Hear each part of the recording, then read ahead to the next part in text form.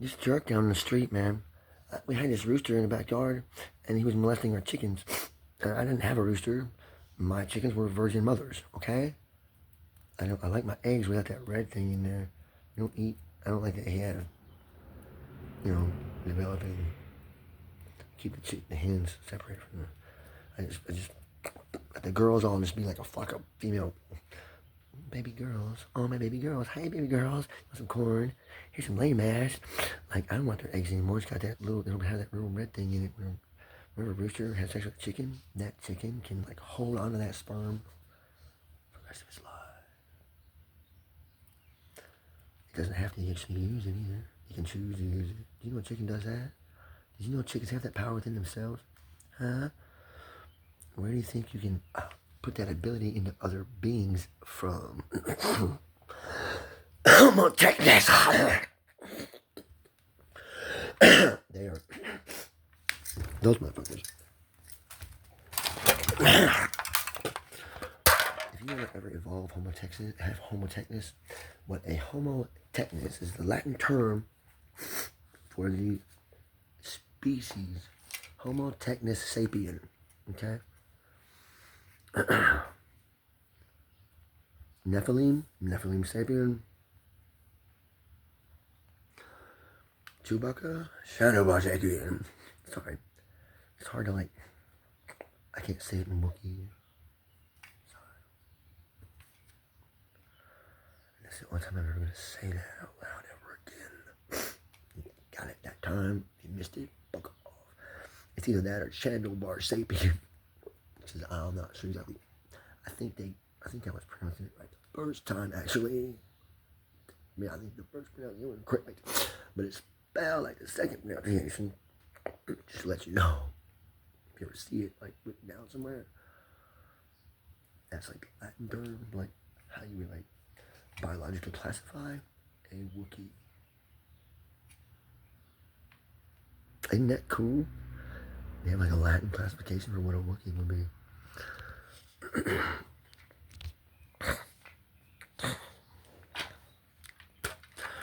All of the species that you're going to meet, their last part of their name is going to be sapien.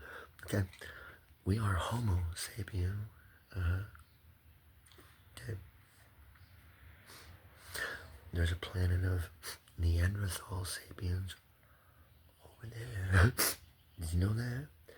There's a planet of Neanderthal sapiens over there. Did you know that?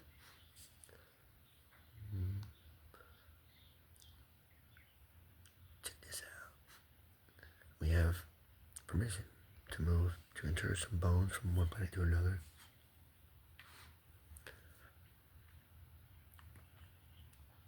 Actually, there's a body. Buried a body over there. A couple of them. Found a few of them. We found a few of them. We didn't find them all. Nowhere near it.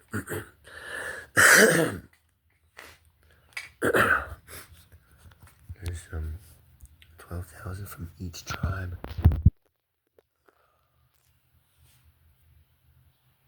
Buried on each planet sometime, everything, but the later on, as soon as down the road, they'll eventually find one of the buggers, a couple of them somehow, and they'll try to figure out their own process of growth from the beginning of time. Somehow, for some reason, and it always leads them to find one of our buried ancestors, and assume that it was a less advanced species.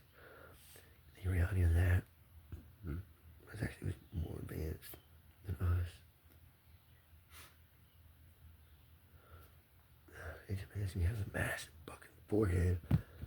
They couldn't have been smarter than us because we're more advanced than them. We're further down the line. We're more evolved. We worked ourselves up to this state here. So that must have been just mostly bone, just really big thick bone to protect the forehead from brick brain from funny damage. Because apparently it was a really dangerous world. There's a lot of funny damage, I guess. They had to evolve that ability to these idiots are running the shit. No. Funny damage. How you get funny damage, man? God, bro. How you get funny damage? Evolved in an intelligent intelligent creature that is quadrupedal. How do you evolve floating damage protection in that? Can you explain that conundrum to me? Why you would need to evolve that and that kind of creature? Oh, there's no explaining, Mr. Rose. Yeah, there is. You idiot. Yeah. You could just see all the different changes. Slow. No. That's not how it works, guys.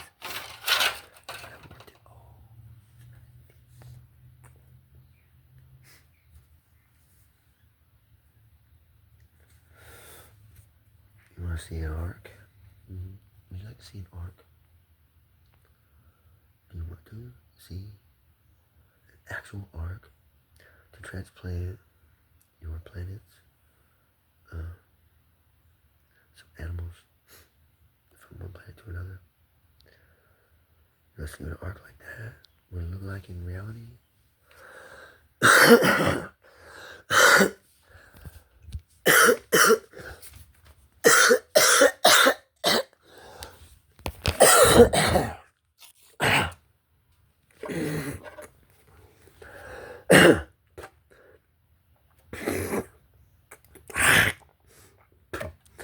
Shit, motherfucker.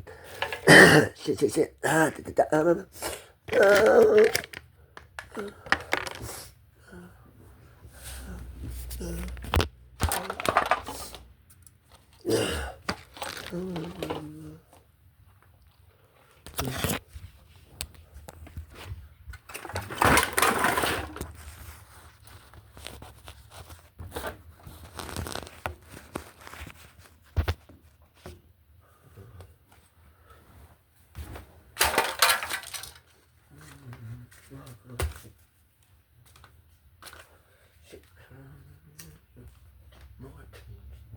Bullshit, man. Just more bullshit. Why is it like that? Don't hypnotism and shit and CBT, coping skills, just so you got powers on my mind, but shit, ignoring all that shit, just like fucking raw. Just trying to not just do anything to like potentially change things that like, maybe somebody wants you to see what thing is wrong with me, and maybe they get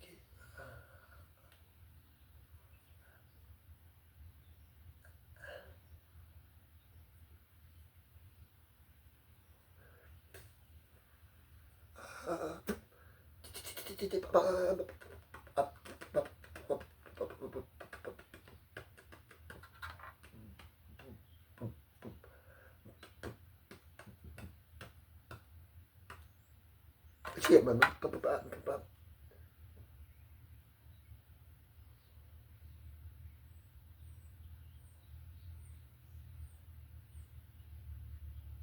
I got an idea. I got a great idea. Let's find an asteroid about like if we can find one, it's kind of like maybe. I'm not assuming like any of them are gonna be like round, spherical. I had an idea earlier about just like take a roughly spherical asteroid, right? Hollow out the inside of it. What you do is you put like a light source in the middle of it to like be the sun, sort of inside of it, and like spin it, right? So like all around like this line, all around the equator inside, you have like your most gravity, and like from that point along that bowl all the way up to here, you walk on that sort of till you get up to like where it starts to get steep, and you put on there like you want to stay out there because you want to roll down the fucking, you know what I'm saying? So like things would roll down. You have to like build a fucking floor across it like this, So you have like a barrier underneath that end, like a solid thing. That barrier you built, you can put stuff in there to like shoot shit out the back of it, and it'll sling out like it's falling at like well, it depends on how fast you got your potato rotating, and you put that's a sphere. If you make one, if you get one that's oblong, it's like kind of like in structure, like if you it's like this, rectangular, or like two bulbs, it'd be like way fucking different than like straight like this, right? it is. There's that pinch point in the middle. That's a 0G zone. And it's really hard to get past that. Without something like that, you can't like just. You can't just like sink your emotions in space with the fucking thing in that type of craft. In the other one, you can sink your emotions with the spinning, but with the oblong potato one, check this out.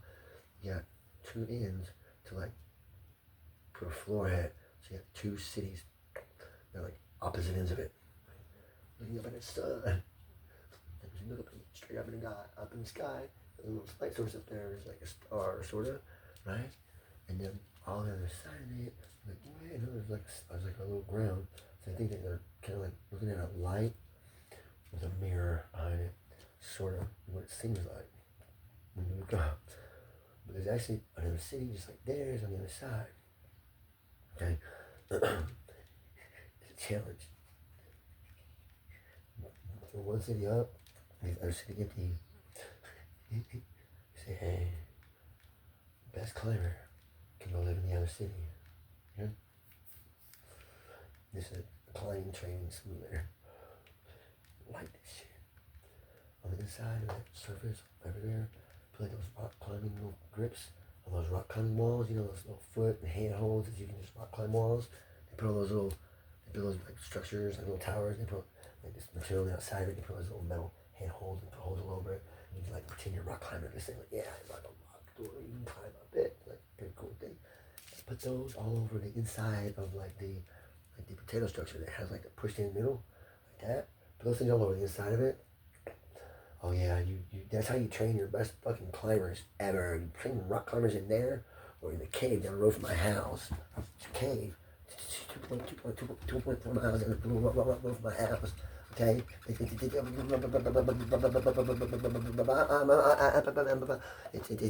really old cave. It's really huge.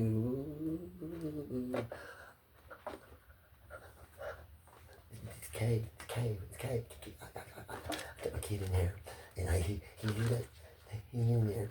He wouldn't try to climb on the wall. Like, there's like this rock climbing wall type thing in there. There's like this section. If you like go down in that cave, there's like a giant creek in there, and like if you walk along the edge of the creek, you don't have to like be in the water.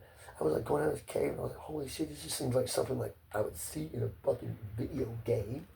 First off, this cave down the street from my house seems like it's something you find in a video game.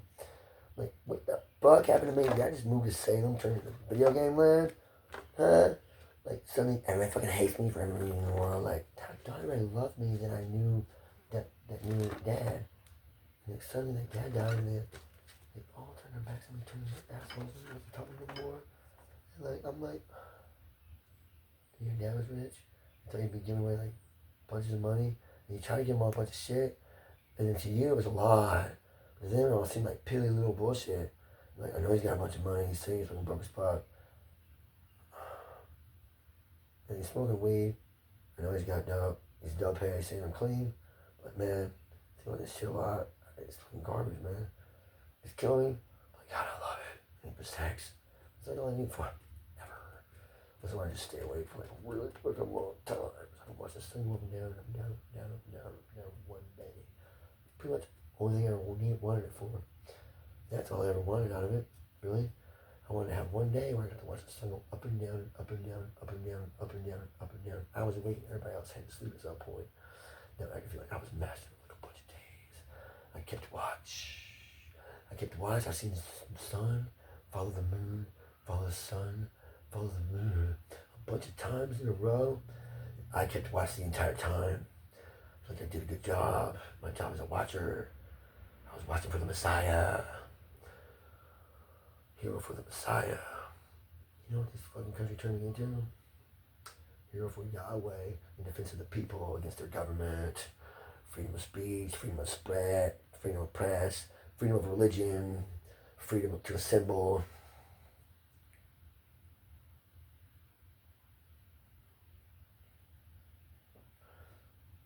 File a grievance against the government saying they've done something wrong. That's what a grievance is.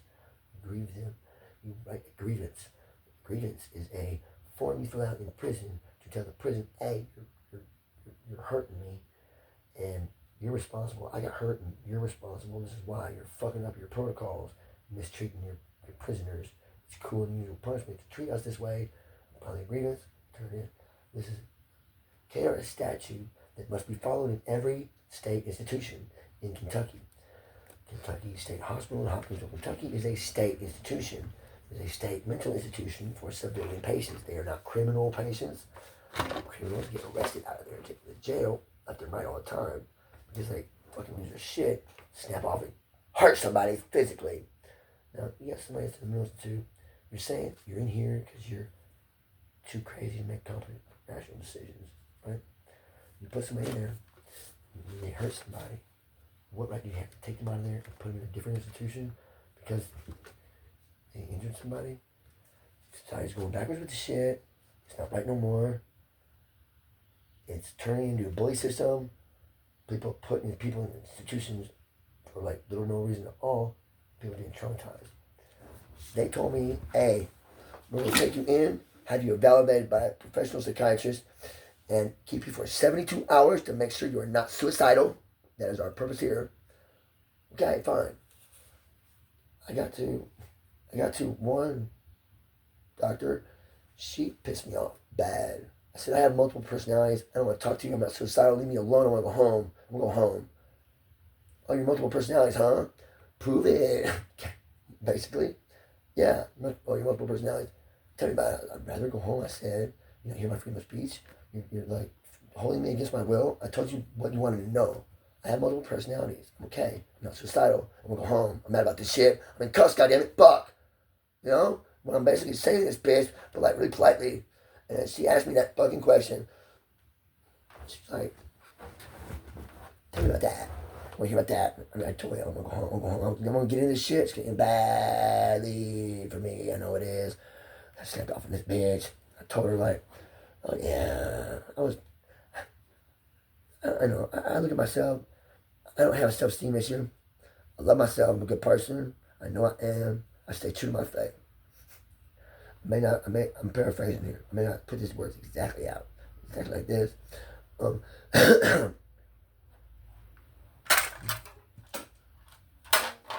I was molested as a child. Watched my dad rape my mom in front of us on the kitchen table when I was like 7 or something. And gosh, don't do shit. Cops hate me. They've only picked on me for being a drug dealer. How many times I had my face pushed under the hood of a fucking cop car. They were mad at me. I guess they had to pull me over. Fucking, when you mad at me because you're doing your job. You got to mistreat me when you put me over. You're mad at me because I'm doing your job. You're doing your job. You're just doing a job, man. Why you got to be mad at me about it for? You over here and you just on your head, your face burned. I'm like, oh, on my car. I was just tasting you with. And I'm mad at you for making you do my job. To chase you around. Because I'm a cop and you are a robber, sir. Fuck you with society, man. I'm just trying to go by the game, follow the rules, man. I'm just trying to follow the rules. Trying to follow the fucking rules, man. If you're in jail, someone calls you a bitch, your job is to punch them in the goddamn face. No matter how fucking big they are, you have to walk straight to them at that moment. As soon as you notice somebody calling you a bitch in jail, dude, you gotta approach that person. You gotta like approach that person fearlessly without warning. Just walking around, I ain't no bitch. What? Except with this big dude call me a pussy bitch. Coward County Jail. I stepped off on. I guess I ain't no pussy wet bitch. Bam, bam, bam, bam on his face. He just grabbed me, took me, grabbed me by the nose, pushed me back straight up, fucking choked me. He said, stop that fucking shit now. Like 3 times my side. Okay. I'm gonna strain him. Trying to fucking beat his fucking arms off me. Choking me all out the floor, dude. Like, I fought till I passed out. I'm trying to fucking kick this motherfucker, kicking and shit. This dude's got his chokeholds, like, straight out from his arms. I'm not getting nothing on him. I start kicking him on my feet and shit. He's just ignoring that. He choked me out, straight to the floor, put me down on the floor, and go that quick. And I'm like, crazy on him. He's just like, oh, like, rubber balls bouncing off like Superman. He's like, don't even like tickle like a lemon's do, man. Or something like that. It's what it seemed like to me as I was on my way passing out. in the jail cell floor. Okay. Sit there until I was unconscious in the jail cell floor. Or somebody just called me a pussy with bitch, and I just tackled him, and that like pointlessly, totally pointlessly. And when I woke up, they were all sitting down. There was no seat on there at all. There was cameras in that cell. Yeah, I just get it on tape. Cali County Jail, sometime between 2012 and early 2014. Between October 2012 and early 2014. Okay? Sometime in there, I got in a fight with a dude. I seen that guy outside of jail. I did. I seen that guy outside of jail years later. I ran into him. I was in town. I seen him on Facebook. Somebody says, "Hey, dude, you whooped my ass in jail. What's up? How are you doing? Are you still in Murray? I'm at Angel's attic. What are you doing?" Period. Send that message just right now, boo. He just whipped up in his ride, opens his door, he's like, "Dude, hop in, man." Jump in. My wife, my baby mama, down. Brittany Evans was his wife. Legends is my son's name. Timothy Legend, Alexander Evans, the first. I want to name him Timothy. I want to name him like something like that with like the third on it, because like my dad was Timothy Evans and I'm Timothy Andrew Evans. So his name ended up being Timothy Andrew, Timothy Legend, Andrew, or Timothy Legend, Alexander Evans. So, my dad had no middle name. I had one middle name. Oh yeah, I like patterns. My son's got 2 middle names and a number. We're starting a tradition here right now. Numbers. I want to make it third.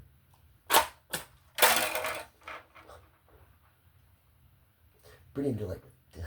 Brittany wanted. I wanted to name Timothy Alexander Evans. What I wanted. Legend was like no. Brittany was like no. I want to name him Legend Alexander Evans. I was like, can all of you be like, Timothy Evans the third, Like my dad's Timothy Evans, I'm Timothy Evans. He could be Timothy Evans the third. Like, he could be a third. He'd have a third after his name. Like one of the Evanses could be like important enough to have a number after their name. That would be cool. I always thought like people with a number after their name was like important people. Like King Henry IV. I thought people who had a number after their name was just like really important people somehow. And like being born with that number after your name was like eventually get you to be really important somehow. Wasn't quite sure how that magic worked, but it works. Just kidding. It does and it doesn't.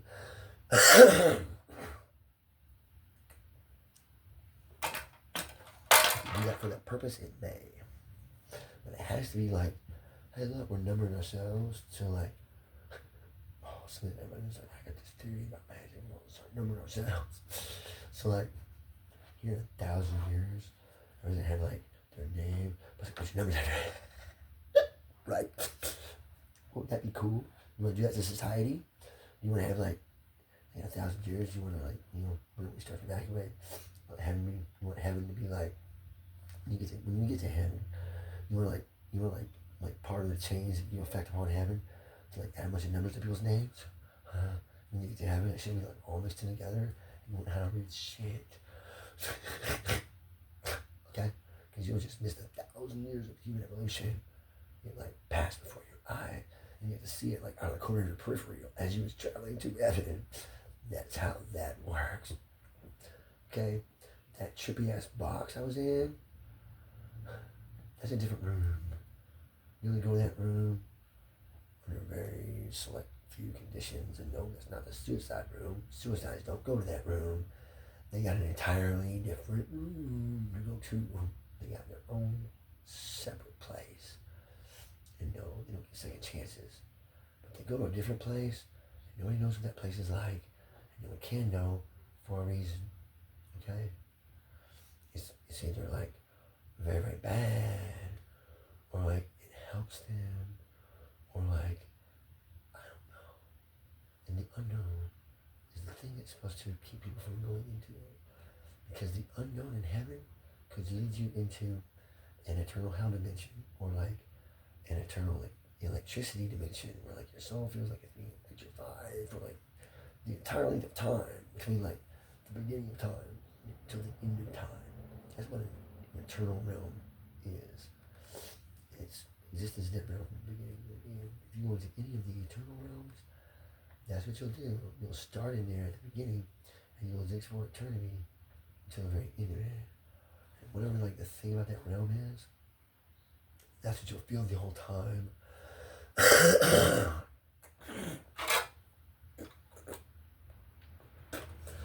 That you can't ignore. And so like a hell realm is a realm of like, you can't ignore things that are like hot as oceans of fire. You can't ignore things like that. Okay? So like if you play a game of war like Jesus and you lose, he gets to throw you into the sun, right? But you're not immune to that heat. That shit burns like a motherfucker. You pass all the way through it. It's a big motherfucking sun. You know how big the sun is? It's like way huge, like 10,000, like a million times bigger than like Jupiter and shit. And like Jupiter's like 10,000, like a million times bigger, like Earth or something. So like, if you look at like the magnitude, something like, let's say a little water ball, like Io, and then like Earth, and then like Jupiter, and then like the sun, are all like proportionally, relatively, like magnitudes larger than each other. Okay, that makes sense. Okay, you like kind of grab Io and put it down bottom of that. I kind of meant Europa, the ice ball. I wanted it right there in line with Earth, because they're both got a lot of water on them. You're in your planet,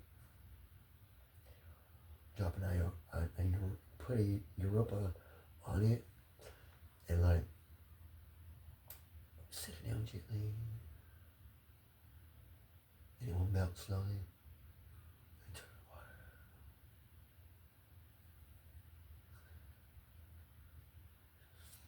I don't believe you.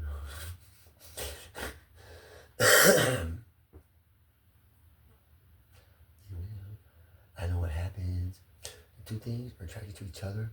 Like all the force of like both the masses, like added to each other. It's like that place where they're on the interface. It's gonna be like so fucking hot. Like, and all that ice is just like gravity melts itself down into a fucking puddle that flows around the planet and flows through the ocean. That's how that works, okay? Pressure creates heat. Heat melts ice. Ice melted slowly like that makes an ocean around a planet. Right? Ta-da! Ocean atmosphere around the moon. That's how you do it. You'll crash into it real fast and turn all the steam, precipitate out, rain, shit comes out. It sound like that kind of talking about it. But like the actual physics of it, if you think about it, like logically what happens with like gravity and pressure and force and heat and water and ice and a round planet, you got like this much fucking thing over this much fucking thing, and like clear climate close to the same size. They will push together so fucking hard because both those centers of masses want to be in the same exact spot. With this force plus this force added together, like this level of gravity added to this level of gravity equals a lot of pressure right here until this ice thing gets attracted to this so hard, just like there's so much heat there until it melts. And when it melts, like as it melts, it like moves around this planet and basically like fills all the holes up and it's all in the planet. It's on the outside of the planet until like the center of gravity pulls most of that moisture toward the core. Like the planet will absorb the moisture kind of like a sponge, and that level will go down. Okay, that planet has been flooded, as the fountains of the deep have been filled. Okay, that's how that happens. If you want the fountains of the deep to empty, all you have to do is spin the planet fast, and all that water that's in the ground dissolved in like the caves and the tunnels and the holes and dirt and big caverns. It's like deep into the earth. There's like some pockets and shit around in different places. You're not like a bunch of them, like a giant sponge, but like there's some pockets here, pocket here, pocket here. You got like an ocean's worth of fucking water, just like saturating the like entire like solid part of the earth. Did you know that? There's an ocean's worth of water in there. Like that's the fountains of the deep. If you want this stuff to flow out, spin the planet faster. It doesn't like you can spin it fast enough to fling everything off of it. All you gotta do is spin it fast enough just to lessen the gravity. That water will want to rise up. Oh, get it rising up about 5 or 6 miles. It's like 20,000 miles thick of planet, And,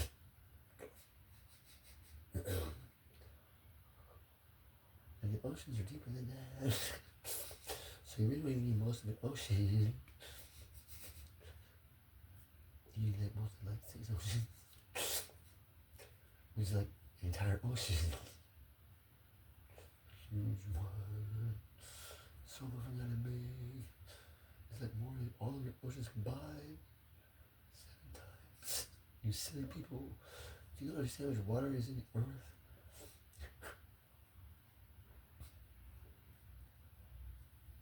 There's still water on the surface of Mars. It wouldn't take that much water to resaturate Mars and make it have oceans again. We could set a giant ice rock right on the surface of Mars and it won't melt itself into it and fill back down with oceans. Originally, Mars, you have to kind of like hit it into it, like slam it into it like really fucking fast. You might like, unleash like geological formations that start happening, like volcanoes and stuff. Because you bump a planet hard enough like that, you will cause eruptions. Because the outside acts like a balloon, and it's filled with water inside. You think about the lava. And those volcanoes are like holes in the ground. The lava gets like, just go, all this works out, Volcano geyser. You do it hard enough. You want to make a planet have volcano geysers. It's kind of neat to watch. I wouldn't do it on a life of a planet, but most planets have like molten cores and all the heat and pressure and stuff. Our planets have like planets are like solid stars. They have like really hot centers. It's like gravity pulls everything together really tightly, and like at the very very center of that, like that's where everything's attracted to. That's a focal point, right? And that focal point has the weight of everything from that to the surface on top of it, weighing down on it. There's a lot of pressure on that focal point. A lot of pressure this way, a lot of pressure this way. This force plus this force equal a lot of fucking heat at this fucking point. Heat, the solid thing radiates out that heats the entire core of the earth. Okay? That makes a good theory. You ever heard of the hollow earth theory? Huh? You ever heard of the hollow earth theory? Hollow earth theory states that earth is actually hollow, there's no molten core. Empty space, filled with air,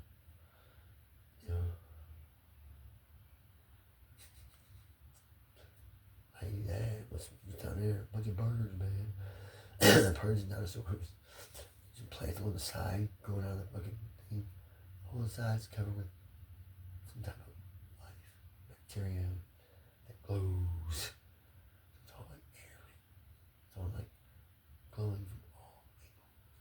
It's not like a real bright light, but it's like puts enough light. You got like really advanced, really good eyes, like those fish down the bottom of the ocean. See pretty good down there all the time. So it's like very, very homeostatic environment for something to like just be, to do something to like, just hang out in, and percolate, and like gestate, and like grow, and like, breed and multiply and divide and populate, and then overpopulate, and get so much pressure inside, it has to like start making pressure, and then they, the crust starts getting weird, and it starts swelling up, when they pops, and little things come out, and they just kill everybody almost. That like take the mark of the beast. They don't do that really exactly. They make them burn really bad for a long time. They got these little bitty fucking like head, like face of a man, right? They got like the body of an insect. And they got like the body, like the legs of a lion, and they got like teeth like fucking, they got like tails like scorpions, and they got like teeth like fangs of fucking tigers and lions and shit, man. These little fucking insects will buck a person up, and they take that mark of the beast, bro. Those fuckers who take your marks, they got something coming for them, bro. And guess what those little things, every single one of them things has got a face on it, man. And every single one of them faces is a face of someone who's alive today on this earth right here. It's just a fucking symbolism thing. Those things are going to pop out, face on it, looking like every one of us. Every one of us are going to get our own personal one of them things to freak us the fuck out. You're one of the things that's going to talk to you. It's going to have your fucking face on it. It's going to have that kind of fucking weird-ass body. It's going to come up to you and threaten to fuck you. It will. It will threaten to come up to you. It will come up to you like really tiny. It will crawl up to you like, hey, like a little fucking bug on you. It's kind of like a scorpion tail. It's got these fucking, all those attributes of these different animals on this fucking insect. It's going to look exactly like he fucking described in the book. It's going to have a huge face. It's going to be your face talking to you from that bug body. Can you imagine that fucking concept? It would be useful to try to prepare yourself for something like that to approach you so you're not so fucking freaked out about it. Maybe a little bit. You're going to have a really deeply personal conversation. Deeply personal, okay? You're going to have a conversation with your inner demon, and that's what it fucking looks like, okay? If you took a mark of a beast, you ain't got to worry about that shit. It's just going to make you burn until you're dead. You're going to wish you could die. You're going to try to kill yourself a bunch of times probably. You're never going to be able to succeed. All you're going to do is cause yourself more pain. Do you understand now? Timmy, you are in hell, bro. You became a demon when you killed yourself all those fucking times throughout your life and we had to rescue you. You killed yourself so many times you became that demon. You became Abaddon, Timmy. What did you do to yourself? You know the book. The book, man. You know the book, Timmy. Why would you want to become Abaddon? Why would you want to be Abaddon? You're fucking asshole. What do you know? Evil, everything. Hurt people. Don't hurt all the people. They don't like that. Don't have to cry with it. Don't have to cry with that shit or something. I'm trying to, like, man, I think that would be a sad thing. Like, I was trying to let it happen, but I don't try to cry. But like, it seems like that would be a really sad thing, you know? Like, those people are going thrown into hell. So sad. And like, on their way there, they're like, burn with that for a long time. Try to kill themselves a bunch of time. And like, film it every time. It's just suffering like fucking pain. It's like, this is like the worst ending for any life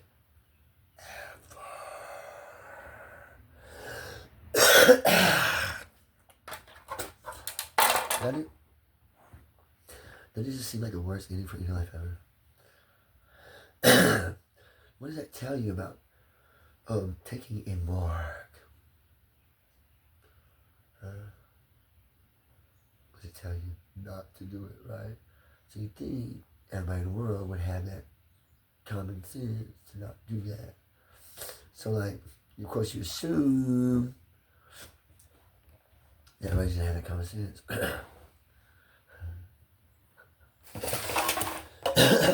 you're not taking into consideration is there's people out there that see that shit and they go, those fucking idiots who do that shit.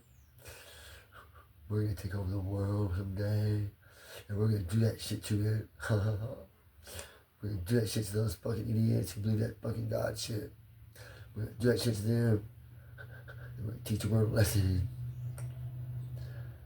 And so they do it to themselves because they wanna do shit like that to the world just to prove they're in control and they're right. That's their motivation. If they're an American, I think. So if it's an American guy that tries to start that shit, you tell that motherfucker what's up. Okay? And if it's somebody from another nation that tries to start that shit, you try that shit on them and see if it works. It may not work.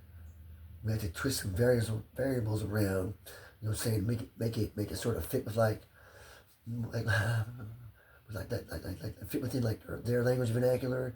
You know what I'm saying? Within like their, make it like switch like your religious terms around with like their religious terms around. You know what I'm saying? Make it fit their religion instead of yours. You know what I'm saying? Right? Yeah. And then threaten them with their God and like whatever like their like society's like normal like most popular fear is. Throw that in there with it. If you got something you know about them that they don't like, add some of that to it too. as much of it as you can. Spread it around. Don't be like direct with it. Drop like subtle little hints. Be like cryptic. Make jokes about it. Act like it's nothing to you. You know people. We can get that done. It's no problem to me, man. I know people. I know people. What? You got a young boy? Want to be a tattletale still as like a fucking teenager? Or like a just I finally reached the adult age. I'm 18 now. I'm an adult. I do what I want. You can't tell me shit. I'm an adult. I'm gonna make my own choices. I'm an adult. I know what to do. I know what to do. I know what to do. I got my plan. My plan. Get my way. I know my plan. Get my mind. Get my mind, man. How you need help? Look what you're doing. Fuck you, man. I got my plan. Go. I know that, man. Silly little kids like that. They're dumb. God. Will you just be that edge? You need to know how dumb you are. Seriously. But there's no conception. You cannot possibly absorb it to your mind. And how much everybody tries to tell you. You're dumb. Don't do that. You're dumb.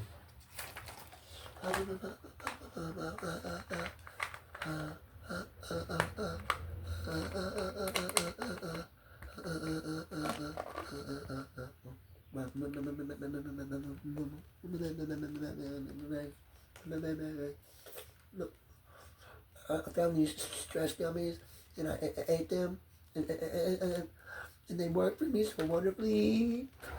They helped me a lot. They were called stress. I know I seen the word vegan on the package. I know I seen it. I seen the word vegan on the package. No animal products, alright? It's vegan, no animal products. Hey, tell me we're good. Hey, help me. Son, we got like lemon and stuff. There's like meds and lemon balm. And they got some other stuff. I can't find it anywhere. I went back to get the stress gummies. They got gelatin in them. That's pork. I bet you better be fucking pork. I read the thing wrong. I couldn't find the same variety of the same fucking brand of shit that fucking helped me. I couldn't find it no more. Was it a figment of my imagination? Did I eat alright?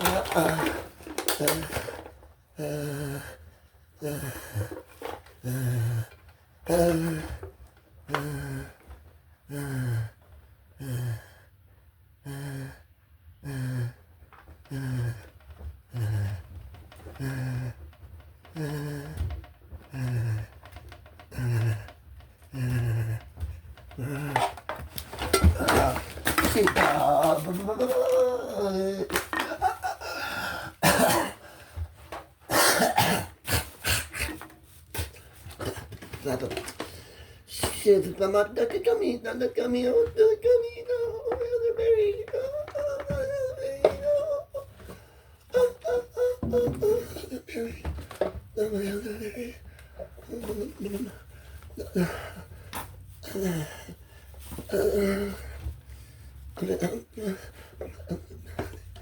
Come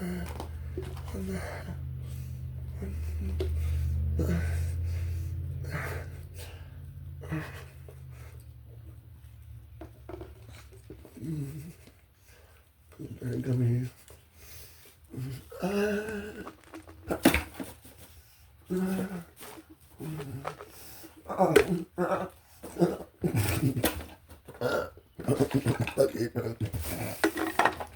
Oh, get your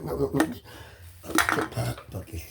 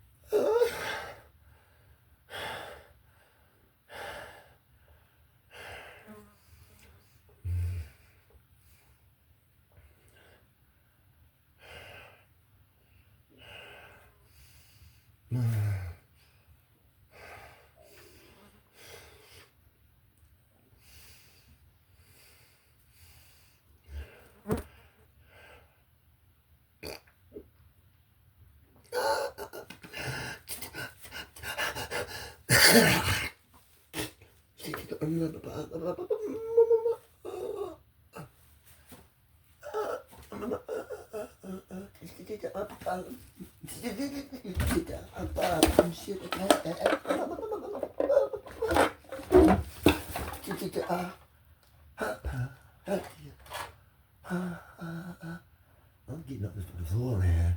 You need to keep me on the floor.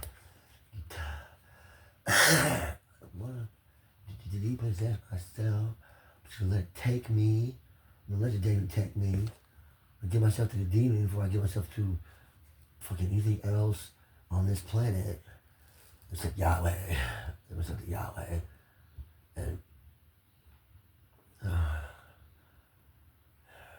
Yahweh wills. I just keep the demon for a while. Just let it just whatever the fuck freak me out or whatever. It doesn't scare me, man. You can take my control of my body from me, devil. I'm still Yahweh's man. I told you, take my family from me, take my health from me, take all my money from me, my fame, friends, and fortune, all that shit. Fuck that shit. Just like Job, yeah, I'm solid and true, bitch. I'm gonna take your job for you. See if I can do it better. I bet I did it funnier. Bitch, I got you back. I gave you a good name. You're never gonna live that down. No, I got you back. I got the devil. I got the devil by the balls, man. Fuck. That's good, eh? That's good.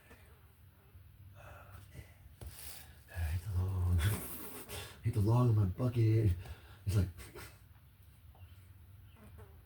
2.5 feet from my face. Hit the fucker right on target. I can't get off the floor. What the fuck's wrong? I'm trying to get myself up. Fuck, way over on the wall. Jesus Christ. I'm horrible with target practice. I thought it was like right here. I get that thing real easy. This is like fucking 8 inches up. They go straight past the little log.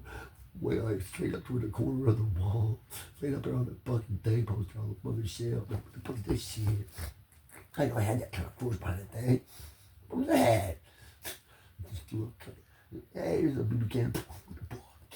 Putting through right through our planet out the other side. We got a tiny little volcano, like a quarter inch round. Maybe funny as shit. You ever find like a little 6-inch tall volcano, like functioning, like falling lava down in it, like somewhere on Earth. We need some shit, so I found like a little fully functioning volcano somewhere. That'd be a neat gag, wouldn't it? I wanted like a little fully functioning volcano. I found a volcano. I found a new volcano. It's active. I found an active volcano in Kentucky. And it'd be like this little 6-inch volcano in his backyard. It's like fully functioning. Like it's actually got a hole like to the magma. Like this shit's flowing up this little hole, through the whole crust out of here. There's like no middle parts. There's like no man-made shit with this. Like it's like a natural formation type, like miniature little volcano in your backyard. I would love to have that in my backyard. It would be the pimp shit to have in your backyard. It's like an ultimate rock garden. I got a volcano in my rock garden. How long does it like keep pumping out lava for? It says forever. So I got like a little stream of lava. What's it gonna do after forever? He said, well, that's gonna. He's just gonna cause me when I plug a hole in it. What do I do? Go over here to the rock and shove it in a hole real tight, and that's how you stop it. It will usually pop that top up there and shoot that fucking rock out into space. And when it does, it's gonna hit something like a satellite. It's gonna bring a satellite down right on the fucking house. That's what happens if I put a volcano in the backyard. Yes. So we don't want that. No, I don't want the volcano in the backyard. No. Where do I want the volcano? Washington, D.C. Yeah, no, don't do not put it there. No, no. Good idea.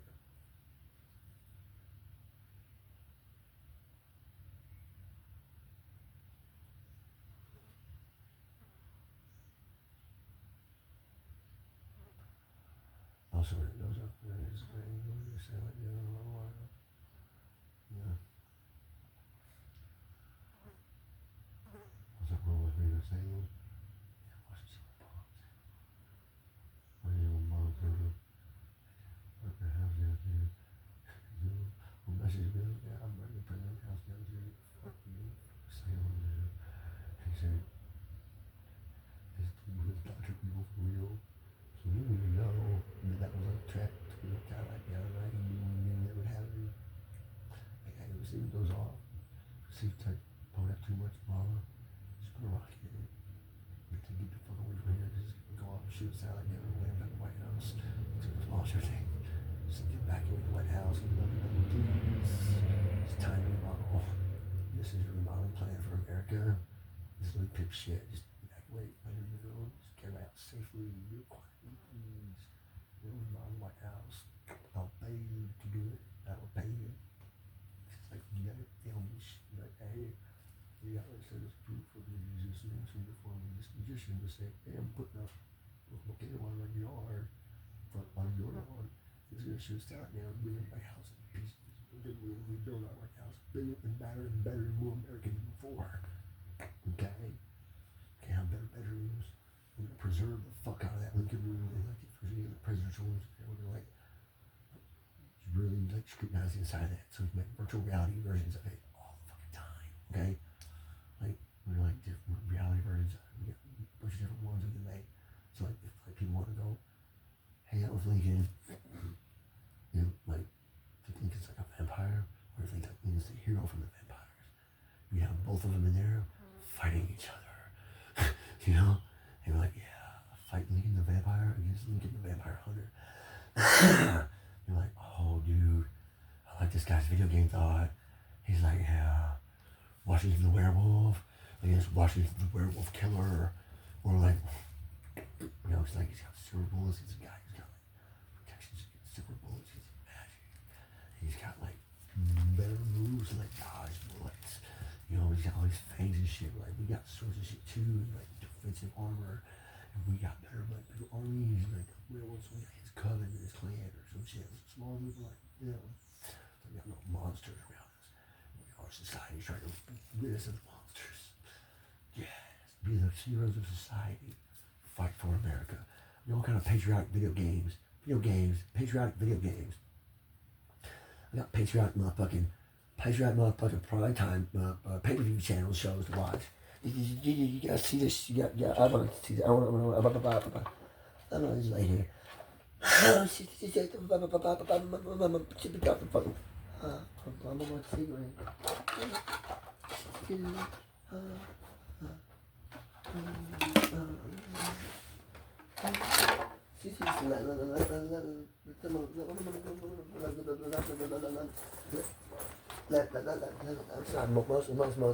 Mostly, but like stress, like intense emotions sometimes make me shake a lot more over. Stress, pain makes me shake me. I can hurt into a seizure. So, sorry, it's overload, and I start shaking. I just let it shake. So I can finally fucking move, and I start like trying to get up. It's like hard to get up. It's like I'm tired and drained. My fucking limbs feel heavy. How many times I fucking go over this bullshit? How many times you gotta go over this bullshit with y'all, man? Y'all ain't fucking answering me. Goddamn it, you guys out there. I thought y'all was my people. Where's my fellow citizens? I need help. My family don't like me. My brother just called, and I couldn't even answer the phone. I can't talk to my brother. Every time he calls me, I end up in a screaming match with him. I'm not doing that shit again. Fuck that. I'm tired of getting in a screaming match with people. I'm trying to get away from people. I don't want to be angry, man. I want to be a happy man, not stressed out by people telling me what I can do, what I can say, what problem I can have with who, and what I can do about it. I ain't got nothing. Don't you dare come out here, fucking bitch. Hey. Hey, I'm good. I'm sorry. Wow. Stop.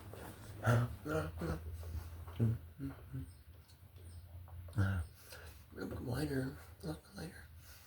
Lighter.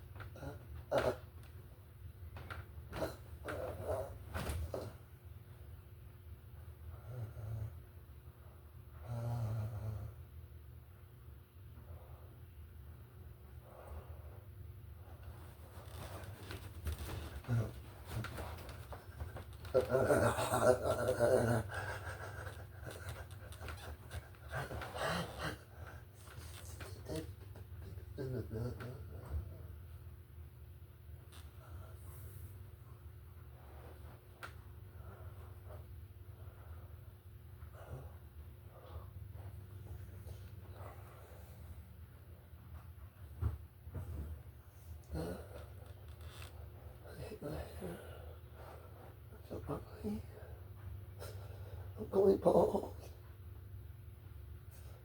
I used to have pretty hair.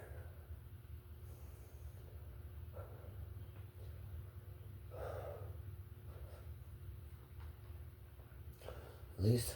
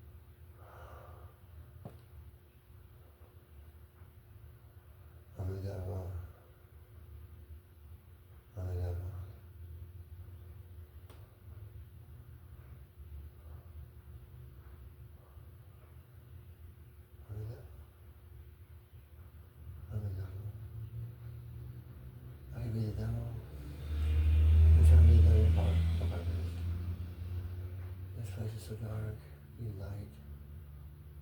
Angels and angels of light. All you angels of light. We should all be the devil. Hey, you guys want to all be the devil? We can all be the devil. You want to all be the devil? No, what the fuck? No, shit, I did that funny thing for me, right? So we can all be the devil. Yeah, we can all be the devil. You guys want to all be the devil? We can all be the devil. Burn in heaven for hell. Hell forever. We can all drag one through the stars of heaven down if you want to. You know how we can all do that? Just every last today. We play like a really big role in that happening later on down the road. That's how we can do that. We can play a big role in that actually coming to pass. You guys want to make that shit happen?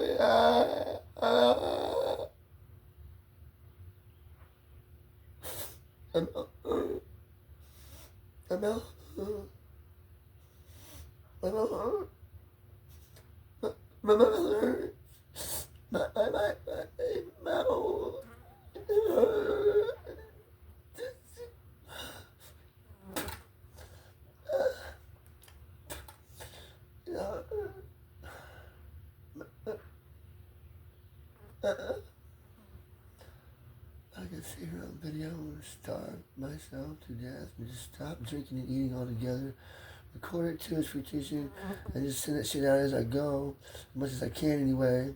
By the time anybody realizes I'm starving myself to death and actually died in my house, you watch, you'll see like a video pop up, people like this number, like this number, like this number, like this number, like this dude looks like he's going down there bad, fast. You see like this post, like this post is down here, this post is bad, or this post is, but you see like there's a bunch of numbers missing between.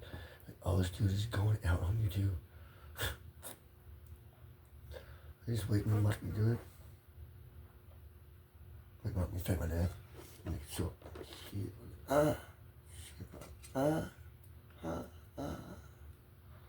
What these? Do these. Thank you. I move around sometimes. I zoom around. I can move around. I'm trying to control this shit. I can kind of like sort of kind of stop so that it make a modifier into what I'm gonna do. This movement, constant shit. I don't stop moving. I don't. There's a movement. I can't help it. I can't. I'm not. Oh man, I'm an elderberry. I'm pouching. I ran an ashwagandha. There's no THC hemp from the pit stop, the local store. It's got the THCA variety of marijuana that tears your fucking throat and lungs up. Cause like, you know, the normal stuff has got the equivalent chemical in it. It's so much safer for your lungs and throat. Like they gotta make it illegal in Kentucky. What is that about? Government, we can fucking rule you! Sorry, I'm Miguel and Katrina, my honey, love that my family, I can bring at me. I'm sorry, I can never help it. Fucking people can mad at me. I don't have freedom of speech, I'm sorry. Fuck you, asshole. I'm not a person, I'm a nothing. I don't have rights. I'm preaching the Church of this Nation. I worship the meth God. Please go the fuck away. I don't care about what you got to say. Go away, I'm fine. No, I said go away, I'm fine. Get out of my room. Go, get out of my room. Go. My room. You lock his door. I love you. Lock his door. Stay away from the fucking door. Go. Put that hand back together. Oh, I'm fine, yeah. I'm saying I love you. I love you. I love you. I love you forever. Let me kiss you. Come on. Okay. Let me lock the door. Put that hand back together. Let me just put the hand together so I can lock the door. And the handle falls before I see some lock this one coming. It's fucking fucked up. I can lock my door from the out there. She can lock me out here. I can't lock her out of here. Yeah, you can lock me out, but I can't lock her in. From like coming up. I can't lock her out of my garage. She can lock me out of the house. I live in a garage, stay in a garage. sometimes every now and then, I actually take a piss in the grass in a bottle. And I made a potion out of one that will cause somebody to become either vampiric in nature or a zombie, or it would just like backfire on me and turn me into a vampire, or like make me think that they're a vampire, and I'll be like, it'll backfire on me and attach me to it somehow. It'll make me like fixate on that whatever person drank that shit somehow magically. Like there's a lot of ways that could go down, you know. Another thing you could do is somebody could drink that, and it would turn him into a vampire. And as soon as it did, the other vampire on Earth would show up with him and be like, "Hey, I'm glad you're fucking here, man. I've been waiting for you to show up. You know what time it is?" And the other guy goes, "What? I'm a vampire?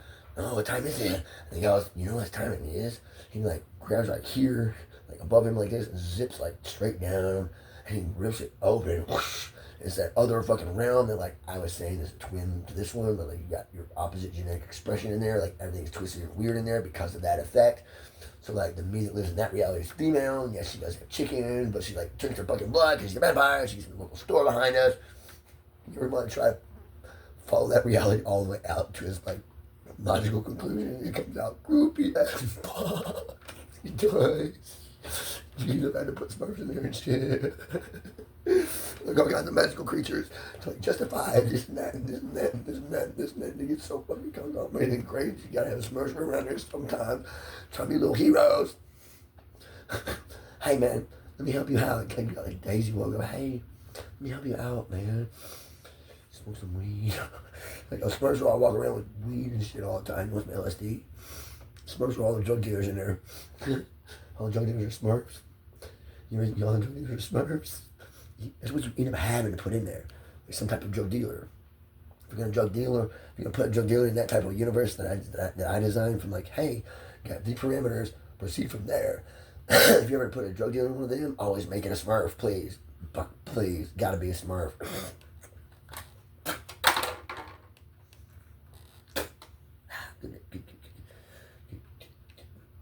Good shot. I can work in my movie. I can move. I just can't stop moving. Fucking lighter. I feel like I'm stuck in that position. I can move it all I want. It's just hard to move real fast for me right now. I'm so fucking stressed out on everything. I can't put the next lighter. Yeah.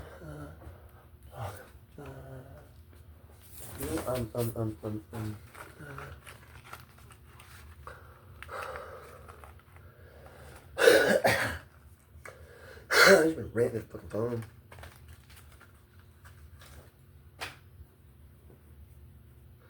Wanna see something gross? Huh? Wanna see something gross?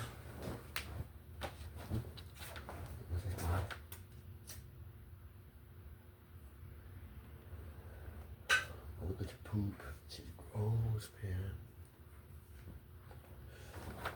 What? I thought you wanted to see something gross. Isn't it gross?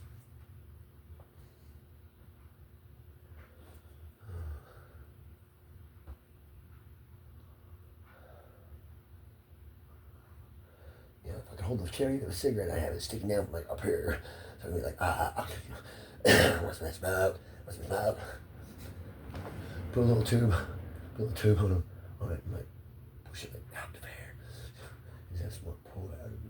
You can't like push that real fast. You can push it through a cigarette.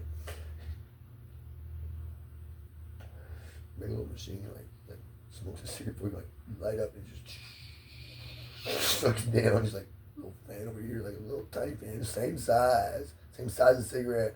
Little tiny fan there to like push the smoke out of it. Just be like, I don't want to like suck on my cigarettes. I admit that my cigarettes suck on themselves. Thing on it, like a little fucking cover, got a little fan on it. Just put a little cap on. Just put a little barely fits on her cap on it. I don't smoke my cigarettes. I make my cigarettes smoke themselves. Put that cap on it. Little button on the side. Put this button in it. Like a little thing. Like a little. Get like a self-destructive filament that can like sneak up to the center of it. You're not gonna like that How would you do that to make it like where it would self-destruct, yet not be deadly when you come out of here? Mixed with that tobacco smoke. Make cigarettes just suck themselves. Pour it out of here. Like, nah, make cigarettes suck themselves. You cigarettes suck yourself and then flip it, but don't smoke. Be the best ever anti-smoking campaign, right? I make cigarettes smoke themselves. One, you put a little cap on it, hit the detonator button, and the cigarette just goes smokes itself. He goes, don't smoke. Yeah, I make cigarettes smoke themselves. Don't smoke.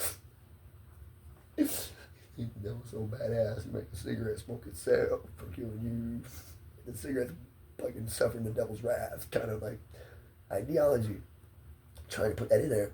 But like, most people would be completely oblivious to that type of bullshit that I put in my shit. I don't know if people are catching any of the little things I say about this stuff. I think it wasn't realize this shit like years and years later. Everybody's gonna seem like, TV trying to be a evil guy or something. Fuck everybody, I'm gonna fuck when people think about me. Unless they're trying to kill me, I kinda think what they're thinking about me. I care about that. If they're trying to kill me, I kinda care about that a little bit. I don't care what people think about me, like what I don't like him, but I love him. I like, well, I think about it. I like the idea of like, oh, everybody loves you. I mean, like, that's kind of like scary, but like kind of comforting at the same time, you know? Like everybody hates you. Like I'm used to that concept, you know? It's getting fucking old as fuck, and it's so fucking negative. It's shouting down here fucking, I don't know what the word is for it. You know, where you're like just, where's the word? So frustrated. You're so getting frustrated, like you know that you can see things that other people don't notice. They're like very obvious to you all the time. You know, your sensitivity to things that they don't notice. You just don't notice how fucking brilliantly broadcastable like the human mind is. I thought, fuck, something broadcasting is powerful.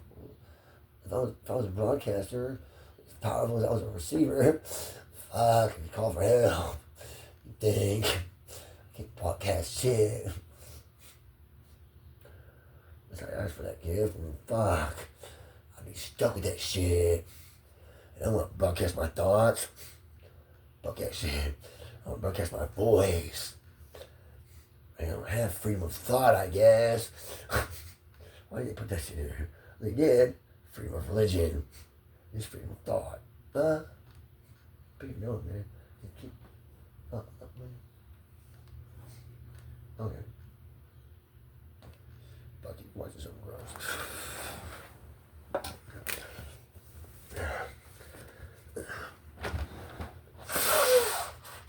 Oh, fuck. Yeah, fuck, clean it. Oh, that's gross, man. It's fucking disgusting. Yeah, fucking disgusting. Yeah, gross. Fucking disgusting.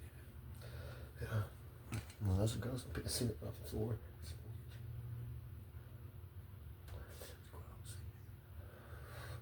It's gross.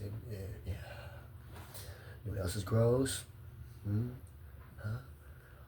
Like 42,000 pounds or 49,000 pounds of bananas. Okay? 49,000 pounds of bananas. I had 49,000 pounds of bananas delivered up to like this place. This place, man. They had this like big fucking downhill slope in this fucking little town. And I was trying to send like 49,000 pounds of bananas down there. To like just be nice to feed these people because like, man, it was like 100 years in this little town at the bottom of this hill. I can't remember what the town's name was. It was like in like Pittsburgh or like Pennsylvania or some shit, like up in the Northwest. I was sending these bananas to. Okay, so here's what's gross. So this trucker was taking his bananas like down this hill in this big ass fucking truck. So keep in mind, he's got 49,000 pounds of bananas in the back of his truck, right? Right? It's gross. Really gross. 49,000 pounds of bananas in his trailer in his back truck, trying to drive down a steep ass fucking hill in this tiny little town. Like, Pennsylvania or some shit, man. And so he's driving down this little thing, and he's like struggling to keep his fucking truck slow. Like this thing's trying to build up speed while he's way back in the steep ass fucking hill.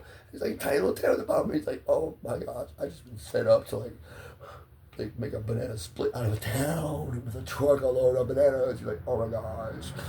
Oh my gosh, oh my goodness, I'm gonna be like the banana split murderer. Like I'm gonna murder a small town with bananas. He's like freaking out trying to stop his truck. So he tries to hit the brakes harder. Them fucking brakes burnt all that out. The pads just wear it out, man. Wear the pads out. He puts that fucking brakes so hard, them hydraulic brakes, squeeze that fucking pad, use that fucking spinning rotor in there. And that fucking pad, the edge of it ground into that thing, and it caught that fucking rotor. It bit that fucking pad like gas, man.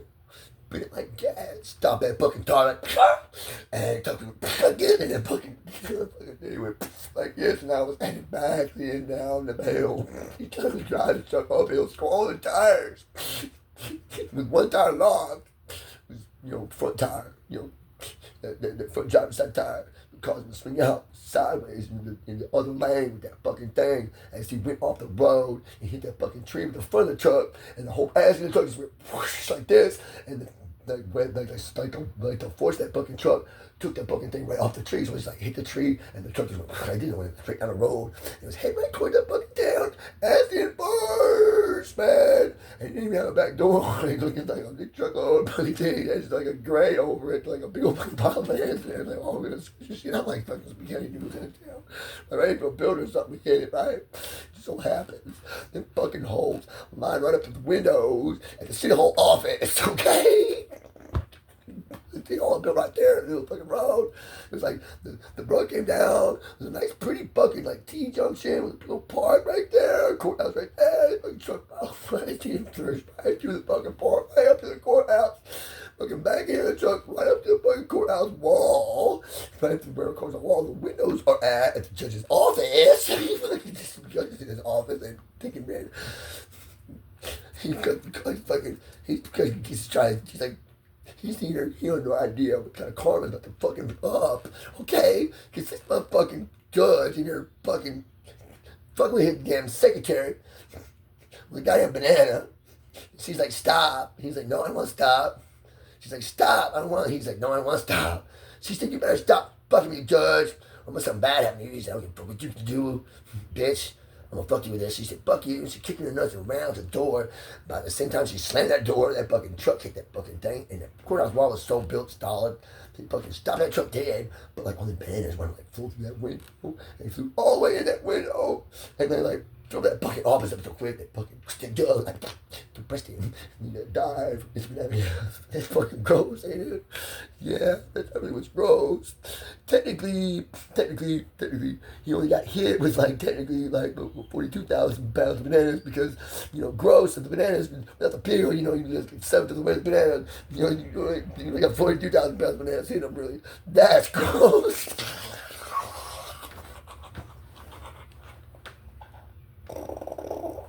So really all that bad. I mean, not bad, 49,000 pounds, but 42 is a little bit less. That's gross. They're doing this. I love double meaning words and making a fucked up story like that to fucking explain shit like that.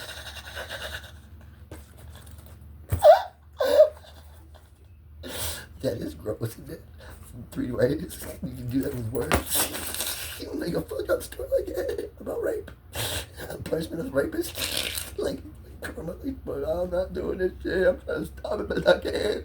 Or he's trying to fly the other way with like a truckload of bananas pulling down to his courthouse. He said, all the way down. Slow them over down so they hit the fucking thing, don't break through the wall. The bananas just start floating off. Squeeze the fucking judge.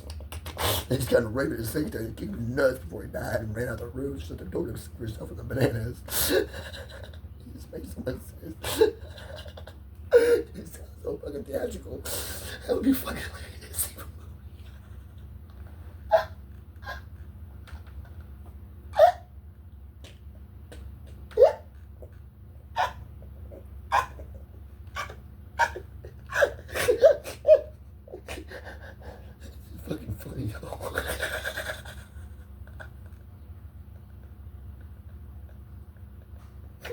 All that shit.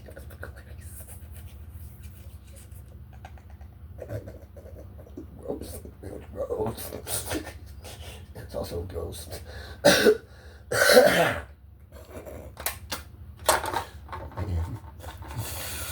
You gotta see where the story's going though. I knew that was heading that way, right? I knew that was gonna go on. The guy done this big old trouble man down at home, down this big old hill towards the town. 49,000 pounds of bananas. I'm gross, 49,000 pounds of bananas. I'm thinking gross to myself, gross and net. Gross is the more, net is the smaller one. So like net, he only got hit 42,000 pounds of bananas. Gross 49,000 pounds. Net was only 42,000 pounds. So that's what's gross. That's what she's telling you really bad. What's really gross? That's gross. What's gross with net? You hit gross, you hit bad. Gross would be all bad. But it feels that way. The bad is a progression of the bad. Only two certain bad. Don't eat it. He didn't hit gross. He got hit with some net. He was crap. Flip around. I don't eat it. Be like, holy shit, that's what you need. I seen that shit before I started talking. Alright. I'm going to go there as I was talking, explaining the story, like racking my mind, like rattling this shit out. I figured out making it make sense to eat up in that pot. And you can see, I did as I did it. I was like, when you do that shit, like, trying to make up this truck scene, like how to flip around, down, go down, ass backwards. Slide on his tail. And what's going to do when he gets there? Line up the window, where City Hall, judge's office. Why? Because he's doing something wrong. What's that? Something with bananas. Something bad. Someone I care about. Female. He's raping a female. Banana. Thought process. Okay. You see my issues here. I got issues. A little bit. I was only raped like 4 times. I was only kidnapped like a couple times. Not counting all the times the cops like, harassed me and manhandled me, slammed my face in 100 cars. Like shit, Just dumb shit, just petty shit, just little shit, I had a religion, I got locked up for it, did this time on parole for it still. My PO's got the balls to tell me I can't go up to the local store and smoke hemp. Because it's got THCA in it. Marijuana is legal in Kentucky. Delta 9 marijuana is. That's what's on my parole papers that I'm not allowed to smoke. He says no drugs. I said it's not a drug. It's herbal remedies. It's hemp. You got more drugs in it. It's hemp. It's legal, man. It's not illegal drugs. I'm buying hemp out of the gas station. I'm not doing your illegal drugs that you say. I can go get a bunch of them fucking things. I can sell my fucking house, get a bunch of kilos, and plug your fucking town. Give a fucking ounce every fucking dope head I know around here, which is like 20 or 30. Bitch. I'm clean for a reason. I'm off of meth for a reason. I've been off of meth for a long time. Fucking shit. As soon as I can pick my truck, I'm driving that bitch. Eggs, mess in the hood, everything else. We're driving all the way to Murray, fast as we can. I know all kinds of places in Murray, Kentucky to get methamphetamine. I will get that shit. I will get as much as I can. I will get as much as I can. Get as much as I can. I can get quite a bit right now. I'm sure I can get a little more than a kilo. Just like, it won't take me long at all. It won't. I can get a little more than a kilo. I can get my hands on that. I can get my hands on a kilo. A little more than a kilo, actually. Probably a kilo and a couple of ounces. I'd probably get my hands on that in sometime within the next 4 or 5 days if I wanted to. It would take me more than that to go figure out the financing and like go have one of my contacts that I know from years and years and years that like people know me because like elementary school, middle school, high school, shortly after my first prison trip, between there my first, like I've met people like throughout my life and like every major segment of my life I like picked up friends. And you know what? I've kept this whole community of friends that I've kept and managed these relationships with. I'm being a responsible friend and using effective communication skills and like if I don't never do nothing wrong to them, and if I do accidentally like offend them, I like really apologize really hard and then try to make up for it. That's one of my friends was like backstab me like really bad and disrespect me. Like I tell you, I'm trying to stay off of dope, and you bring dope over to my house and give it to me, and I'm like, fuck you. I'll go to your boyfriend and get your dope from you. I'll go have his phone. I'll go get on his dope. I'll do his dope right there next to him in your truck. Okay, that's what I'm gonna do. Okay, and as soon as I get a shot at me, I'm gonna try to like fuck with his head. I'm gonna take his phone. I'm going to my camper. I'm gonna sit on my cord, put it up here. I'm gonna go here. I'm gonna start fucking myself with a dildo, make him watch me come out my dick just without fucking touching it at all, so he can see that shit on his phone. Here you go, buddy. I told you I'm sober off of meth. I don't be around that stuff. I'll smoke your weed. I'll smoke weed with you. You don't have to bring none of this here. I'd rather not be around hot people. They show up at my house off of meth. They just disrespecting thing. I get to disrespect you right back. You just fucked my head all up with that move. I can't, like, hey, you want some dope? Here you go, man. Dope and rig. Right in my face. It's kind of hard to say no to that. It's impossible for me. Don't do that to me. I could go to prison for that. My people don't like that shit. You want to send me to rehab. I ain't going to no goddamn rehab. Especially when I'm doing a drug test. I'm not changing my fucking religion for no fucking law. For no fucking government that disapproves my religion. I'm not doing that. I'm a priest in the Church of the Tweaker Nation. It didn't always be called that. It used to be called something else. I don't know what it was called. Cooking meth used to be a fucking, like a wizard ceremony sacrifice. It was a religious thing. Thinking that, you know, there's another interpretation of the God made mankind in his own image. Maybe God made mankind in mankind's own image. What makes us so big-headed is to think that God made us to look like him because we look like him. No, we look like our own thing because we are unique and not like him. We just stop trying to be like him and make him like us or anything like that. Just go ahead and say, hey, he's magnificent and not like us. Something greater than and much more mysterious. We are our own unique thing. He loves us. We are so special to him. What is wrong with that? He's carbon-based. He's a carbon atom. If he's a carbon atom, we're all carbon-based life forms. Follow this. All carbon-based life forms, and there's a piece of him in all of us. A bunch of pieces of him if he's a carbon atom. That makes sense, yeah? This is beautiful, I thought.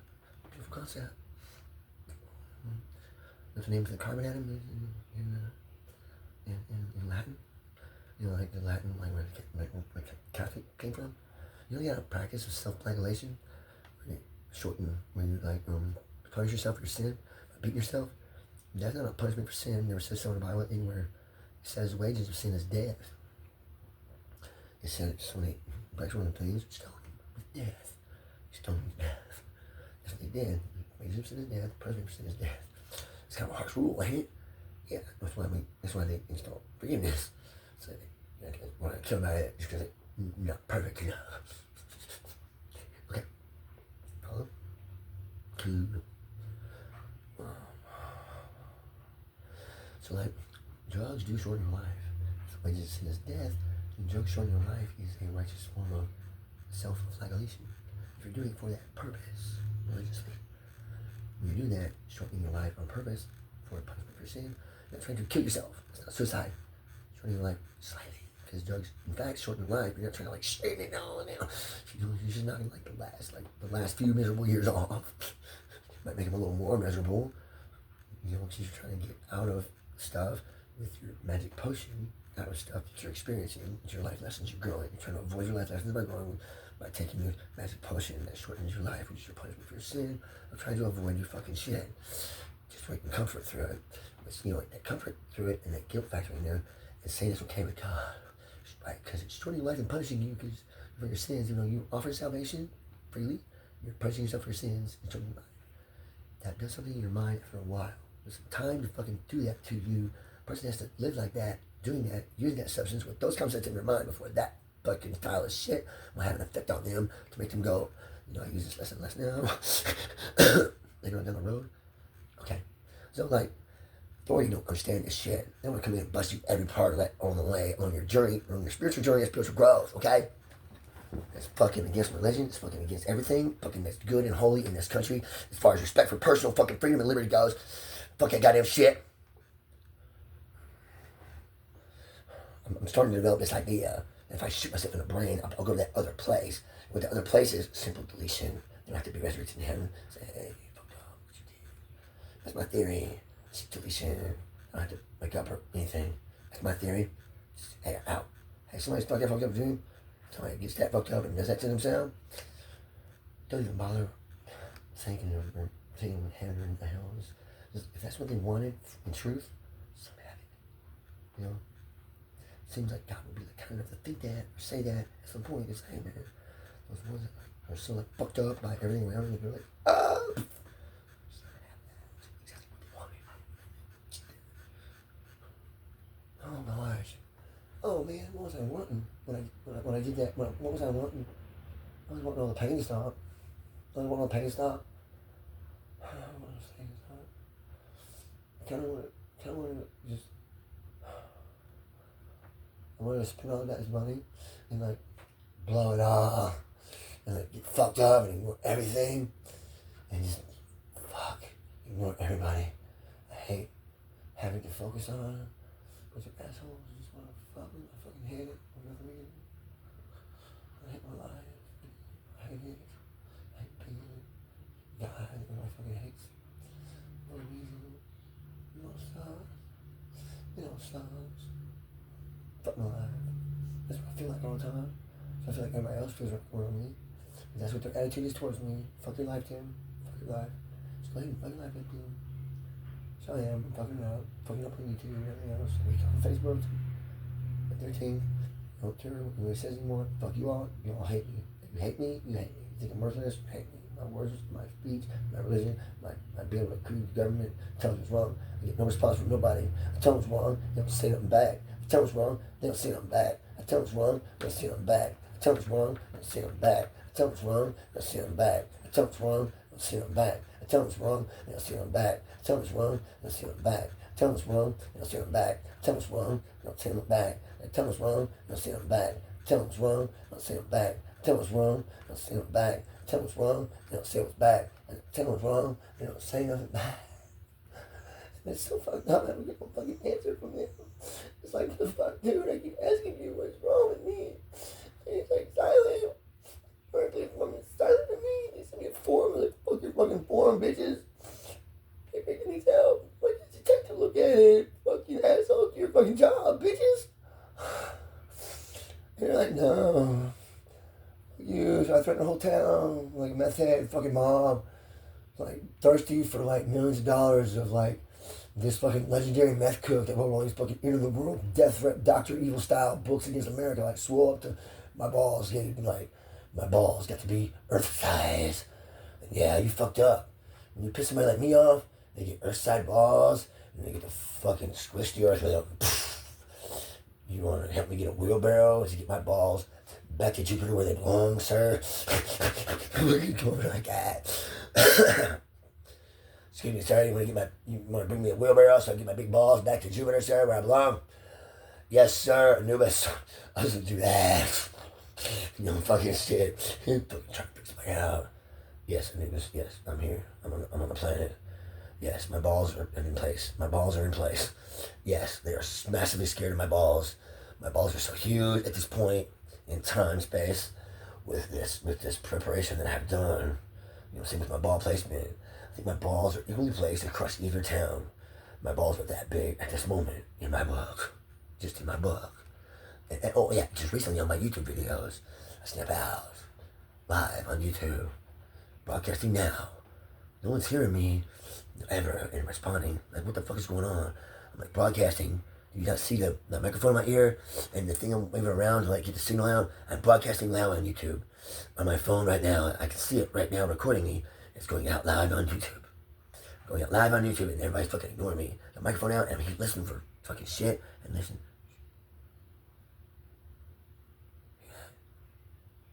Nobody's saying shit out there. Live on YouTube. I got no comments. Nobody even liked my shit. A couple people did. I had one video get like, I had a video get like, I had a couple videos get like 1,300 hits in like a day. And I like quit. Like, no growth past that, huh? What the fuck? No, fuck all you assholes. I'm making a movie. I'm making a long ass movie. I'm gonna die, dude. If anybody don't notice what direction this movie is going in before I get to the end, I'm just gonna disappear. I'll just disappear. I'll just disappear.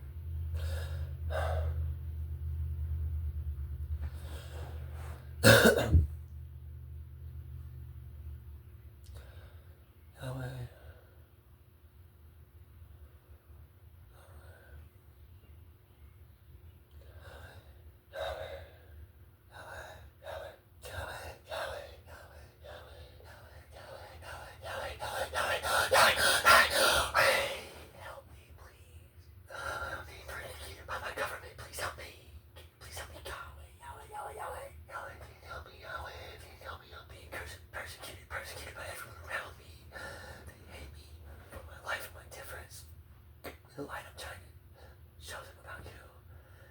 up so many times, and they hate me for it. They're ignoring me, taking my freedoms about it.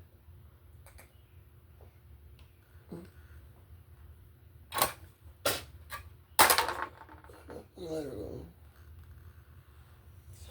See that ass with the lighter.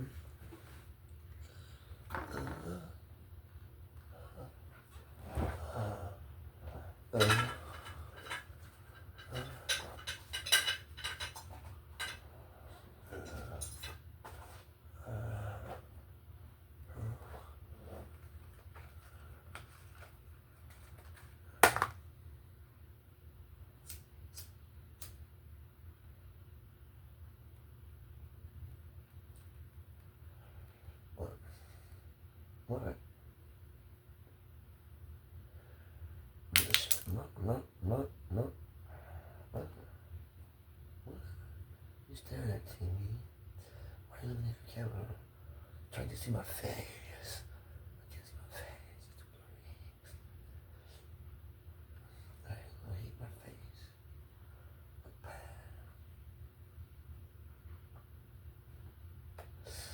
Fuck your cigarette. Fuck your cigarette. Fuck your floor. Like seeing someone burn up on Facebook. So that I was like, fuck your cigarette. Like seeing shitty bitches. Like seeing people hurt themselves on Facebook. That was a lie, huh? And make a show up. What am I gonna do my old trick? I used to have a trick. I did first time in a county jail. I did. I swear I did. First time in a county jail. We got a whole fucking paperclip. This was back when we could smoke in Marsh County Jail.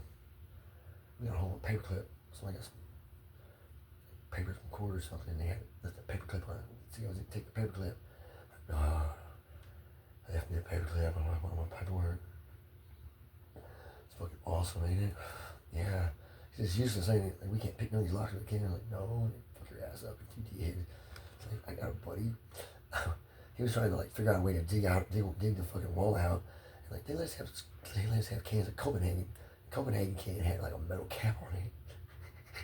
I was like, dude, give us Copenhagen. Just get a pack of Copenhagen out of the fucking snack machine, and like you take that thing, like fold it in half, and you take out the point, and you take it, fold it in half, and you put it back the other way, and you break it motherfucker in half, and you fold it in half again, take a jagged edge sharp point where the rip was, and it got folded. That's gonna be like a jagged sharp point. Usually, if you fold it right and got torn right, and if you have the right kind of like out piece like that, if you fold it, you can make that little point to stick out and have it double reinforced. So you have to make like a double point. If you fold the crease right in the middle of a point that sticks out, like near the middle, put a crease on that point, you go straight across. You'll have a piece that stick out. It's folded in half. Airplane nose tip. Okay. Sharp point. Grind that fucking sharp point down quick. That jagged edge along that edge. That jagged edge is what he used, I think, my theory. I told him how to do it. I told him how to take a Copenhagen can in. If you wanted to grind some stone down, he could do that with it. It wouldn't last very long. Sort of like a Shawshank Redemption type. Here, dude, here's a tiny hammer. I'm trying to dig away out that. Fucking, like, you ain't gonna dig away out of the wall with a Copenhagen can, dude. Like, you make a tool like Shawshank Redemption. Like, here, go get fucking Copenhagen out of the fucking fitting machine. Shawshank Redemption tool, try that shit. I was in a movie. I was joking with the guy. This motherfucker, try that shit. I was just fucking playing with the dude. He was like 2 cells down. He was like the next cell over. You know, we wouldn't see each other when we was like outside our cells in that cell where we could see each other at. You know, that's the only time we could see each other. Like, I tried to sleep over my cell all the time. Oh god. This one time he was hiding all his drugs in my room. In my like, I had like, you know, they had these headphones in there, these little radio things, big consumption radios. Best thing in the county jail ever. Give you a radio. You can't get the radio anymore. I don't know if you really can. I don't think you can. You see reception. Brick wall. Here's a fucking little piece of shit. FM radio. That's it. FM radio. It's clear. You can see the innards. You can't put shit inside at night. It's just like an electronic device. You don't think I can build a fucking... I gotta give me battery operated device. This kind of thing's got all kinds of fucking capacitors and what kind of shit in it. I can take this fucking thing apart, make a taser, shot my way out of the jail with a fucking taser.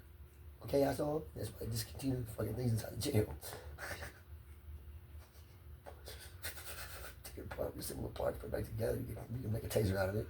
You can also make an EMP device if you got some more copper wire and a piece of iron and wrap it around on fucking capacitors. Discharge that charge through that fucking coil on that iron rod. Sends out it surges that iron rod into a magnet on and off real fucking fast. What it does is makes it a really small EMP. It doesn't have a real big range. You can make one out of a disposable camera that has like a range of like 3 feet or something. It's like, yeah, hey, check this out. Siri, guys, take a picture of it. EMP device. Capacitors, inductors, power source. Big power switch. Well, you hit that switch, you just connect it real quick, it turns off. Just all these at once. All that energy in capacitors. Capacitors like 2 metal plates, like pieces of foil separated by plastic, rolled up tight. So like the 2 metal plates the same size against each other. Technically, they're like roll up tight. Still 2 pieces of metal side by side. Charge 1 positive, charge negative. You know, when I charge there. Right. Let's just again. Put charge into it. Yeah. Put 1 charge into it. And place it on the other side. Goes your inductor. Or goes your switch. And then that switch goes to the inductor. And the coil on the inductor goes the wire on the coil. Wire goes around a metal bar a bunch of times. It's like a transformer. It's like half of a transformer. Transformer's like a metal bar, like copper metal in it. And there's like that goes to a power source. Like current into that, it turns that into a magnet, and it energizes a coil wrapped on the other side. Sends current on the other side. That's the AC current. It switches on, it switches off, switches on, switches off. So you're like constantly pumping power out the other side through this bar. What it does is it takes your voltage and your amperage, and like moves and changes them. When you do stuff like that, it transforms it. Your voltage and amperage, you adjust it. Like when it goes down, it goes up. Vice versa. Yeah, that's how that works. Okay, so you got battery power stored in your fucking capacitor. You fucking hit that button to like ground that out. It discharges instantly into that coil wrapped around that metal bar, which like makes it a magnet on real fast. So electromagnetic. Just a pulse. Does that define it better? I think so. Yes, you can use a disposable camera to make one. You used to could. I don't know if they still make them fucking things anymore. Government's locking down on us, inhibiting your easily relatable technology, keeping you out of your grasp so you can't make quick-handed weapons to defend yourself against them. Okay? Yeah. Any capacitor is a taser. The ones off of air conditioners, biggest ones, they'll kill a person. One of a microwave should do it too if it's fully charged. One of the big ass fucking old tube TV screens, one of those will hold a big charge, that'll kill a person too. Capacitor is fully charged, so don't touch the ends.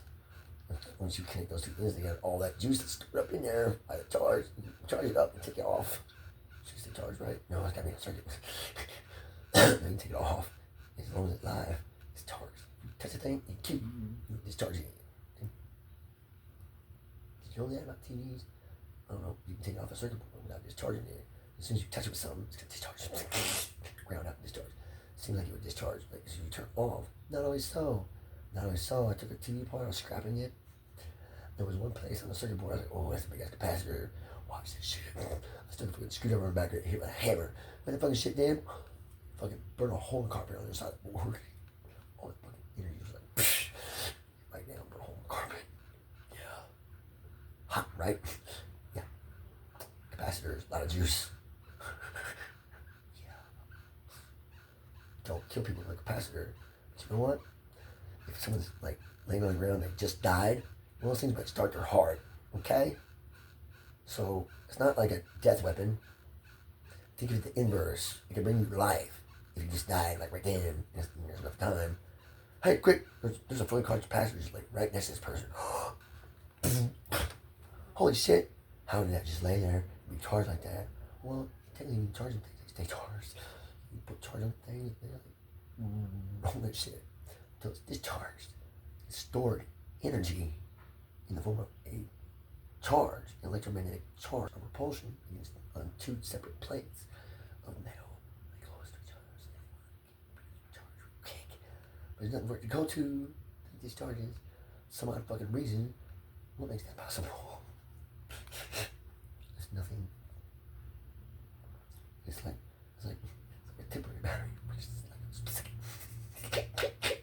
useless. As you put more juice back in it, it takes a second to charge it. You put more juice in it, the more bigger it is, the more charge it can take. Bigger plates, more charge. More charge, more juice.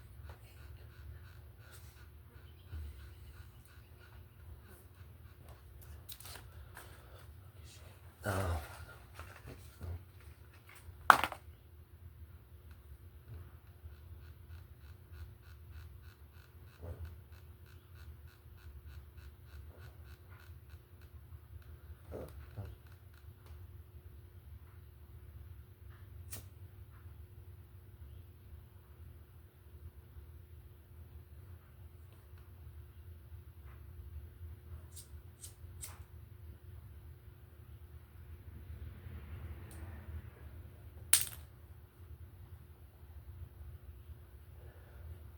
Oh, I'm alive. Shit sucks.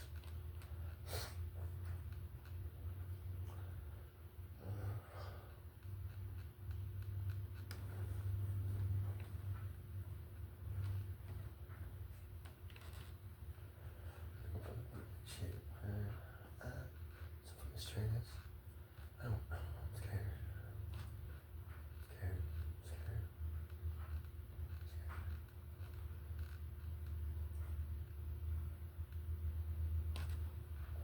Shit. Fuck. That's my face. Fucking shit, man. Shit, man. Fucking shit. Fuck.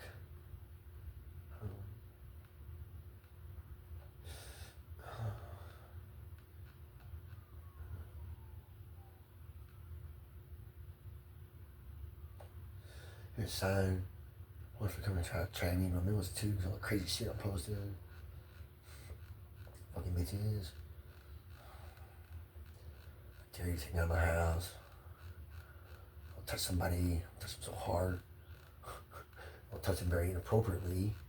With a straight fucking fist fucking jab. I have trained my fingertips to take straight punch thrusts at brick walls for it's like an insanely like painful process. Like it is insanely painful. It is very painful to keep fucking putting you hit your fucking finger like this to try to get something. Alright, you want to, it feels like you're gonna jam your fucking, your muscles, like your bones are gonna like here, these two bones fucking go together real tightly. It fucks up that cartilage in there. It pushes it too. It kind of does that. You need like microfractures on the tip of your fingers and like these little bones, kind of like from the impact, put like little microfractures out there. They kind of heal from that. It makes them stronger and more durable against this sensation of fucking hitting something hard. Okay? You take that fingertip thrust, you put all your force behind it in a straight fucking motion, right fucking here, crush that motherfucker real fucking quick. Motherfucker will fall to the floor and die in front of you, choking on his own fucking throat. Okay? It's not a pretty thick picture. Don't make me do that to somebody. I don't want to have it in my mind when I go to the afterlife. I won't be able to make it through it. Okay? That'll just make me even want to get there. You understand how that can happen? Huh? That makes sense? I think it's what I said.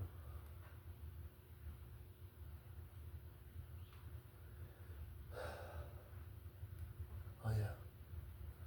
Oh, what did I say? I started playing Kung Fu a long time ago. I did. My buddy Charles Sauter from the Texas State Reformatory. I showed up in 2002. Dude kind of like took me under his wing. She was like, as soon as I got to the yard, got in the door, I just threw straight up. You know this fucked up story? He was in CPT game. He's fucking got this fucked up story. Oh god. Oh man. DMSO, dimethyl sulfoxide. Yeah, nice chemical. If you get it on your skin, it goes into your body through your skin. It absorbs into you transdermally. Your body absorbs the shit like fucking sponge. Not like that quick. You can't like put some on and watch it disappear. Like it'll get in your body and absorb into you. But here's the fucked up thing about that particular property of this particular chemical. If you mix another chemical with it, it'll take that chemical into your body too. DMSO, dimethyl sulfoxide, is bought at a farm store. It's good for animals, for like arthritis for the legs and stuff. Put on a horse's legs, helps with arthritis, helps with inflammation, swelling. How it does that is it replaces the water in the cell with itself. How it does that is it absorbs through the wall. It goes through the cell wall. Reverse osmosis. And fucking not reverse osmosis. It's through the process of osmosis. Osmosis is out of the wall. Replaces the water in the cell, gets in like through osmosis or something, and seeps into the wall. It's absorbed into the cell. It's just banging through the wall. The chemical is smaller than the pieces that make up the wall. It figures a way. I'm not sure. The body pulls it in. I'm not sure how exactly the process that is. Technically, I haven't really researched that in depth. I just know that these properties of this chemical are fucking astounding. Okay? Why is the water in the cell? This water's alter ego. So,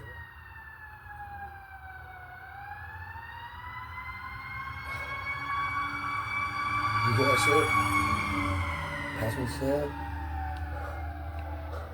Sirens, man. It's really bad shit. Hope you're right, okay? Fuck. Hope you're okay. Hope you're okay. Hope you're okay. I hope you're okay. Please tell me, please let him be okay. Hope you're okay. You hear that shit? There was like a bunch of vehicles, like all sirens on. It was like, wow, at once. It sounded like there was just one car with a bunch of sirens on it. It sounded like a couple vehicles. It sounded like an ambulance and a fire truck and a cop car, sort of. Fuck. Oh, jeez. That was fire. Shit. That's not good. I had a house burn home. Lost the house to a house fire. It's paid off all the way. It's paid off all the way. It was worth like $40,000 when I bought it. It's probably worth like 30 then. I still trying to get like 30 or 40 out of it if I could. Probably I would have took 30. I would have. I would have took 30. I was trying to sell it. I was really trying to sell it. I really was. I was trying to sell it. This guy raped me in 2006. I was just working at McDonald's with my roommate. And I came home, took my meds, and I woke up and he was fucking me. And I'm trying to do a push up and crawl forward to get away from him because he wouldn't stop. Don't know. I got away from him and I was down in the bathroom. Like, dick was my ass and poop. I was trying to escape, but I had to stop the bathroom. You know what kind of fucking freaked out fucking bathroom experience that is? Let me make a pit stop in the rapist house to use the bathroom in his house before I leave. You understand?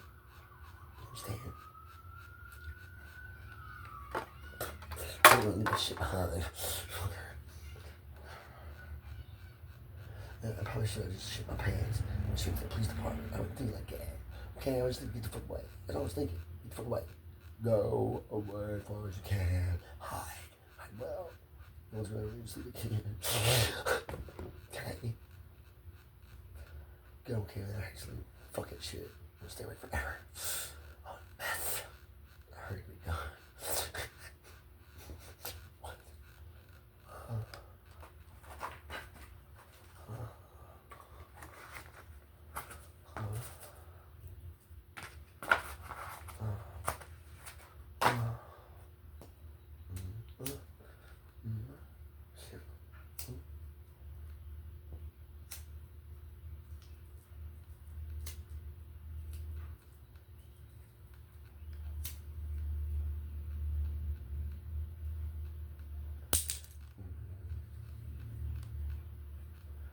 So like, I was like in my car driving around, scared. I don't know how long, a couple days. So I hiding in a bar at one point.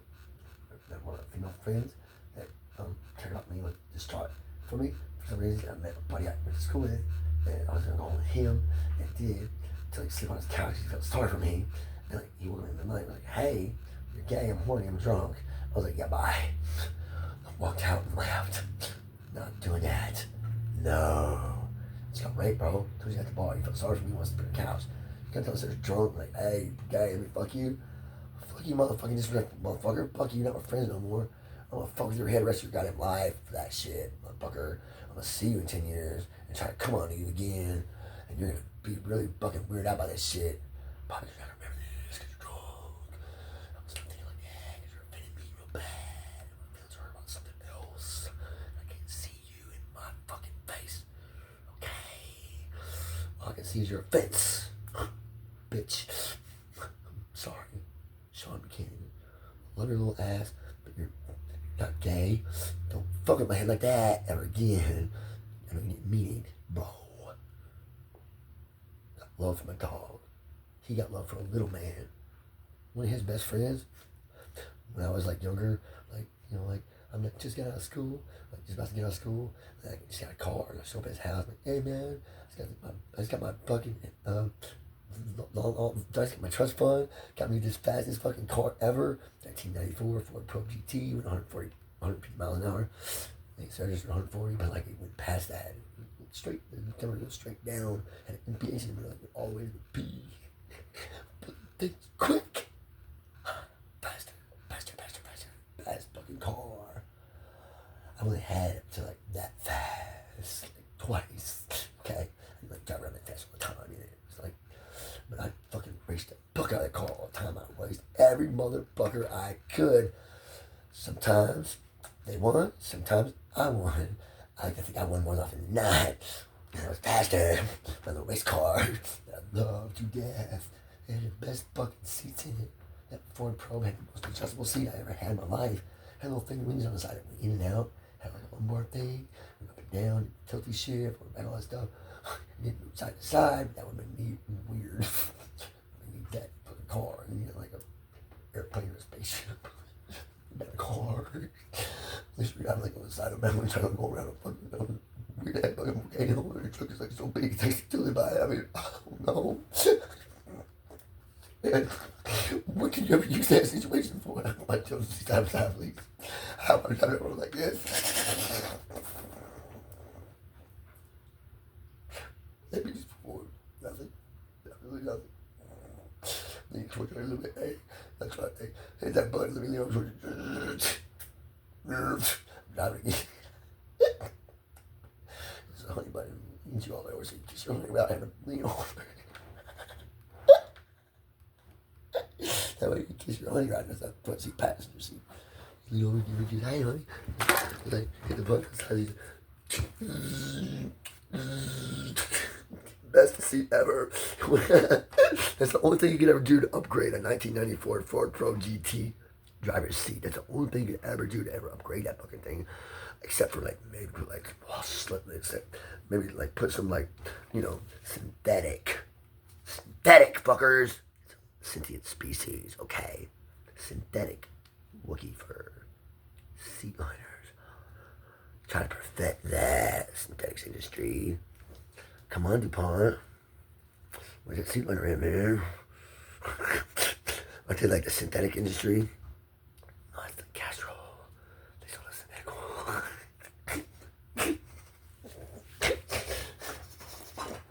I love Castro synthetic. I put it in my car. I put it in my truck. I would put it in my body if it was safe for me. I'm on fossil fuel.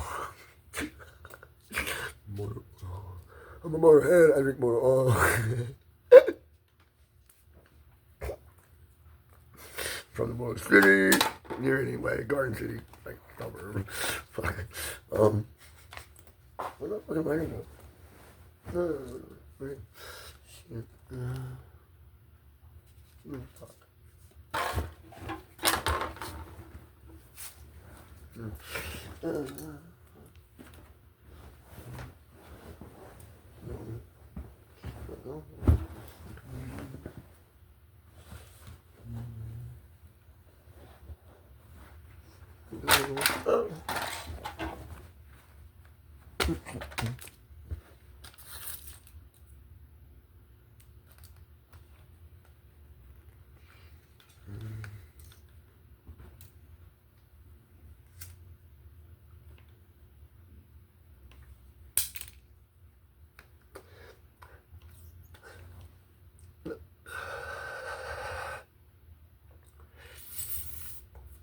And a little flavor because pop it. It's hard to suck on after that fucking thing. Pop it. Menthol. Yeah, make it a little worse for you. Oh, you want some West Coast? Fuck up your lungs? I just getting good shit. It's less harsh. It don't hurt my lungs or my throat, man. It's got the real shit in it. It's not like other stuff. It's like, not as effective, hard on your lungs and throat. Yeah, you want to do drugs? Here, we'll give you some drugs that'll be worse for your health. You know, the stuff that's like, made from nature, that like you're here naturally. We're going to modify some shit, make it all bad for your health. So it'll fuck your lungs up because you like to do drugs. So like, fuck you if you want to do drugs. You just die a little quicker doing this shit. You know what I'm saying? Opposite of your fucking religion, Tim. We're trying to make you work backwards with your shit. What the fuck is that shit, man? I'm a member of the Church of the Preacher Nation. They weren't always that name. You know what I'm saying? You know that fucking Snowfall show? They threw out cocaine out there in like California to like kill the black man? That's bullshit. That fucking happened. It fucking happened. They were trying to kill the black man. They were trying to kill two birds with one stone, actually. They were trying to kill the black man, and they were trying to kill those people who thought they were okay doing drugs, yet still following 10 Commandments and thinking that, hey, you know what? This is okay. It should be legal. Fuck you guys and your religion. It's not legal. There's a lot of religious groups doing drugs, thinking that it's okay. So the government was like, we got too many of these groups popping up. We gotta start making all that shit like way worse, and they get like way illegal. The Institute of War on Drugs. First, they made methamphetamine illegal because that was like the preferred one to use to stay up for a really long time. That didn't hurt your heart as bad as like cocaine. Well, take the methamphetamine away from these people that want to stay up for like extended periods. Like, oh man, these guys are staying awake for like weeks at a time on this drug. They say it's fine. There's no way that's fine. We talk to our doctors. You can't stay awake that long.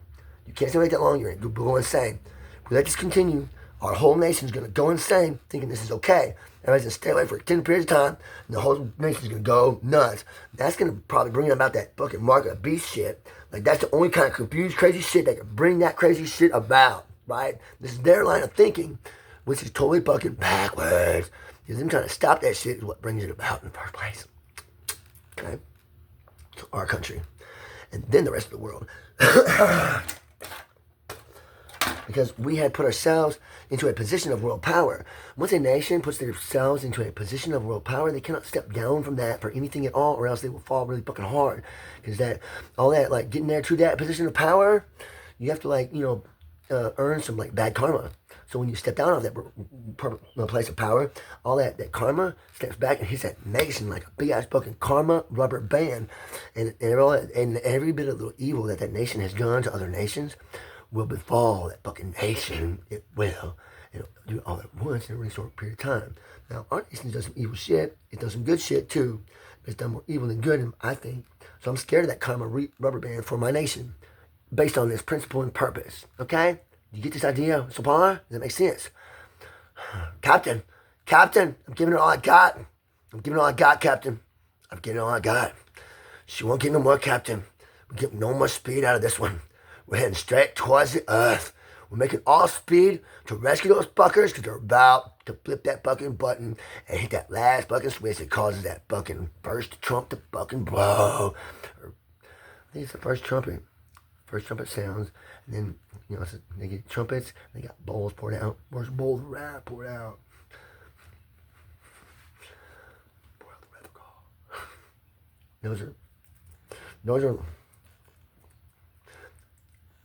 Those bowls are judgments for different possible things we could have done in the future with shit I gave mankind. I gave mankind basically, essentially, the basic foundation to write its own Pandora's box. You know where I got all that shit? From fucking Pandora's box. Okay? They gave me access to Pandora's box. It's here. This is yours, actually. You made it. That's where it came from. I made Pandora's box. I'm not sure what Pandora. I know I made Pandora's box. Pandora's box is the thing that You can open up, dude. Like, all like everything you want to know about everything will flow out of it, and it could potentially destroy everything, world included.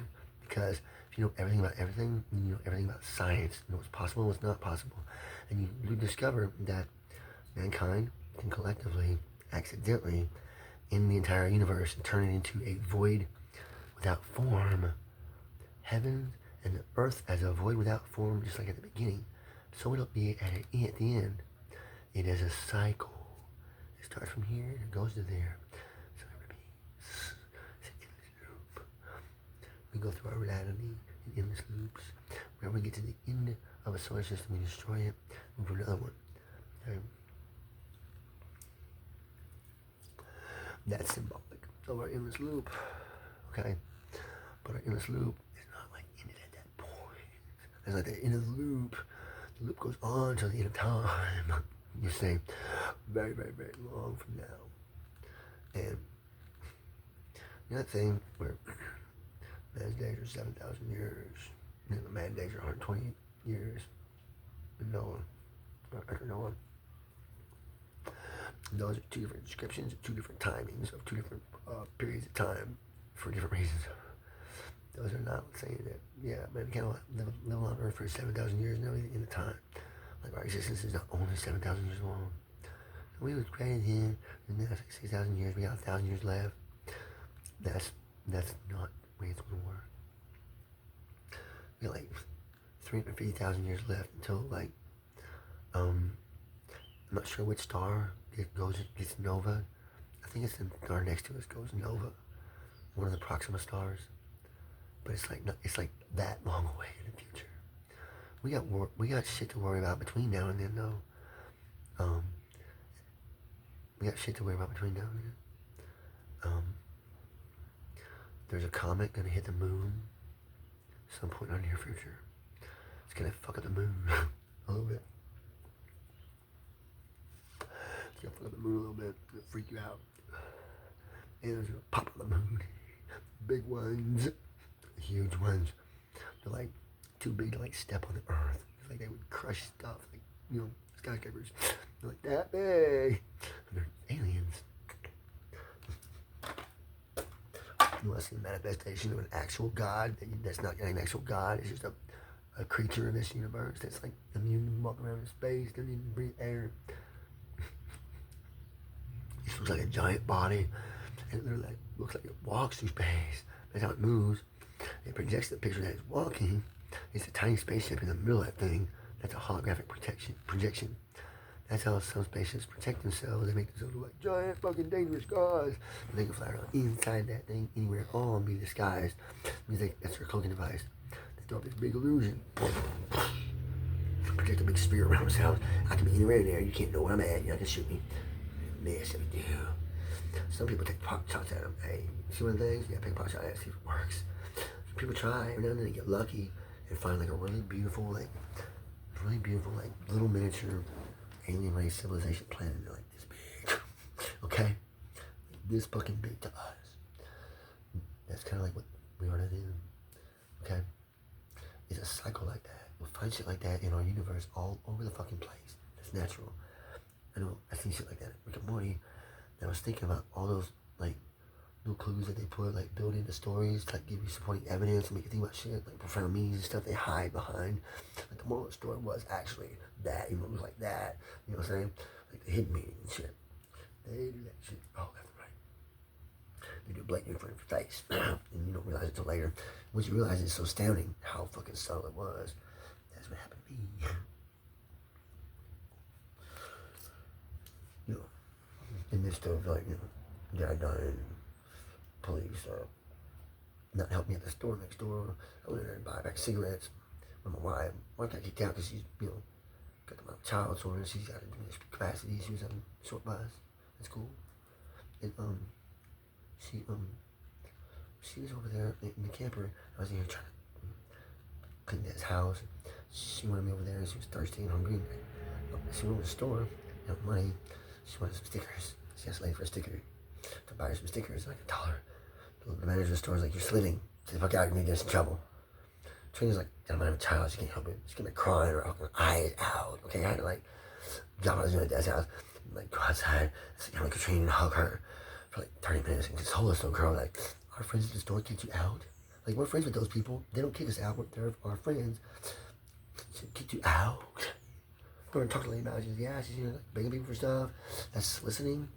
We can't have that in our store. That somebody's going to complain about that and get us in trouble. We can't allow that in our store. What?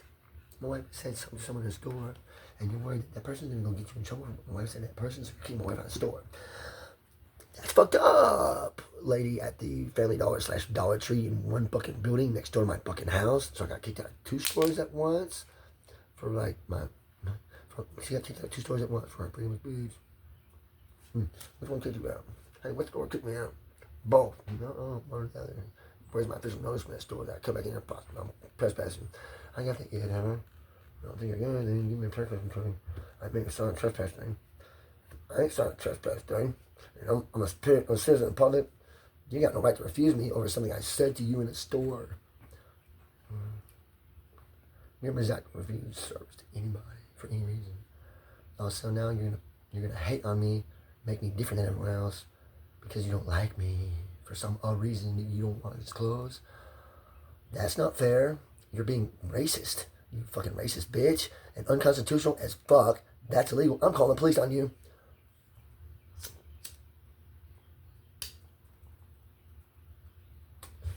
I'm gonna do that. I'm calling police on you. This lady at the store told me I don't have my constitutional freedom of speech. Will you tell her how wrong she is, please? Put my phone on the cop. Then she'll hand the phone back to me and the cop would say, get off the property, you're trespassing. No, sir, this is a public place. Other people from the public are welcome here. She can't tell me I'm not part of the public. If this is not a public place, they have to shut the fuck down and stop letting people in all the time and start charging admission to get in our store. That's how that fucking public venue shit works, motherfucker. Her store is open to the public. It's a public venue. It's not considered private property. It's private property. You gotta pay to get in or some shit. Private, you're not allowed inside. You're part of the public. We're private. You're public out there. Stores are public places. You can go in public. You can go to a store, whip your dick out. You get a charge for what? Public indecency. Correct? Same time, you out in public, you don't have your public freedom of speech. Oh, this is private property, you can't say that here. Oh, you can't say it here, it's a public place. You got connections and terms, bitches. You're doing it wrong, motherfuckers. You hear me? I need fucking bitches, huh? Well, I fucking say I got an answer on you guys. You fucking silent over there, something fucking bitches. Watch you fucking quiet, huh? Why you fucking quiet over there? Why you quiet? Why are you fucking silent to me? Bitch at the fucking door who kicked me out for no fucking reason other than I come over to you to say, hey, why you kick my wife out? I just want back the cigarettes. I'm gonna write the president about you, threaten your ass with his revenge. And she trying to say me something about my wife's mentality. My wife is special, yo. She's fucked up thinking, well, you're right on the bed. She's not on my town, man. You're a dope, boat, understand. You can't say shit about her. That's not true. Fuck you, you're both kicked out. Type shit, you know? I mean, I stepped the fuck out of this bitch. Fucking bitch, I got fucking tongue tied. Couldn't talk. Part race. I got a bad heart, man. Got that fuck on my joint. Fuck, I lost all the weed on my joint because I fucking got pissed. I forgot about you. I got the shit, man. There was all the weed out of the joint. Fucking half a joint. Fucking god, fucking damn.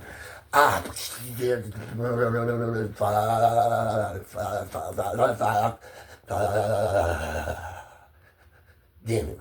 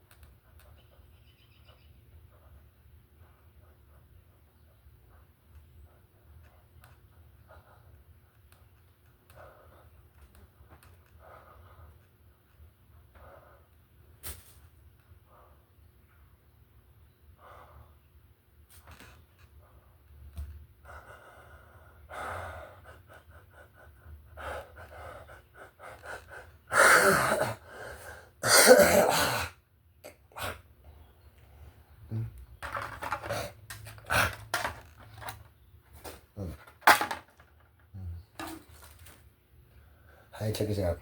I bought this dildo at Walmart, right? You put his butt right here, you hold him, and it turns on, right? You got this little thing right here, and down. You got a little thing right here, plus you push this plug button, it turns up, right? So like it's got this big ball in it, right? I kind of like shove this ball like right up the orifice.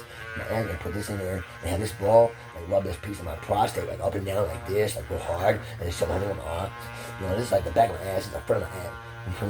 Like my balls be like right in the front of this. This is like the back side of my balls. There's like this thing in there that's straight up. Like, we just get this right on there and rub it up like this. And it'd be so fucking awesome. But like there's not enough room in there between here and here to do that shit. We just stress me out way too bad, so like I can put the ball in. Barely, it hurts like a motherfucker. And like that's all I get. So I fuck that shit. So I put it the other way. And this ain't no vibrating enough. It's like, fucking you do it right. There's no vibrating enough. It's vibrating stations. Build this fucking piece backward, man, or something. It's a little bit smaller right here. It'd be like great. This wasn't so fucking fat. Why can't I get a goddamn dildo factory to build me a goddamn dildo correctly, right? What the fuck's all this shit? I gotta keep modifying the dildos? What do I gotta do, man? Start a fucking corporation, and another corporation that's like a partial nonprofit, and another one that's like completely nonprofit, and then like link them together, make them all like stuff to their business partners with each other, so I can become a multi-conglomerate, so I can go into one of the dildo companies and go into their business meetings and talk to their CEO and like tell them, say, hey man, y'all don't know how to build a dick. I need to show you how to build a dick right. Look at this fucking dick, man. That's how it's supposed to be big. This how you're supposed to build a dick, man. Y'all a dildo company. You're supposed to build a dick like this, man. I'm gonna go back and tell them how to build a dick. Y'all can't build a dick right. Can't please a motherfucking bitch like me. I got a dick. I need a dick like mine to please me, motherfucker. Why can't you make a dick like mine? Mine's the best dick ever existed. Why can't you make a dick like this, dildo company, huh? What's wrong with you? I gotta come over here and show you how to make a dick or something. What's wrong with you, bitch dick, huh? You never had a dick or nothing? Ain't no y'all ever needed a dick so bad? I mean, taking your product seems like you need a dick all the time, but like, you just can't figure out how to do it right. Like, y'all must be miserable motherfuckers. Are you trying to make everybody else miserable too? Like, what's wrong with you guys? Are you really hurting that bad? You need some dick? I got a good dick. I'll give you some good dick. You need some good dick, man.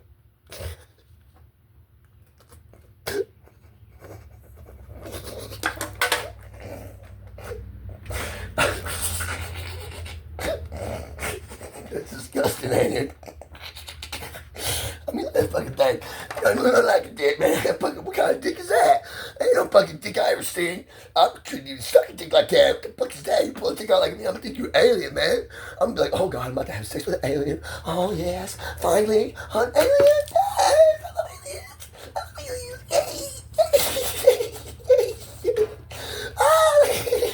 I'm not gonna do that.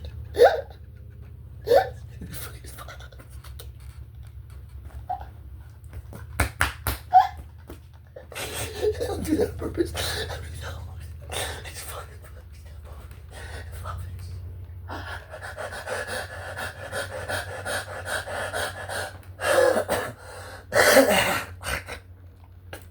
got it. Yeah, perfect game. Kill shot. Perfect game. You imagine kill shot with loogies? Oh shit right in the eye every time. You're a bad motherfucker to have. Hey man, I bet you can't do that at the balloon pop at the fucking carnival. Oh yeah, watch this. Pop, pop, pop, pop, pop. I'll take that teddy bear. Quick shot. With loogies. Can you imagine if they made like a Gatling gun? It sounded like loogies.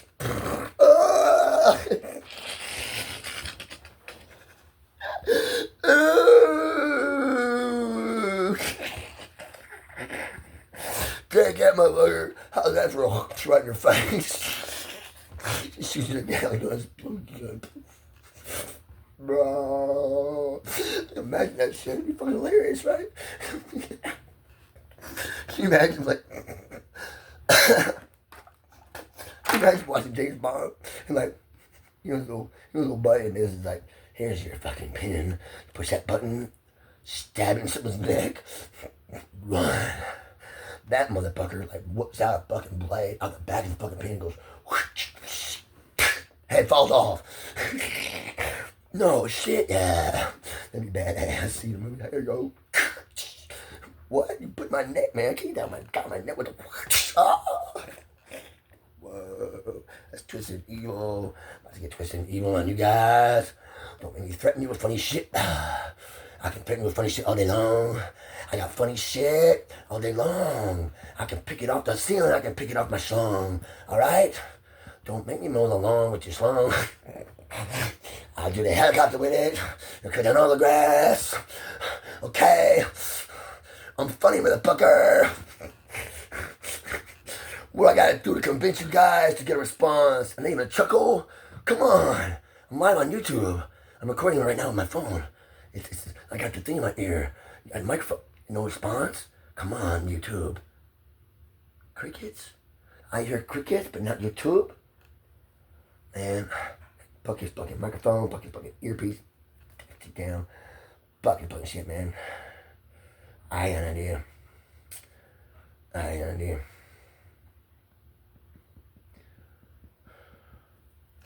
What do you do? I just smoke a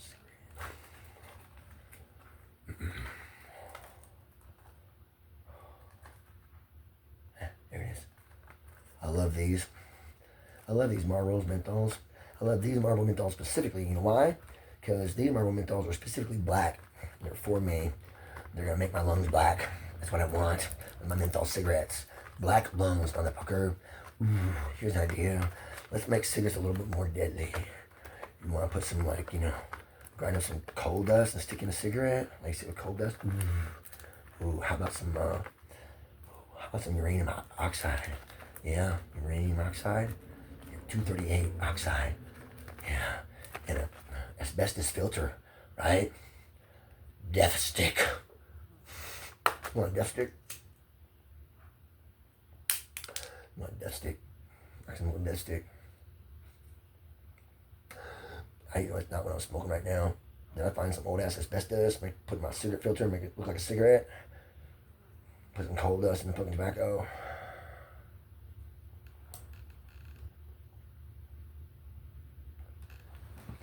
I don't know if it's like dark or not. Was that like coal smoke or nothing? No, wasn't it? No. Not even a little bit. Fuck, I can fuck that joke up. I'm still trying to learn that trick. I ain't trying no magic with it. I mean, that was where I failed. Oh gosh. Oh no. Oh no. I've given up on magic. Oh no. Oh no. No, I'm gonna shut me down. Oh. You just don't use it all the time. You don't use it all the time. It's not what you do with magic. You use magic every now and then. You don't use it very often because it costs you a little bit. It takes a little bit of energy. And, you know, you're going to have some weird consequences to deal with later. You know, just for the ability to do that. It's always a blessing and a curse.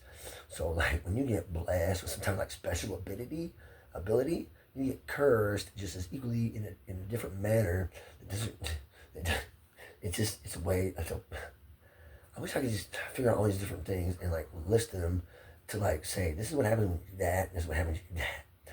Like if you try to bring like a stereotype of the devil into like the existence of reality, magic won't let you bring that thing into reality because it doesn't actually exist in reality. The stereotype of the devil never existed at all, ever in any reality we've ever made or inhabited, or any system we've ever made or inhabited. Alright?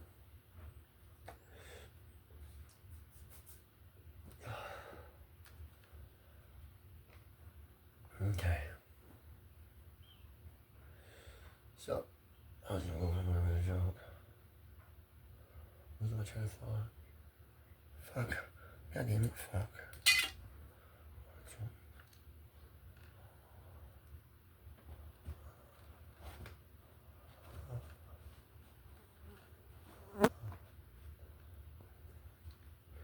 That fucking Vino bag, yo. What's my fucking pipes? I got a bag of Vino, but that's too early. Fucking lost my fucking pipes. What happened? What do you mean? I can't smoke that pipe. Really, fucking joints really suck. Can't pull this shit boys anyway. Hard on about it. Cigarettes are smoother than that shit. Shit's usually smoother than cigarettes. Fuck.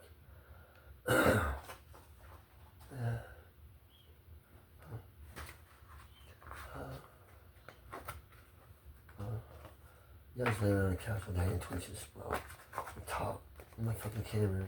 I'm thinking about offing myself on camera. I'm not gonna do it. I can do some fucked up shit on camera. Just say some fucked up shit to the camera.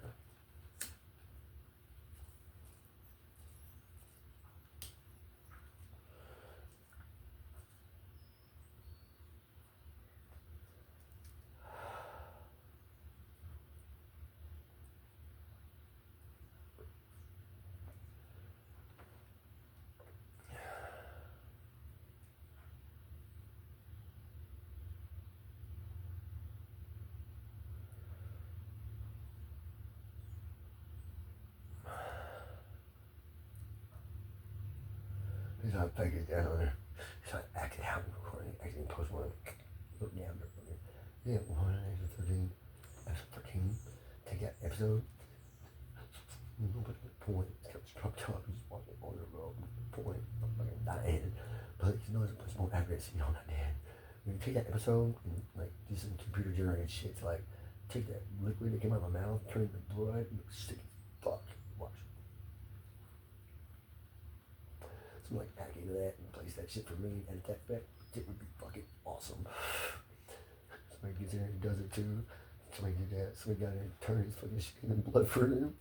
They're like, can you please do that? Something hack into that and just modify that to me. That'd just be fucking excellent. I fucking love that shit. It's like awesome. It looks so fucking badass. Make it all so convincing. Like everybody think I was dead or some shit. Episode 13 gets modified later. Awesome. I love that shit. I put on episode 13, lucky number 13. If I'm lucky, it gets modified. Yeah. I'm lucky, I put on the lucky number 13 for that reason. If I'm lucky, it gets modified. So if I put on lucky number 13, hopefully I give myself a chance to get modified. So to modify that shit, it's gonna work way too fucking well. It's like, hey, you spit this water out and say you turn it into blood. It's just like fucking like I'm dying, bleeding out my mouth. It's like I'm dying, bleeding out my mouth. It does. You're like, I'm dying, bleeding out my mouth. So you see the whole thing fucking pour out. He's like, a lot of spit, I know. I get that much in my mouth sometimes I can't swallow it. I keep talking too much. That's why I keep spitting. I get shit built in my throat. I got a lump in there. I'm trying to get a hold of. Oh, God. I'm playing Swiss cheese. An ultrasound. I want to look at my throat. An ultrasound. I'm going to go to the hospital. Like, I need one of your ultrasounds. Like, no, you're going to sign. I'm like, fuck you. I got insurance. I'm a citizen. You're not my doctors. I'm not coming here for your doctors. I want your equipment. You're going to give me a goddamn ultrasound. I'm an American citizen. I have medical insurance. My medical insurance paid for that. I need treatment. Now! I have cancer in my throat. I got to look at it right now. I need equipment. She's like, you're not cancer. Come on, get in line. Fuck you. You're not touching me. You're not looking at me. I'm not coming here as a patient. I'm coming here as a fellow doctor to request some, please, let me have your, can I use your equipment, please? Hello, I'm Dr. Evans. Hello, I'm Dr. Evans, and I would politely request to use your, I'm going to the fucking lab. I'm just walking to the lab. Hey, I need to use your fucking ultrasound real quick. I'm a doctor. I can use it myself. I don't need no training. I got this. She usually like complicated one. You figure she's not really, oh my God. Look at this fucking shit. Look, see that one right there? That's fucking cancer, okay? Fuck you, asshole. Fuck you. I'm not getting treated here. Y'all are bitches. No one ever found this shit. Told me I rinsed my mouth with salt water. I came here to complain about the first time. I came here with throat cancer. Complain about, you told me to wash my nose, my water. Now, throat cancer. Oh, you bitches. I'm gonna sue you now. That addition you're building on, all that money's going in my pocket. And I'm putting meth in this with you to come here. Fucking town of meth. Fuck you. In your hospital, in your town. You're over, move out. I want to say that to that bitch so bad. Just toss him. Toss him at me. I'll catch. I'll catch. You want anything else? Noodles or anything? No, I just need to thank you. Bye. Okay. Love you. Thank you. I love you too. Give me some space. Thank you. I love you very much. Space. Okay. Any space? Go. Just I'm keep going. along. Okay, whatever the fuck. Just go. Thank you. I love you. Don't ever leave. If you leave, I'll be alone. I won't have you. You have to stay here with me, please. I need help. Stay, but don't be in this room with me. Oh God. Okay, so I'm so conflicted. I'm gay, and my wife is totally straight, and she's like a sex horny motherfucking fiend, sex fiend, like a adolescent male who's like got his first naked chick in a room with him. She happens to be like a number one 10, like a number one. She's like happens to be a 10, which is like the number one that you want. Or be like a slut ass fucking hooker at you. Like I'm assuming most pre-pubescent. Like I'm assuming like from the movies, like I just think it's like a mentality of like all men want that specifically. And I've never been like that. And like I used to be in a county jail with these guys. Like, man, this dude, like that dude that whooped my ass, he said the most mean, hateful thing. The most disrespectful thing. He's like, yeah, talking about these girls that he was fucking around with on dope. He's like this one dope whore was so nasty.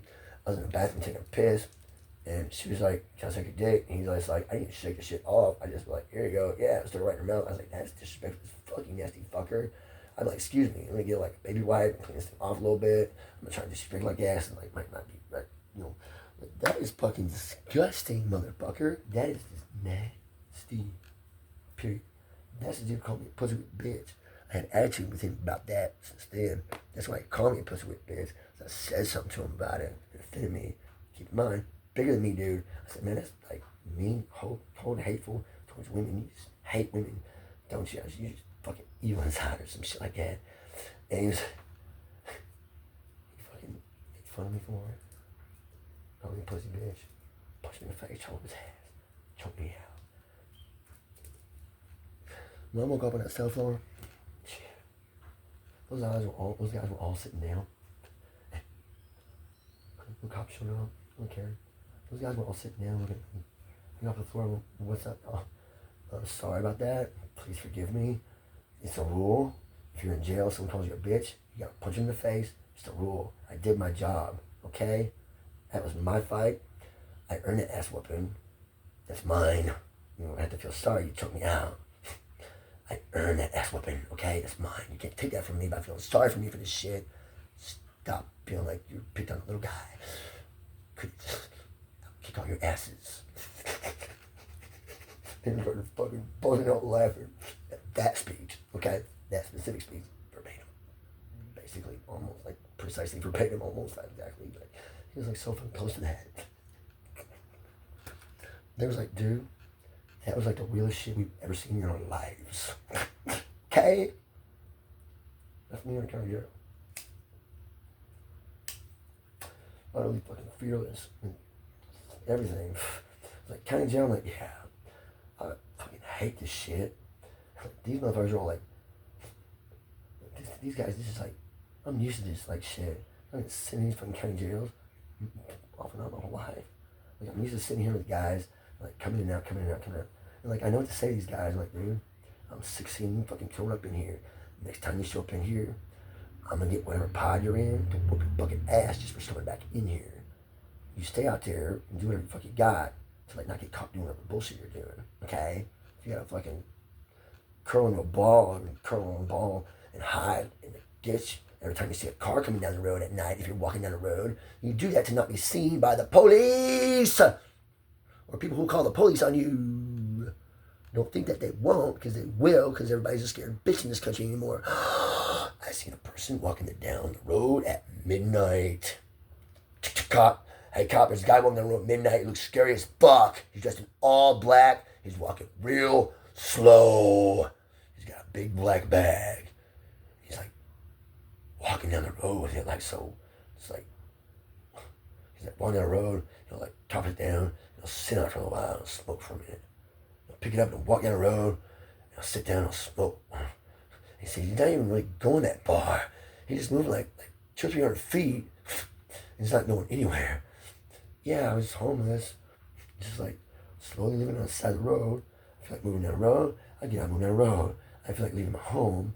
I smoke my cigarettes, sit around the house, think about my shit. Get the cops calling me for that shit? Fuck you assholes. I'm slowly moving my house down the road. You're gonna come pick up me at my house. Fuck that shit. I see blue lights coming. I toss my bag in the field and follow and keep running. Motherfucker! I'm in a straight line away from the road. I get out a little ways, think I can hide. I'm on the ground, flat, still, before they even fucking get there. Okay? Hide like a motherfucker. They come, they don't even see you, they keep going. They're looking for a guy on the road. You're safe. You're safe at night in the dark. If you can hide when you see light coming, keep that in mind at night. If you're a meth head, walking around homeless, and you don't want to be hassled by the police or the public who hates you because you're different and it scares them. Okay? Keep that in mind. It's a handy trick. It saved me a lot of fucking encounters, maybe. It's like curling a ball in a ditch. Wearing all black at night. A car driving down the road at night with his headlights on. It's not to see much in the ditch, especially something that resembles a black, like, not reflective garbage bag. Not reflective like a garbage bag, but like something black mass in a ball in a ditch, little spot, high grass. If you got a freshly mowed fucking ditch real close to the road, right up there at the level with it, they might see you. Okay? The place I was like at, like the road had like a slip down there, there was a little ditch down there at the bottom, and it was like a thing with like fence, field, bunch of tall grass all over the place. Real easy to hide something like that. It's where I live. Western Kentucky.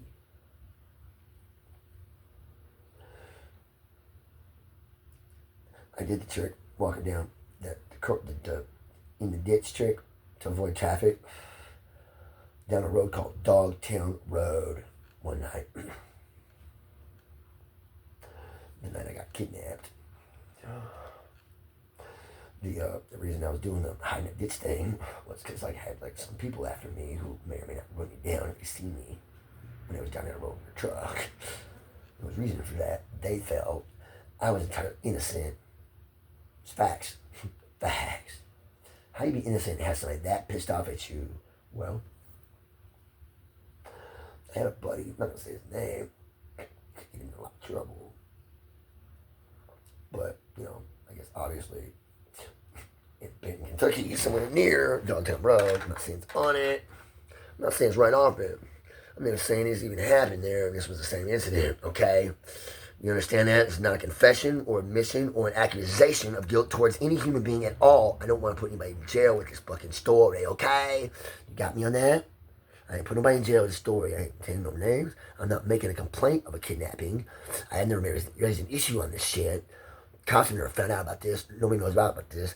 Except for, like, dude and, like, his fucking fucked up security guard and, like, his, like, skinny little stupid idiot, like, gullible chick, like, I can't believe she bought into, like, hey, hop in this car with us, we're gonna go kidnap this guy and threaten him real bad because we think he stole 10 of our baby pot plants. When in reality, the security guard found him, thought, oh shit, it's gonna get us in trouble. Took him and threw him away. Because he was looking in there anyway, because he caught me sticking my head inside going, hey buddy, are you in here? So my buddy told me, hey, come over later. We're going to go out back in the field and talk about that science project. You know what I'm saying? So I showed up at Duke's house later. I mean, we got high earlier at his house. I led. I showed up later to, like, talk about, you know, our science experiment in the field. And,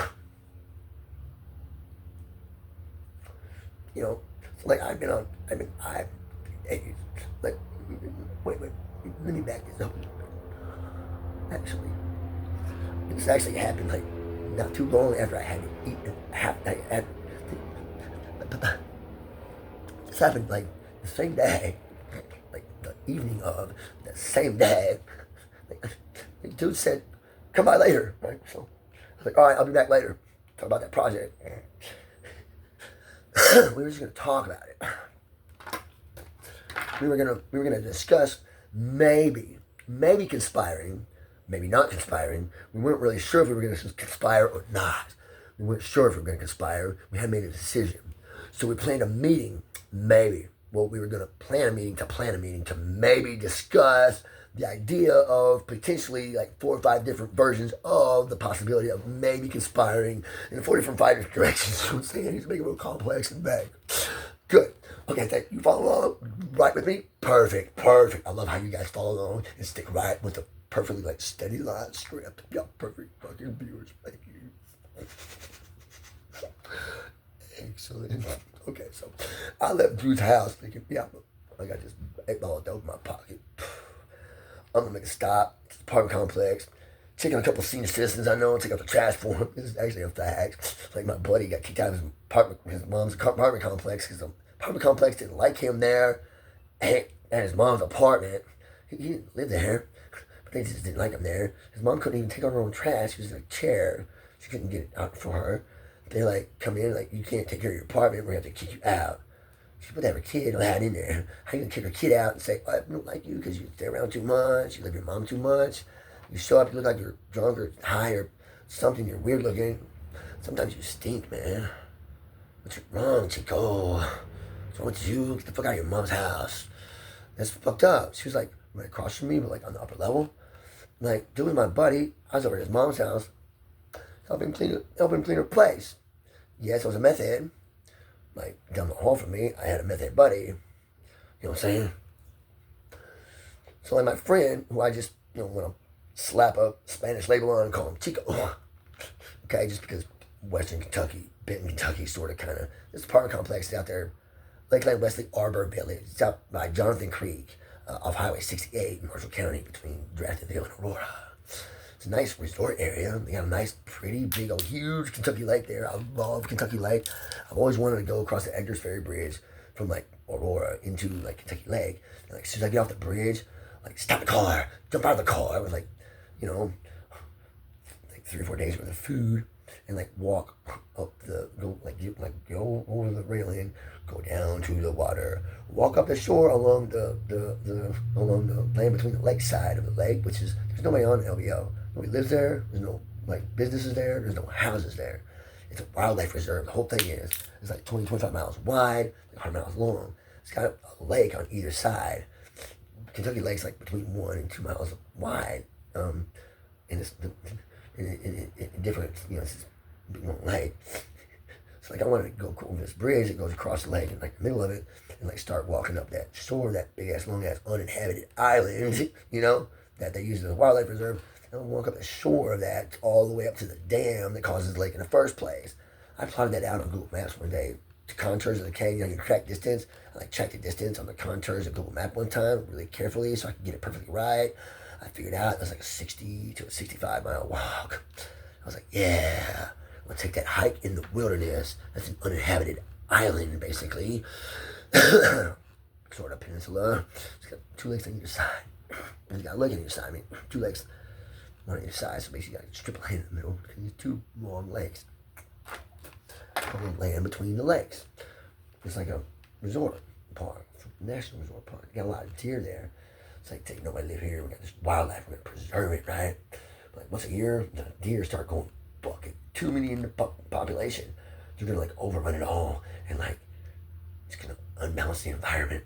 So we gotta have some people go in to like hunt them, kill them off.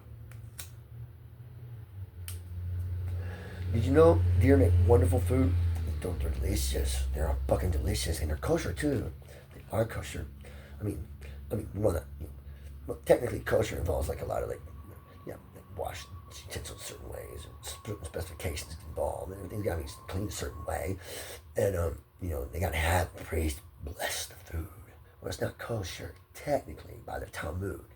One of those. It's the Hebrew, the Hebrew code book on how to do the Bible. Saying that's the Talmud is like the Hebrew code book on how to do the Bible. Have you ever tried to read that thing? They got a lot of descriptions of stuff to how to do this and how to do that. How they used to copies their shit very, very, very fucking carefully. They had a team do it. So one dude scribed the shit out on a fucking thing, and they had copy above it, copy on either side of it, and he had he's on his knees, he was in prayer position, right, or something, comfortable seated, probably cushioned on a blanket, not uncomfortable, not you're on a rock, doing his hard labor for the Lord on your knees. I'm sure he was made comfortable, plenty of pillows to lay on, sit on while he was there writing his shit out. But he had somebody in his shoulder. Maybe he was on his knees. He had to be at attention. Can't be too relaxed. Can't make mistakes, right? Maybe he was like that. You're on your knees on a pillow, so it's comfortable. Great pillow makers, hopefully. Try to be a good pillow maker. On your knees.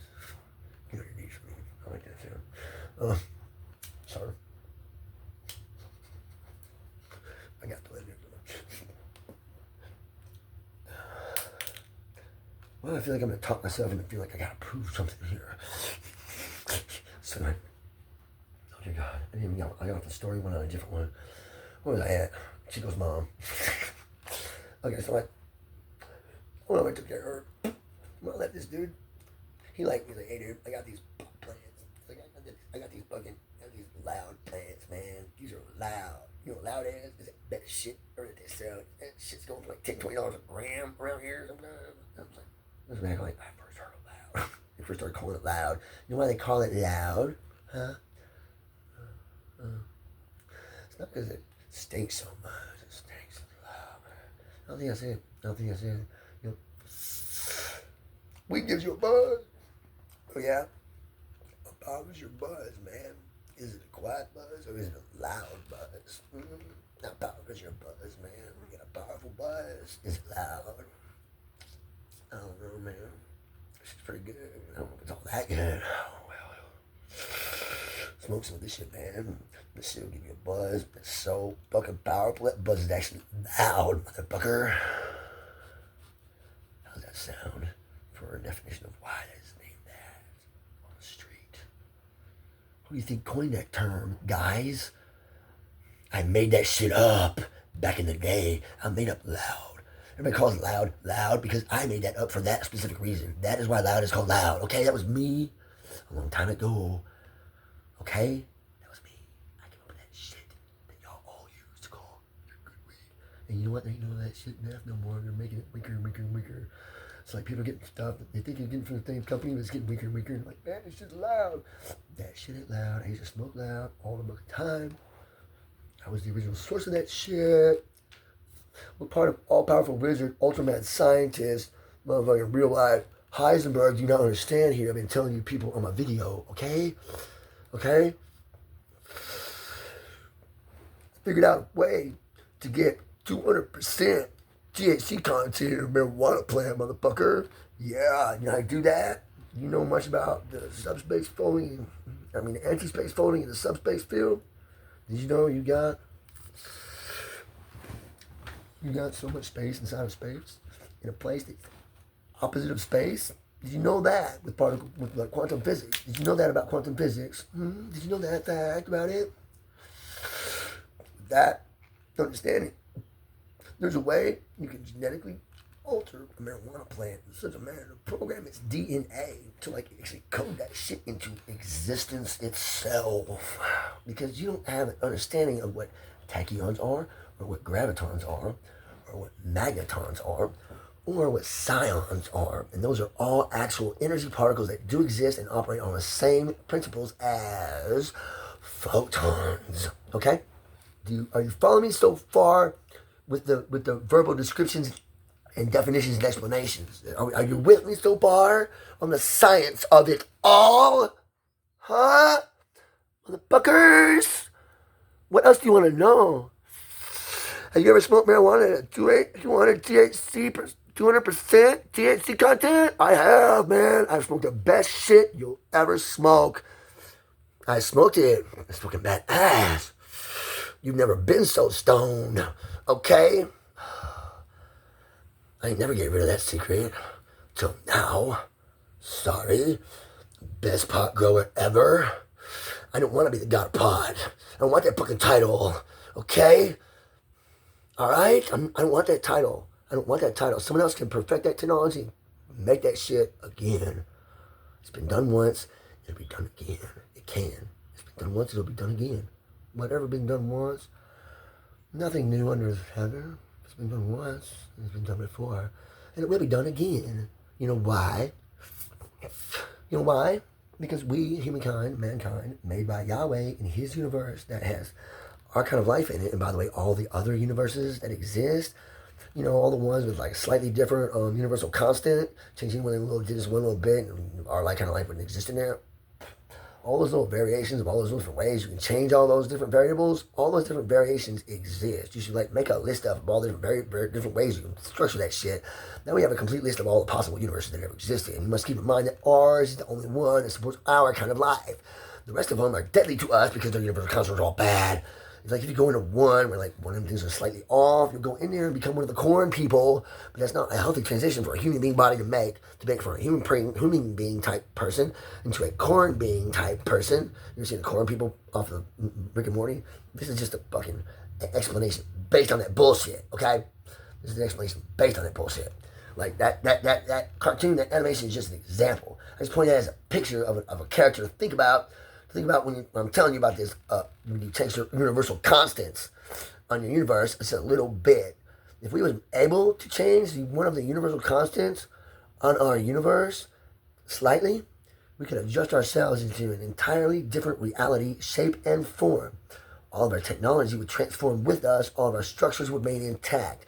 Everything else in the universe would change along with us. We would change from this into that, but it would be healthy to do that because we're not going from this universe into that universe and crossing a border between them. We're changing this universe in whole all at once in a more gentler process because that's more wholesome and unified and more harmonic. Okay? And it's safer for beings like us who are psionic, gravitonic, tachyonic, magnetonic, electronic, organic creatures capable of passing down information with our very souls, which is our DNA. Okay? When you kill your baby, you lose a piece of your soul. Okay? Dude, it affects you like that? I'm sorry, it does affect you like that. There's things about the mind you need to know. You don't know everything about the mind. Did you know the mind is psychic? You know the human mind is psychic? It is a little bit. It is a little bit. It's so subtle, you just don't notice it. I know, because I'm more receptive. I can't really project, I don't think. Can I be projecting it out, man? Please, I'm fucking dying in pain over here because everybody else makes me feel so hated and loved. If I can project, someone will come running to hug me. I know it to be true. I can't project. I'm trying to. I gotta help me. I'm in pain. I'm about to die from it. And it's all because of you. And all I need is all you make it go away. No one will fucking hug me. I didn't tell me you're sorry for hurting me or nothing. Fuck you, assholes. You're all a bunch of mean bitches. Look.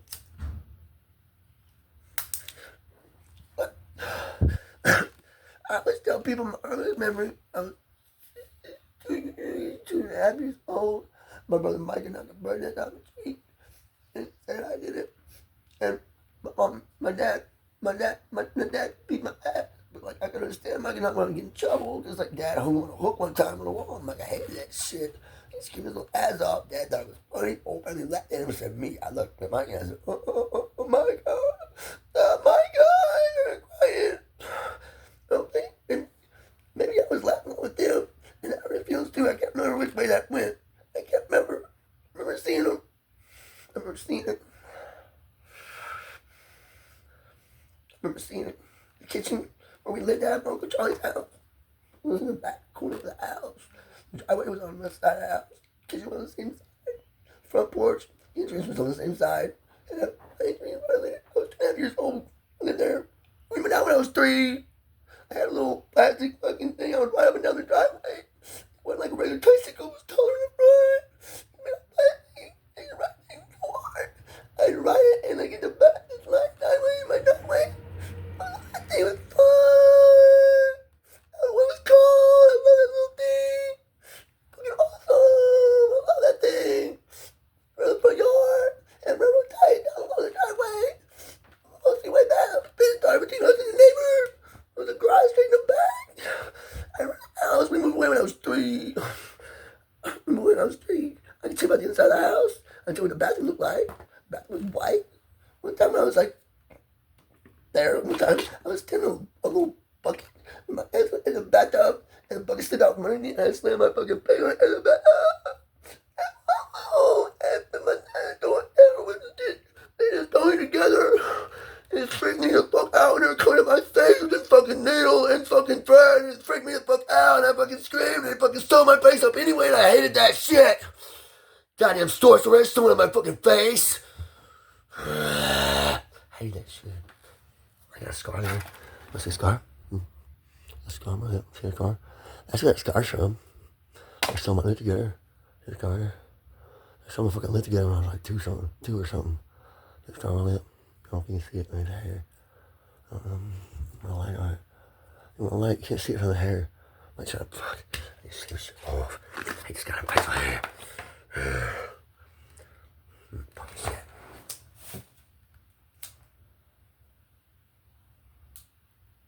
Can't get a flame to it.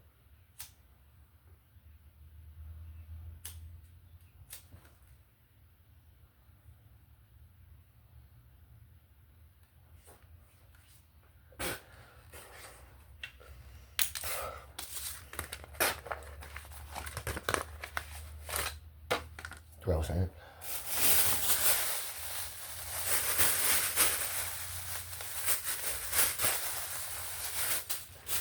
I get it off there.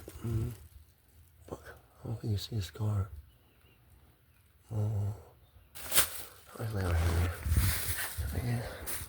Get the phone charger. Well, I gotta come on, somewhere. I was trying to burn a fucker off. Fucking, where's that? a scar here somewhere. Can you see it? A scar here somewhere. I got a scar somewhere in my facial hair right here. Like, right on my fucking lip. In here somewhere. I can't really see it. My eyes. I don't know if I scar with it. Anyway, God.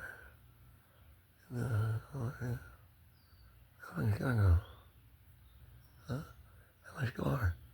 Hey, what did the sorcerers do to my scar? I can't see my scar. I didn't see my scar. They steal my scar. Fucking asshole. That's not my face. What happened to my face? Oh no. I looked at that one guy.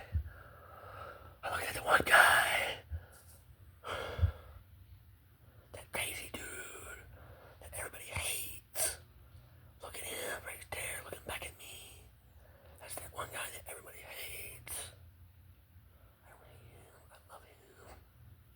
But everybody hates him, so maybe I should hate him too. This person I'm looking at from here is me. Everybody else hates him. Maybe I should just start to really hate him in earnest myself. I think I should do that. You want that? I'm gonna hate myself. I'm gonna hate myself. I hate myself. I'm gonna hate myself. I will hate my. No, I will not. I'm just gonna eat my phone. Whoa. Wish I had a light, like a little thing I could put around that. A little.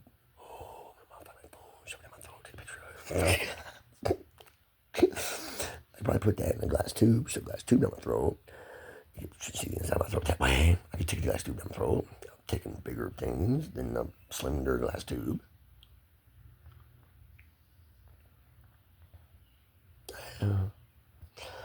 I used to do hey, check this trick out with the fucking blow pop or tootsie pop. I get you know how it's got like a ring around it in the middle. It's like thicker. You get that off of there as fast as you can in your mouth without making the whole thing a lot smaller. Like you want it to still be like a ball as big as you can still keep it. Get that make it smooth everywhere. So like when you shove it down your throat and put all it in your mouth and close your lips over it, it's like tearing your throat up, getting it in here and out. I woke up to somebody in prison like, you got the stick and pull it out of my mouth. Like, you want to go hang out with me? That was that guy in prison. That was me. I want somebody to wink at and smile. Pull up like a pop, pull up like a blow pop or tissue pop all the way out of my mouth. You want to go hang out with me, don't you? I used to do that when I was a lot younger. When I was in prison, that was what I did. Fuck people up. So when he was like, dude, you don't need to do that around here. That's gonna get you hurt. It didn't get me hurt that time. No, it got me hurt that next time I went there. Because they done all heard about this badass fucking sissy that did that fucked up shit all the time and put out and loved it. Oh, yeah. Let's scream like a bitch, baby. Oh, yeah. Yeah. That wasn't my real mom either. Let's hear my noises, okay? Not on purpose. All that shit. More hugs from my lady on TV. It's embarrassing. You understand? I don't need intercourse for that feeling. For me, that is just there's a purpose for me for that specific activity, and it's not like for fun. Okay, not a fun thing. It's not. It's not. It's a. That's a scary thing for me. It is a scary thing. And not just because I'm not attracted to females. It's not that. No. When a dude fucks me, I don't feel connected with him. I just feel my own pleasure. And maybe, I think maybe methamphetamine helps me connect to the male, his pleasure. If I take methamphetamine, I can connect to his pleasure. I think maybe it's a theory, but I don't know. Cause like I've tested this out in like a very, I'm not gonna describe the test, but like I made like a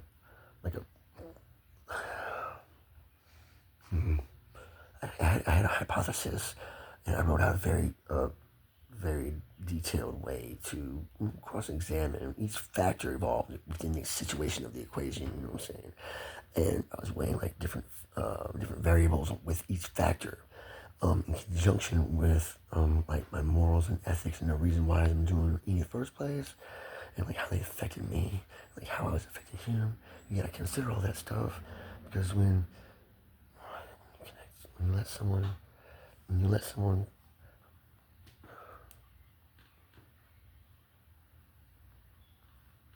when I let someone, when someone, when someone penetrates me, they penetrate my mind with how they feel about me. And if I penetrate them, they penetrate my mind with how they feel about me. And I don't understand why it doesn't go the other way. I mean, I love it. Like, I gotta be like, I'm scared. I'm scared. I'm scared. I've been hurt by some bad people. I'm scared of all of you fuckers. You're all fucking evil, it seems like. I'm scared of you all. I'm sorry. It just seems like everybody's evil. I'm sorry. I mean, like, admit being a psychic on TV. I'm saying, please forgive me. I'm sorry. I can explain it. There's a reason for that. Just, oh gosh, it's gonna sound bad. Oh man. Oh god. So, I had this baby pot plant. It's a loud plant I got from my buddy's house. Like my buddy Chico's mom's house. I'm just calling him Chico because it's like a Spanish insult to him. Him only. Okay? Not other Spanish people. Just him only. Okay? Just him. It's not a racist thing. Okay? This person I'm talking about and calling this name, this individual, he's gonna love this joke. He's gonna love this talk. I'm defending his honor for his mother. He's gonna love this shit. I'm calling him Chico. Like making up a name for this guy. Right? And that's the name. And that's gonna fuck with his fucking head, because like it's not really his name, you know? That's like sort of like a veiled insult that like nobody understands. You know? If this dude's true identity ever comes out, the world's gonna laugh their fucking ass off at this right here. Okay. So I was trying to leave this baby loud pot plant with his mom. Like, she had a bunch of fucking plants. I thought, she's a nice old lady. She's good with plants. It's a tiny pot plant. I'll move it again before it gets real big. I can take that somewhere else. Find a good spot for it. I had an 8 ball of dope in one pocket, and I had this tiny little fucking ceramic, like, red flower pot in my pocket. I had this tiny little pot plant sticking on top of it. It was a loud plant. The thing was like this far out of the dirt. Had the 2 little round bottom leaves, and immediately sprouted out like 2 little things like this far. It had like 4 little splits, like that far from where like there was like stem, and it was like that far. So the whole thing was like that tall. It was like already complicated. Fuck, I was like, holy shit. I never seen a plant that like that much growth in it. So it was like fucking like a couple months old. I was like, that thing was like it's a couple months old already, but it's like tiny. Like, that's fucking skewed how it looks. Like, that's what loud looks like. I'm gonna work with that concept in my mind for a while and fuck with that for a minute. And it opened my mind up. I swear it did. Loud opened my mind. I swear it did. But the drug, using the drug, didn't. Well, maybe it did. That's not a lot of it. But like, the concept of that really opened my mind up. It really did. It's fucking hilarious. It did. And that goes in with that shit I said about the 200% THC content. Because I got the idea from Loud. And it's also twisted. Wait till you figure all this shit out later. This is science. What's true too? It's fucking facts.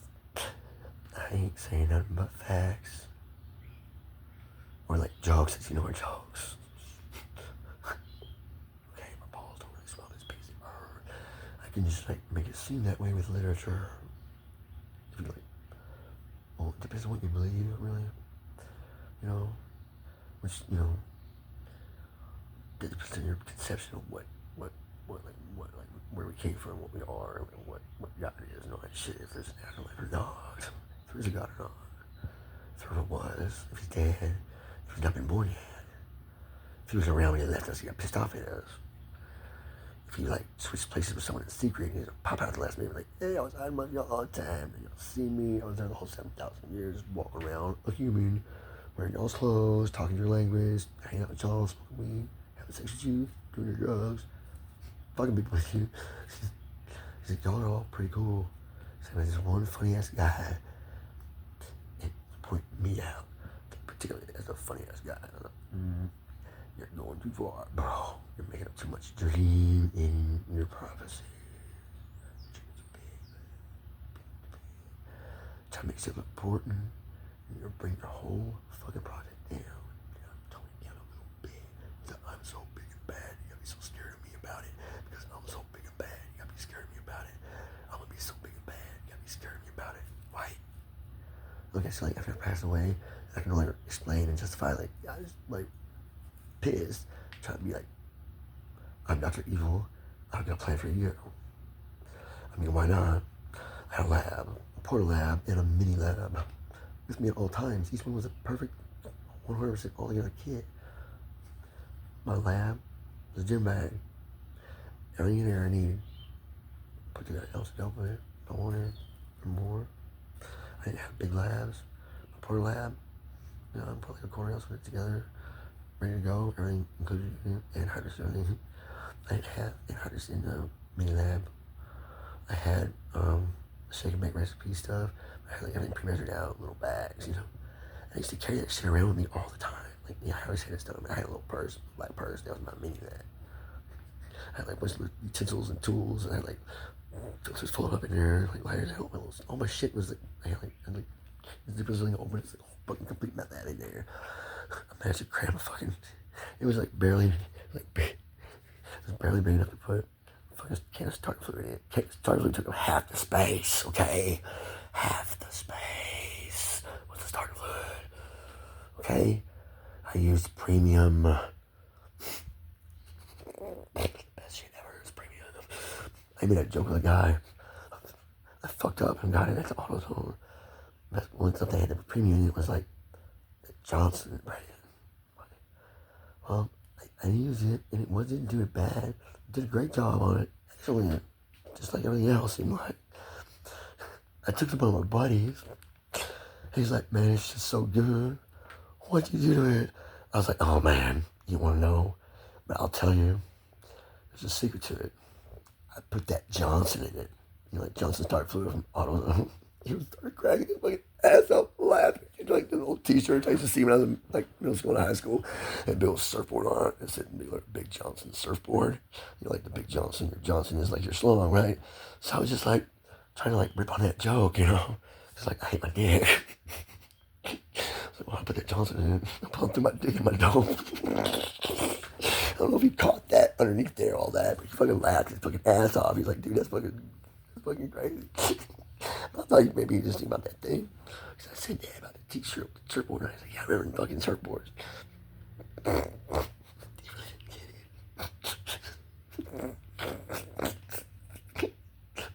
I'm deep. Most people don't see it. I'm sorry. If you don't have your eyes open, you miss a lot.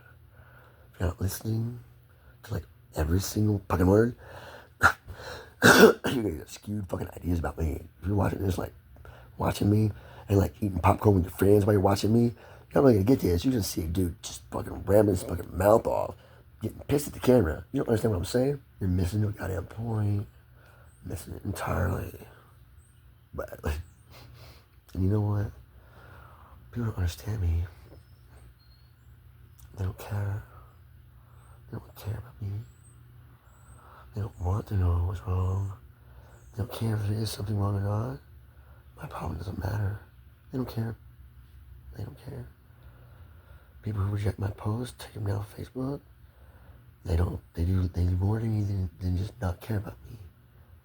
They do hatred upon me by punishing me, by taking away my ability to convey my problem to other people so that I might find an ability to get help with it. I have a problem. I want to know why Murray-Callaway County cops deemed me so insignificant they would not investigate a rape that had been admitted to by the person who did it, Sergio Rodriguez Lopez, in 2006. He admitted to it. They called me. I said, yeah. So you want to press charges? I said, I don't know. Click. Went to a crisis center. Told them what happened. They let me in. Gave me some food. They didn't ask for a rape kit. Went to the crisis center in Mayfield. They didn't ask for a rape kit, nothing. I told them I was raped, I think. Pretty sure I did. Cop told me to go there. I was like, I don't know about anything. I was thinking, am I going to be a rat for this guy out? That's all I could think about. I couldn't answer your question right now. I was thinking about that question. I was thinking about that question in my mind. That's the only question that I could think about in my mind is, am I going to be a rat for telling on this guy? If I say, yeah, go ahead, press charges. I didn't admit it, did it? Why would he ask me if I want to press charges? I'm pretty sure I told him he raped me. I struggled to get away. Told him the whole story. Told him I ran downstairs, the bathroom, my car. Told him running. My friend, another friend, being offended by it. Being like, no, go away, I gotta go away. And being in my car, and like running crazy and not being afraid to take my meds, afraid to go to sleep, couldn't go nowhere for help. Friends turned against me. No one cares. To the PO, told the PO didn't give a shit. Fucking problems. I got connections with the police, but you know what? I got connections, but they won't help you at all. Because my connections aren't for me. My connections are not to help you, fucker. I got connections with the police department to help my job, to hurt you, to put you over there, for you to get tortured, hurt, raped sometimes. You know, all that shit. Pressured into going into your knees for a nasty motherfucker that you would never touch with a 10-foot stick because he's threatening your friend that you love and he figured that shit out and he's using it against you to get something out of you that he wanted from you all the time. You never want to get to him because he's a nasty motherfucker in the first place and that just fucking hurts your feelings so bad and fucks your head up that you're so scared because you love someone. You was willing to do that for that person. And you did it. You actually did it. You actually did it.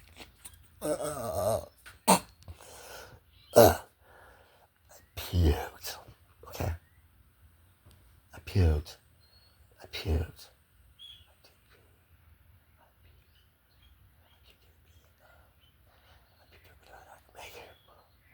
Okay. I puked accidentally. I thought, no, why accidentally? That's a good idea. I puked accidentally. And when I stopped doing that, I tried to make myself continue puking. I shoved my finger down my fucking throat. Okay. That's what true revulsion is, motherfuckers. If you've ever done it to a female, you've done it to someone who is so much stronger than you. You're lucky. She didn't fucking bite your fucking dick off that second. And turn you into a bitch for real. No dick. You dickless bitch is what you be called. And that's what you get for that specific act.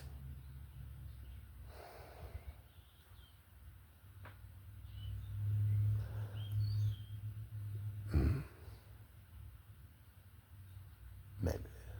I don't know why you're doing it. If you're doing it to somebody, you're bothering it. Yeah. I'm scared though. Unless you're bad. Unless you're bad. Unless you're bad. I just couldn't bear doing that to another man. Or a person who had a penis. Or what the fuck am I supposed to call myself? Am I ashamed to be a man? Is that what? Ashamed to be a man? Does that sound okay? Ashamed to be a man? Trained by all the other men to be a man in the first place? Does that make sense? You ever see a guy so conflicted by himself? And others that look just like him? Have you? You ever seen a that's so conflicted about females? And a female nurse ordered 4 other nurses, male ones, to hold me down in the bed by my shoulders and my knees. And so the female nurse, a really pretty blonde, that like totally horrified me of like all pretty girls forever. Sorry. So like, I got so many fucking sexual issues. She's not the only female that's doing shit like that to me. Another female did stuff to me. I was afraid to fend myself off of her. She was supposed to be just a cuddle buddy. I cuddle with females. I don't cuddle with males. I have sex with males. I don't have sex with females. Okay? I don't. I don't like it. I hate it. Almost like when I try to fuck me. Katrina. Sorry. Almost told her about I was called Vera Precious. She was precious to me. She was taken from me. I had to watch her on the other side of glass. You know how hard that is for someone like me. He used to contact the person he loves to get inside her head. Or feel the exchange. Skin to skin. Let's separate glass. I couldn't. I need her so bad. You don't understand. I'm surprised I'm not crying over that. That makes me feel bad. And then I get so cold. God damn it, Tim, you're fucking getting weak. Shit should just be so sad it makes you cry. It does, all the time. Why the fuck am I not crying over that? I start to present myself in a sad situation and I know it's sad. I just pour out, Just start talking about something that affects me emotionally. I can't help it. They pour out. I don't know how many times I've cried on fucking film. They pour out. I don't know how to explain it.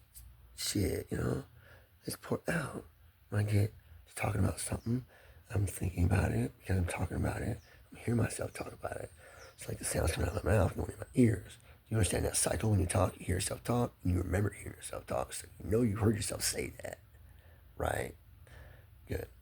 When you talk to yourself out loud, it's different than talking to yourself in your mind. When you think to yourself in your mind, quietly to yourself, you're only talking to yourself once. When you talk to yourself out loud, you're talking to yourself twice because you're thinking in your mind a bunch of times actually while you're speaking out loud. And it's going in your ear and you never hear it. So you heard yourself, tell yourself while you're thinking about talking to yourself. You understand you can get set up a loop in your mind. You understand what loops are? Loops are patterns. Any loop is a pattern. Pattern is an algorithm. An algorithm, I like to say, is an alphabet moving rhythm. But an algorithm is like a programming equation for a computer. But at the same time, there's different types of algorithms. Like, say, I got raped by force 4 separate times in my life, separated by years, perpetrated by different individuals. That's a pattern, an algorithm through time. Something like that in your life, that's a pattern in your life. You want to call that an algorithm for later, we need to have it. Okay? Because it's a pattern. And patterns are not cool in our reality when they get noticed like that. Patterns like that are spooky as fuck because they mean one thing only. It means that magic has, in fact, been birthed back into the world and I have been a success. But I wonder, maybe I didn't have to try anything because magic was in the world before I did that, right? Because it had to be cast upon me to do that, right? You would think that's the way it works, right? You would think it'd be like linear, like time stuff. Like you would think causality would come into play when it came to stuff like that. That right there is what protects us from all of the possible paradoxes that could ever happen by taking a person from the future and inserting them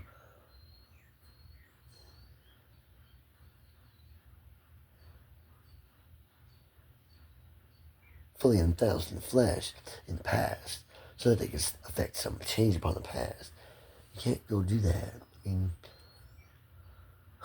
usually we'll be able to later and way down the road. By the time we get there, we will be way beyond being that gun anymore. Okay? There's a reason for that. Our stage of progression. We need to progress like that through some generations. That's why we don't need to all panic thinking like, oh my God, it's the end is coming. We gotta get off the planet right now. No, the end is not coming right this second. We have like a comet hitting the moon soon. You want to hear? Oh gosh. So I couldn't leave the pot plant at dude's mom's apartment. So I went like over to my dopehead buddy that lived down the hall from me. I knocked on his door. Dude's like, hey, you can't come in here. I was like, hey, can you hold this pot plant then? And he was like, no, man, you can't come in here. Cops are like out in the parking lot at your car.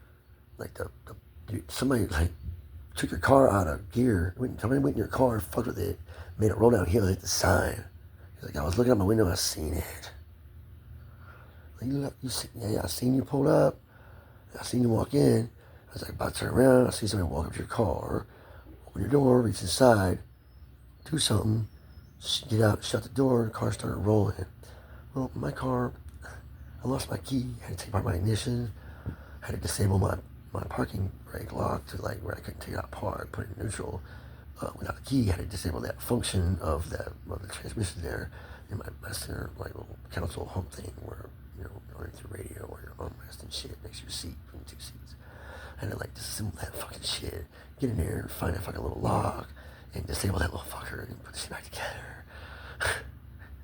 So like I could like use the fucking thing, like just take it out of the park without having a key and shit on it. So like some asshole, I guess knew me, didn't like me, wanted to get me in trouble, did that to my car.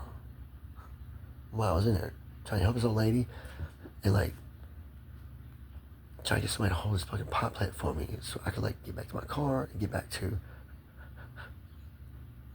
Vera in Aurora with this dope. And I said, hey baby, I'm gonna get this dope. It's gonna take everything we got, but this is dope. I'm gonna take it and flip it. And we're gonna like stay up for a couple weeks. We're gonna pray real good. We're gonna like connect if you want. She wanted. Okay. Thank you, Vera. My precious. I loved her. She was my hero, not my zero. We didn't really have sex that much. It was a rare thing. Like I said I don't have sex with girls. I did have sex with Vera on occasion. I do have. That's a sacred thing. It's a soul bonding exercise. It's only done like after I'm like really close to someone for a long time and know them very well, very deeply, and I actually feel real connected with them and want to be that connected. Like trying to investigate their mind without being able to get into it before I let them into my mind. Because there's no telling what they're going to insert in my fucking brain during moments like that. You understand my conflict and fear now? You can't be making me feel that good when you're putting evil shit in my fucking brain. No. You can't. That hurts me. It's bad. Don't do that. Don't ever try to do that. To me, please. If you're not being honest about that. It's bad for me. It's bad for my mind. It hurts it. It might not hurt other people. I'm just like sensitive in certain ways. Okay? I can't project. I can receive. I'm more sensitive than other people. Everybody projects. It's like naturally people either project love or they project hate. Just naturally. Like all the time, it's either one or the other. It's never like anywhere in between. It's always like one or the other. It's like every emotion you have somehow is connected somehow. It's like one of those two seemingly opposing concepts. Love and hate are not opposites though. Love and hate are not opposites. Love and hate are not opposites. Hate is like love with anger and like disgust. I love to be disgusted with you, you know, like, oh, I hate you, like that. It seems like what hate should be, like, defined as literally not the opposite of love. Love is caring. You know what the opposite of caring is? Apathy. Not caring. You see, apathy and hate are real similar. Apathy and love are exact opposites. So, like, love and hate cannot be opposites, okay? They're like similar in opposition, but like not direct opposites, you know? They're like inverted opposites. That makes sense. Love and hate, like inverted opposites. That's right. Love and hate are not opposite of each other. They're inverted opposites. Slightly different thing. It's opposing in similarity, but like still opposing, totally opposing concept. But if you think about those types of emotions, love and hate both, they're very strong emotions. You have a very strong reason for that. Somewhere deep fundamentally within you, it's within your concepts of your mind. Those concepts of your mind are your instincts, your motivations, your drives, and your interests in like what you hope to gain from like those around you, and like you want in your pocket, and what you got in your pocket you're worried about losing. You know what I'm saying? You got all those fucking factors weighing on every little thing you fucking do it, just about in some manner, shape, or form to some even tiny little or extremely large extent. So if you've got any of that shit out of balance, you're gonna be fucked up in the head, you're gonna be mean to people, not realize it, think you're being nice and shit sometimes, think you're just justified being like such an asshole all the fucking time. Like I am to me, I am to everyone else when I talk to them. It seems like I have to sound like that to get them to leave me the fuck alone so I can have time myself. Have a conversation with myself so I can explain things to myself so I can understand things better with myself. Because sometimes I need to tell myself that I know things, specific things that I need to remember, okay? I need to tell myself these things over and over again. This is tied in behavioral therapy in case you didn't know. I tell myself this shit over and over again. I tell myself this shit out loud. I tell myself the same shit when I'm looking at my face in the mirror, okay? That's more effective because you know you're telling yourself that, because not only did you hear you tell yourself that and remember that shit, you remember you telling yourself that, right? No. More than that, go one up with it. Do it in the mirror and you seen yourself tell yourself that and you remember seeing that shit too. That's in your mind 3 times. That's how you power 3 times 3 yourself better off of shit. Not your goddamn fucking fake ass fucking magic potions that don't do a goddamn fucking thing for a person's mental health. Hardcore street dogs are much better for a person's mental health than that shit. As long as you know how to power through yourself better in a fucking goddamn mirror. It's called self-hypnotism. It's a magic spell by technical definition. Science is magic by technical definition.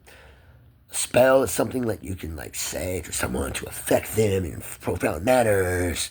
Okay, what about that explanation did you not understand? When you hypnotize someone, you say something to them, and that is potentially a way to get into their mind, to unlock it. You just affected them in a profound manner. If you hypnotize someone, you hypnotize them in a profound manner.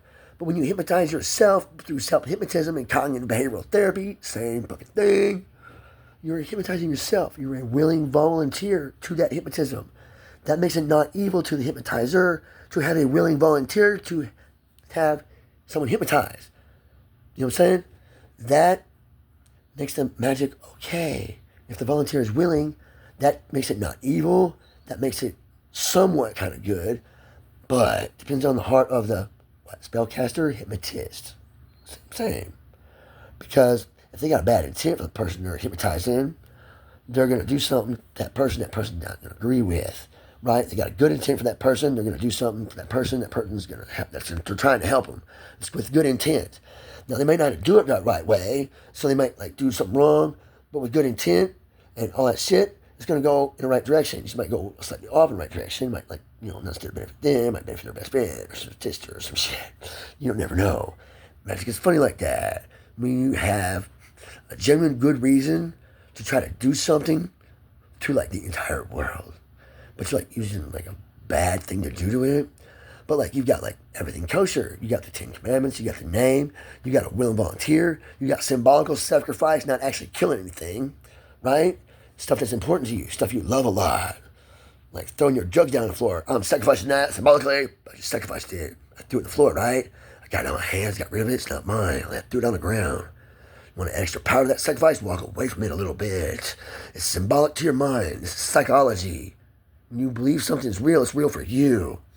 Your mind is so powerful, it broadcasts, did I mention this? Love and or hate alternatively all the fucking time. In reaction to what you're fucking thinking in your head. Doctors like to tell you only got 10% going on in your brain at a time. That's fucking bullshit. They only can measure 10% using photon measuring apparatus. You got more shit like that going on in your brain than just photons, motherfuckers. Yeah, only 10% is photonic in nature. The rest of that shit activity in your brain, the rest of that fucking activity in your brain is, there's like, what, 90% more activity in your brain? Okay, so you got what, 10% of your brain runs on like electronic principles of electromagnetism? The rest of it runs on other principles. But you're using 100% of your brain all of the motherfucking time. Don't you fucking ever forget that shit. Your brain is digesting your food as well as feeling the bottom of your feet, as well as running your sense of smell, your sense of hearing, your sense of sight. And we know that results in a bite. Yeah. More than that. It's also projecting alternatively love and hate and love and hate. Yeah. It's also, well, depending on what you're thinking about and how you feel about it. You know what I'm saying? And that really depends on what you're looking at. Because what you're looking at is mostly what you're thinking about. Which is why you're in such a connection with yourself and you're trying to tell yourself certain shit. Which makes it more profound. You know what I'm saying? You're looking at yourself, so you're in connection with yourself. You do not understand the magic of a magic spell? Casting your spell on yourself, talking to yourself constantly in a mirror, telling yourself how to do it. I'm instructing myself, casting a spell on myself, so that I can gain magical understanding. Now I'm recording the spell for posterity, for myself, because I really want to show it to someone, because I want my magical understanding that I've gained for myself to help them in their gain of growth positively for their benefit. And that's it.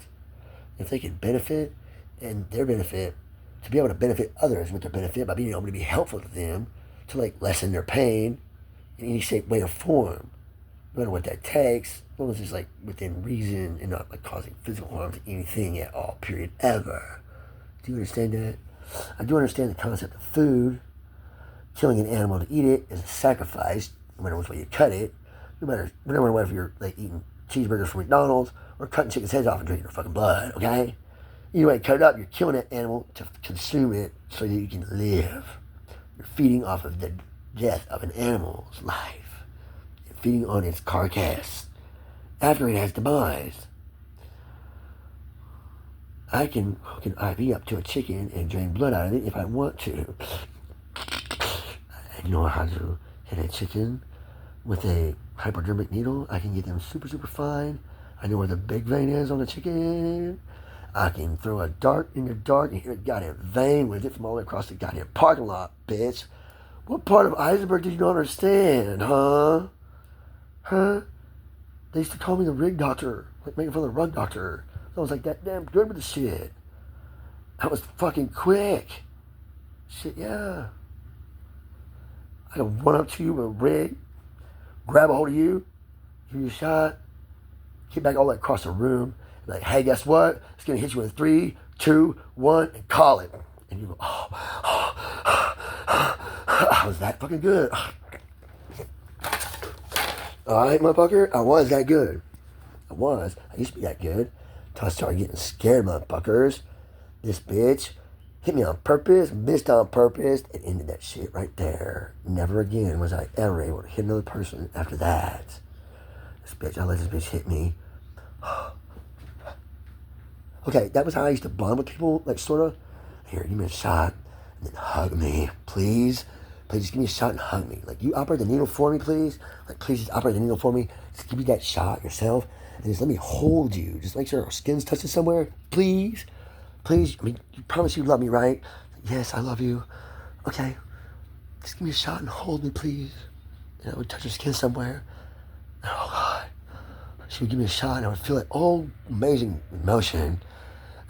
She penetrated me with a needle. Makes a magic word. Wink, wink. She penetrated me. She penetrated me with mine. And like, I promise you love me, right? I always test my, cuddle buddies and shit out before like I do that with them. I wouldn't just do that with any girl. Okay? I wouldn't. I had like my eye on like 4. And I was like, and all these guys around me. I was like, I'm bored, I'm lonely. I never have a chance with any of those 4. Okay? So like I go to a gay bar, sit there and be like, I'm pretty like one of those 4. Look at me, I'm pretty like one of those 4. Hey. You wanna see a trick with a lollipop? Do you have any dum-dums? Oh, let me think. Oh, I got a better one. How about one of them, what's it called? Blow pops, yeah. Yeah, those lay around. I got bar trick for everybody.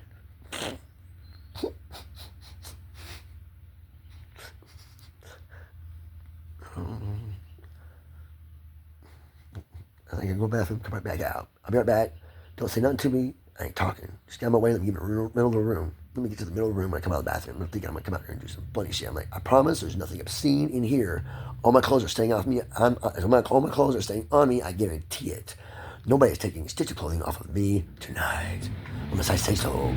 Unless we're somewhere else. But, say, you better not even fucking touch me without my permission. That is rape, motherfucker. They're like, oh God, this guy's gonna come here and do some sexy shit. I went to the bathroom out there and did my little fucking trick I'd learned. I fucking taught myself in prison. Hey, I probably do this. I was sucking on a little blow pop, thinking to myself about that activity. And like that idea popped in my mind. I was like, I could do that. Like really trick some people out. Like I know some dudes who was like, oh, dude, will you come home with me? Like right then, they'd be like, oh, dude, would you come home with me? And I knew they were fucking straight. Like, hey, just turn you on. I learned to talk with my eat like that, but just turn you on.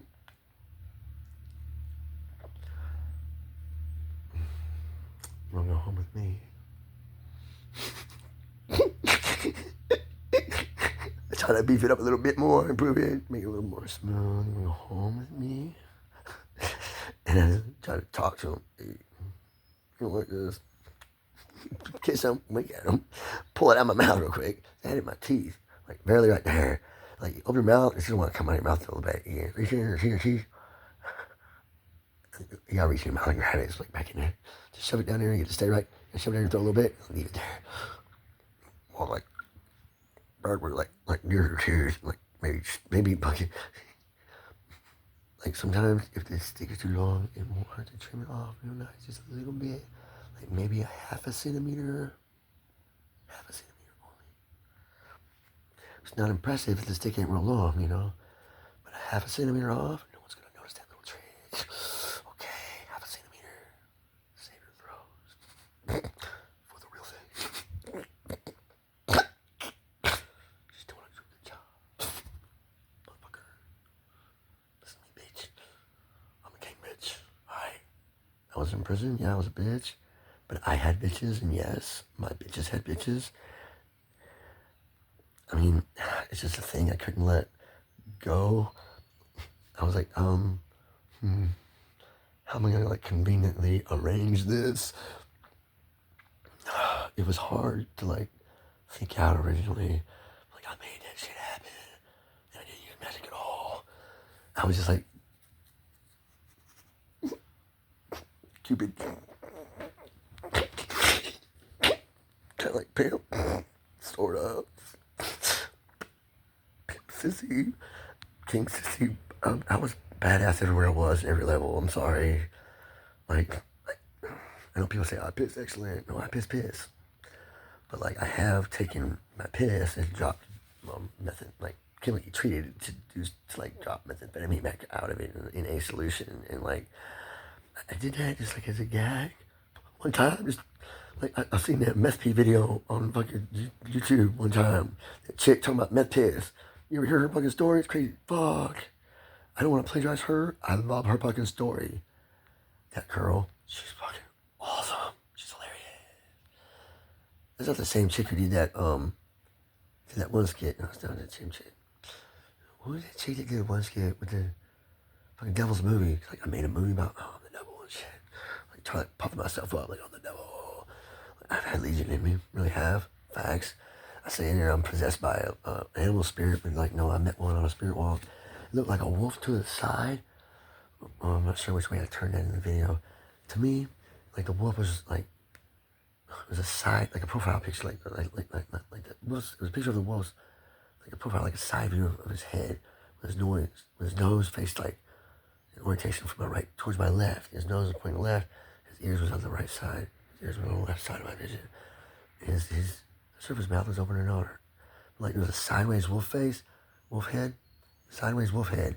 But like that was just like a brief flash, okay? Like a brief flash of a sideways wolf head, and like immediately thereafter, like maybe like right before that brief flash, there was like a bear there.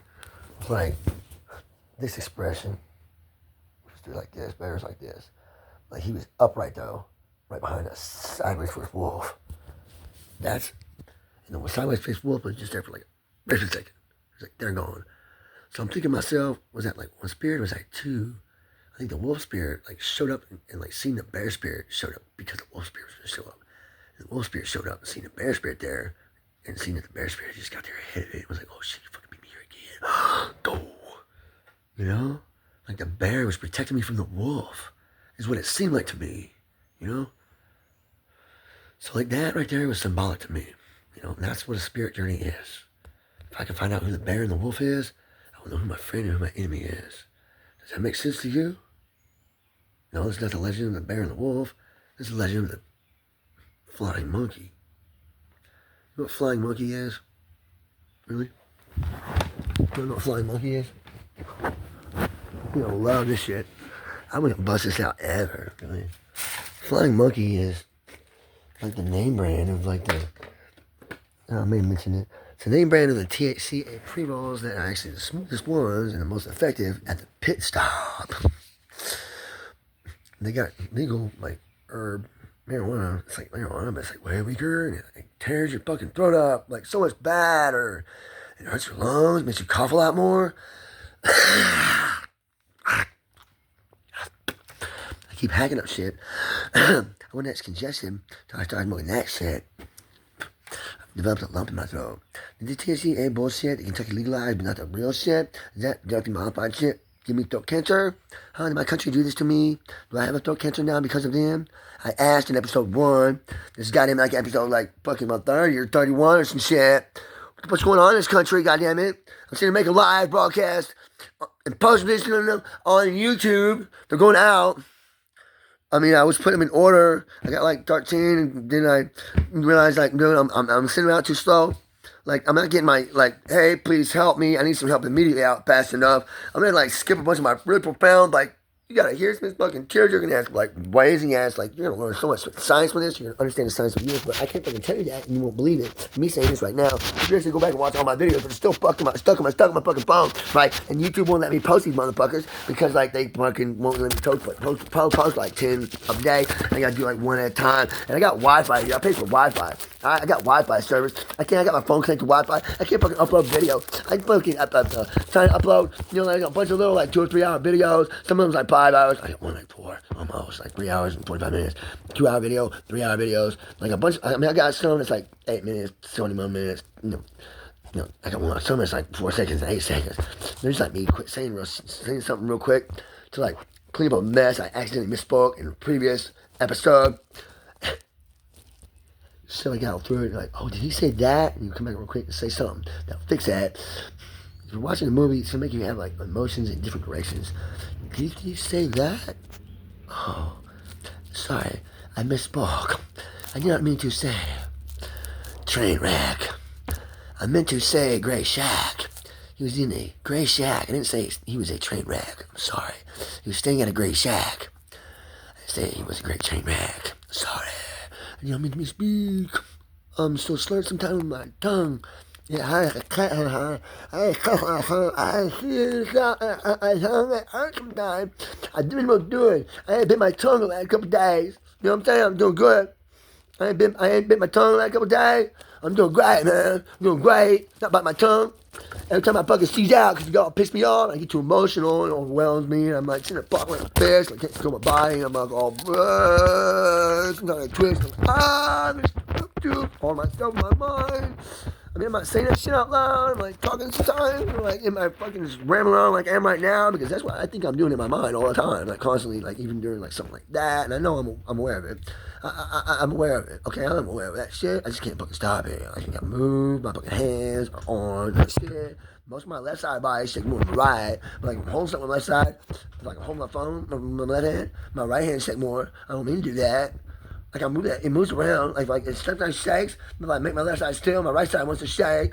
Okay, you think if it was like something like circulator or something like with one hand to the other, like some shit like that explanation. Like you think it would like only be confined to that side, only that time. Like if I thought that side wants to do it on the other side, fucking that shit, man. It's not fucking balanced. It goes against everything you got in the fucking psychological books. That's fucking bullshit. That's fucking bullshit. You said, no, you did. No, scientists said, verified it. They verified it. They said this side of one of these things here is all abstract, dog. You can't do science, math, none of shit with that. That's all abstract, right? The other side, that's for science, math, the stuff you need. The other stuff's like art. It's all art over there. You only need that for art. Okay, Mr. You don't need that for art. My car accident I was in when I was 14, it was on one side of my head. The side of my head has got my, like, thing that controls your, like, I had difficulty swallowing after that. I had to talk to a speech therapist. I was seeing a neuro doctor for, like, 4 years afterwards, like, I would go there, like, once a month. And he would, like, monitor, like, he would, like, ask me a bunch of questions about different stuff. It was, like, relative to, like, different things, I don't want to go through the questions that I went through with my doctor. I don't want to go through that. I've had bad experiences with doctors, but that doctor was not a bad experience. I don't want to tell on him. I've had other bad experiences with doctors. I had a child doctor tell my dad that, like, I have to touch his penis for some reason, his balls or something, like below his underwear, to like make sure that he's okay and not like sick. See, motherfucker, I know what you do. I check myself. I know what you do. I check myself. You don't have to touch me. Get the fuck away from me. I know what you do. When you touch me down there, I've checked myself down there. You don't have to touch me at all, motherfucker. 9 years old. To the doctor. Dr. Austin at the Murray. It was the medical arts building at the time. He wasn't on the bottom floor. He had to go upstairs. He was on the bottom floor. He had to go upstairs and think to see his office. One up to their floors. That's where Dad used to take me all the time. This motherfucker. I hope it's loud to hear this shit. Austin, Dr. Clegg Austin. But I think he was the one had to give me a physical on my way to before I could go into 5th grade at North Cali County Elementary School. He had this fucking perfect ass doctor do the ball of the car, 10-year-old boy going into 5th grade. Okay, and on his way down to check my balls, like his hand just slipped my balls all the way down my fucking penis. And it, look, man, I had my birth part when I was 9 years old. Okay. This old fucker stroked my dick when I was 10. So he got a daddy fetish, somehow. Didn't manifest itself until way later. I'm hooking up with Bill. He's like 69 years old. I think he's like 50. He pops out the woodwork one day. Hey, here's my ID. Here's how old I am. I'm about to die in a couple of years. I got a lot of money. You want me to leave it to you? Oh, you fucking evil fuck. No, that's for your kids. Don't make me that guy. Oh, you bastard. Get the fuck away from me. You notice I live with a wife and children, right? You did notice that correctly, sir? I do have standards and morals, but shit like that. Family first, fucker. Don't ever talk to me again. I've been with that guy for like 2 years. Or like a year. It was like over a year. It wasn't quite 2 years.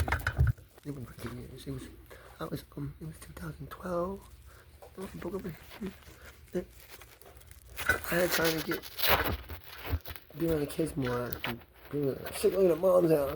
Bring the kids back over here and see them over there. Like, I don't know why you were here to go over there in the first place. Just because I'm like, I want to go with you.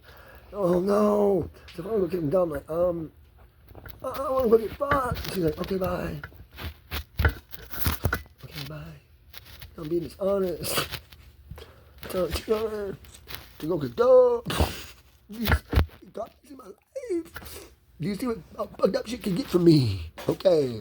Are we almost there? No, wear new clothes. Isn't that fucking shit? You know this guy said? This back motherfucker, I got the craziest fucking life story you ever heard in your life, and y'all ignoring this fucking weird ass fucking crazy ass shit. How can this shit be true? Oh, it's all true. Sorry.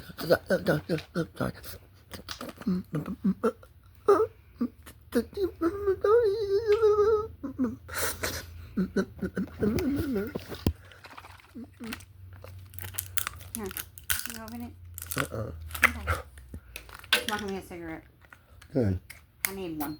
Yeah, you need one. You need one too? I need one too, yeah. You like one? Mm.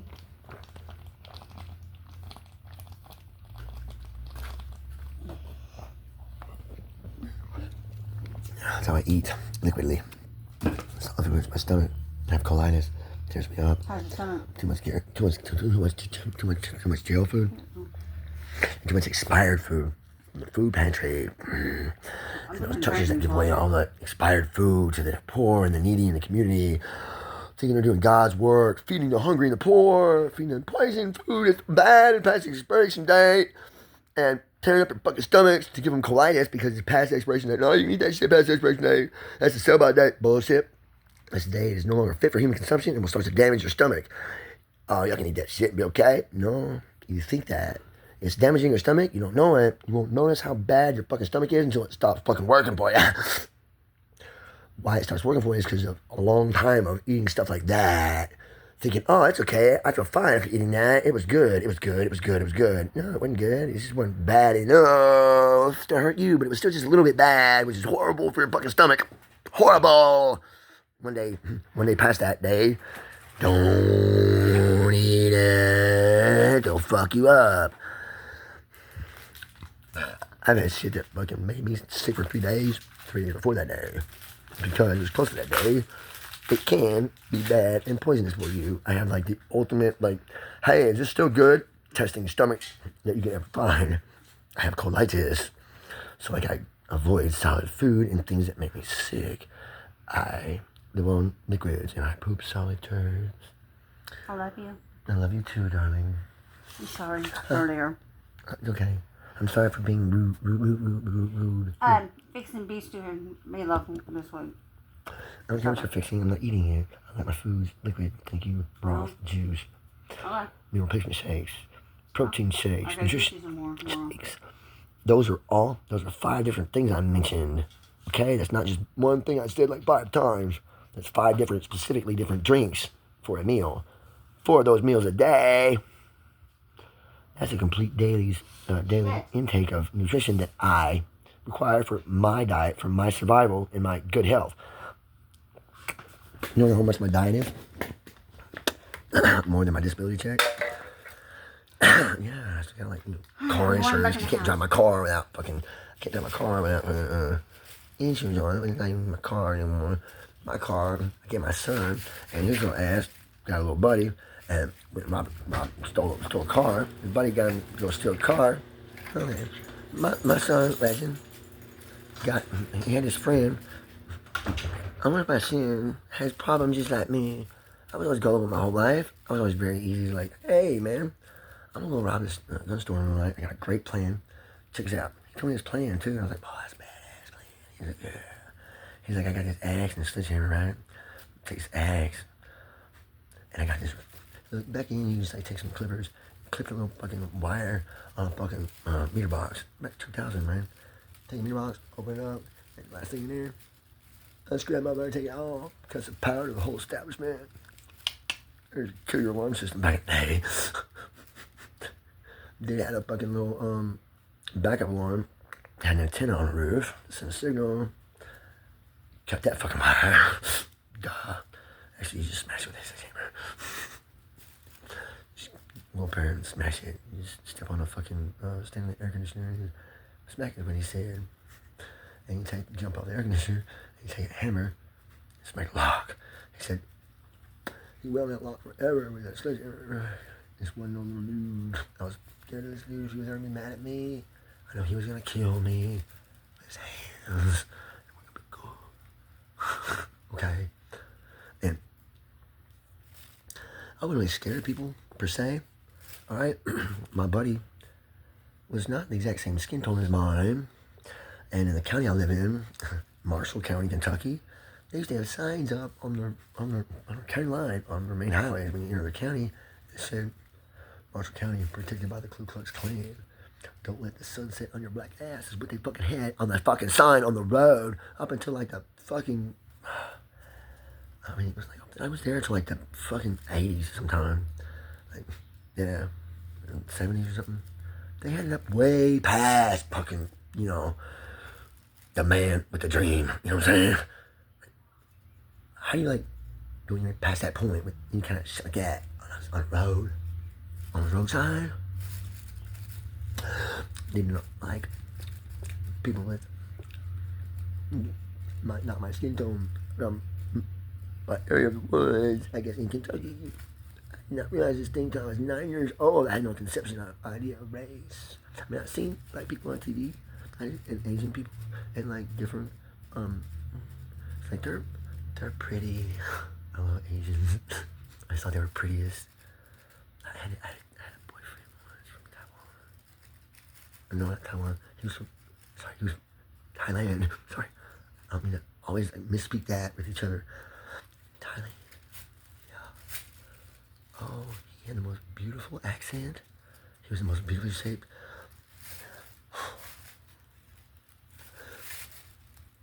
Like, I wanted him so bad. I was like scared to like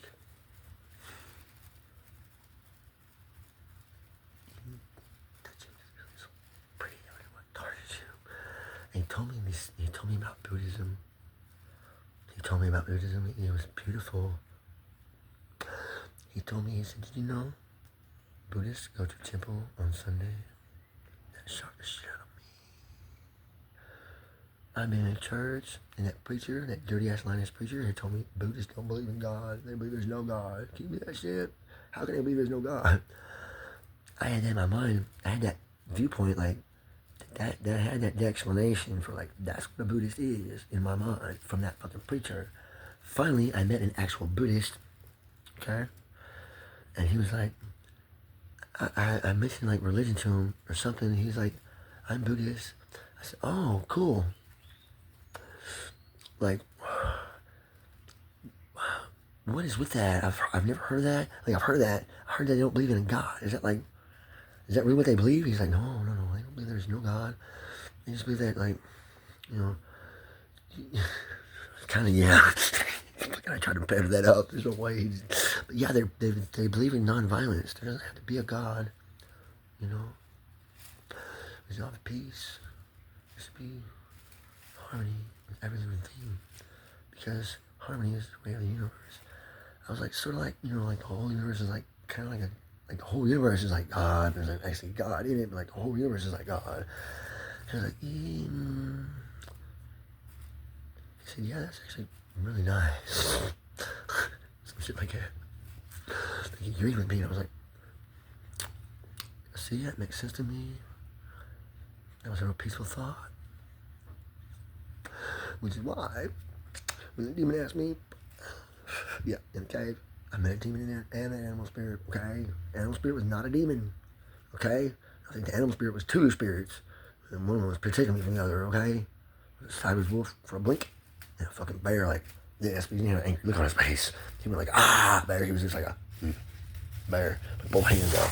He had both fucking hands up like this, man. He was standing like this, both hands up like this. One like he was punching, like ready to punch. He had both hands up, you know, like this. But that may be how a bear punches. Start from back here and go, I don't know. Seems like a kangaroo would punch that way. You see on a cartoon, boxing kangaroo. Now they punch, they keep your arms in like this, they're ready to, where's me? You know what I'm saying? Get back! Rock'em sock'em robot. Ooh. Rock'em sock'em robot down under. Change little robots to be like little fucking kangaroos. Rock'em sock'em robot down under. Kangaroo boxing. Oh Oh man, somebody figure a way to modify that so they're drunken boxing, but don't. There you go. Challenging upgrade for you people who think you like to be good at engineering.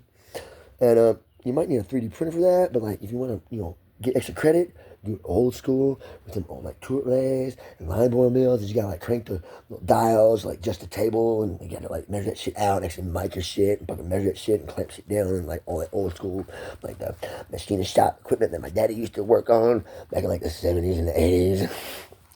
That type of equipment. But I think you're composed with that. I think you want to go extra credit and like say, I built this from scratch using old school technology too.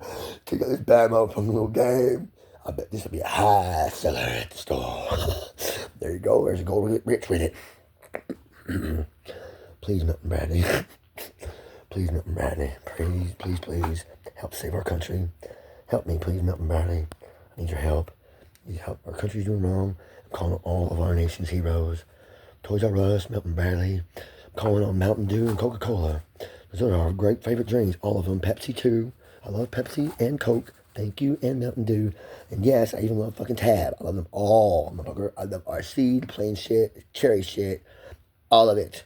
I mean, Sunkiss. I'm talking Verner's my favorite ginger ale. I'm saying that you got the best one. The best one. Don't get me wrong, Canada Dry up there too. But like, gonna be Verner's ginger ale. It's kind of like your Mountain Dew. It's kind of like your root beer. You got different kinds of root beer. And really, when it comes to root beer, really there's only two categories of root beer. There's either bars or they're not. And I think they're just as good as each other. I don't know if they're any different or not. I taste the difference. I don't know if anybody else can like really differentiate the flavor. You have to have a what is the word to describe? You have to have a more delicate palate than most other individuals. You know what I'm saying? You have to be more sensitive to certain effects and certain considerations within your mind. So you can notice certain things, like how deep and vivid the intense flavor can be. Little variations and different things I can change. Describe that shit, precise, technical shit, smart dude. I love you. Was that like this shit or not?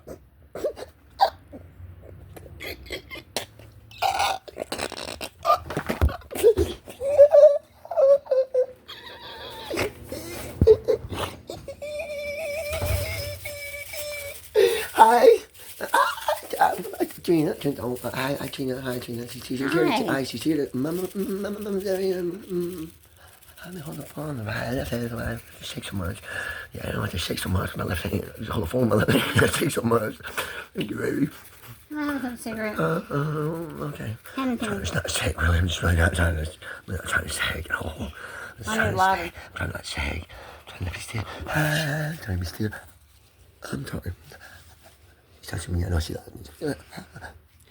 She wants to.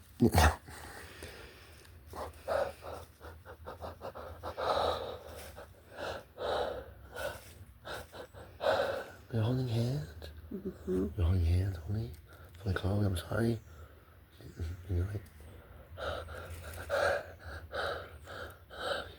I like you too. Give me a cigarette. I know, I can feel it. What's louder?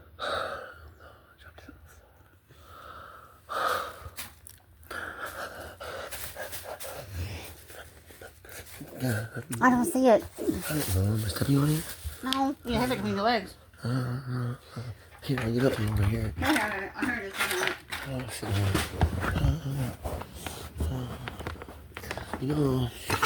I could have kept myself anytime I wanted the whole time I was on video. I do have a big bottle right here. Oh shit, I tripped. Oops.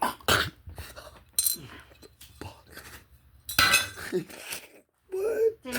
Oops. That's glass. This dude like loves cuts out. Like I cut myself 785 times in one day. One time I was in prison. Okay, these bitches wouldn't let me sleep when I was in prison. I was on Seroquel and Trazodone and Kentucky State Reformatory and CPTU. Yeah, they're supposed to like.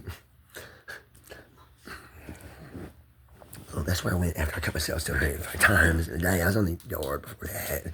I was in dorm 4, and like I said, I was taking psych meds and a pill call in the evening. By the way, you gotta stand in the line there. Take your pills in the evening. I'm like fucking shit. You gotta stand like 45 minutes. Stand on your feet in line. Up there, kill me. I got neuropathy. Ain't nothing wrong with you.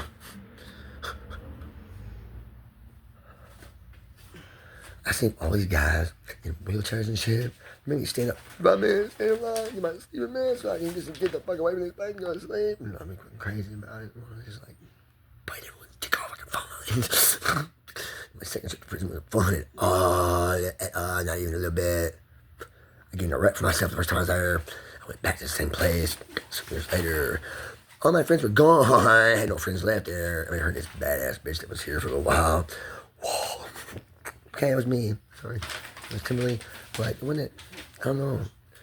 Like, there was some badass bitches that was in there. Like, there was this one chick. She had fame and notoriety. But everybody knew her.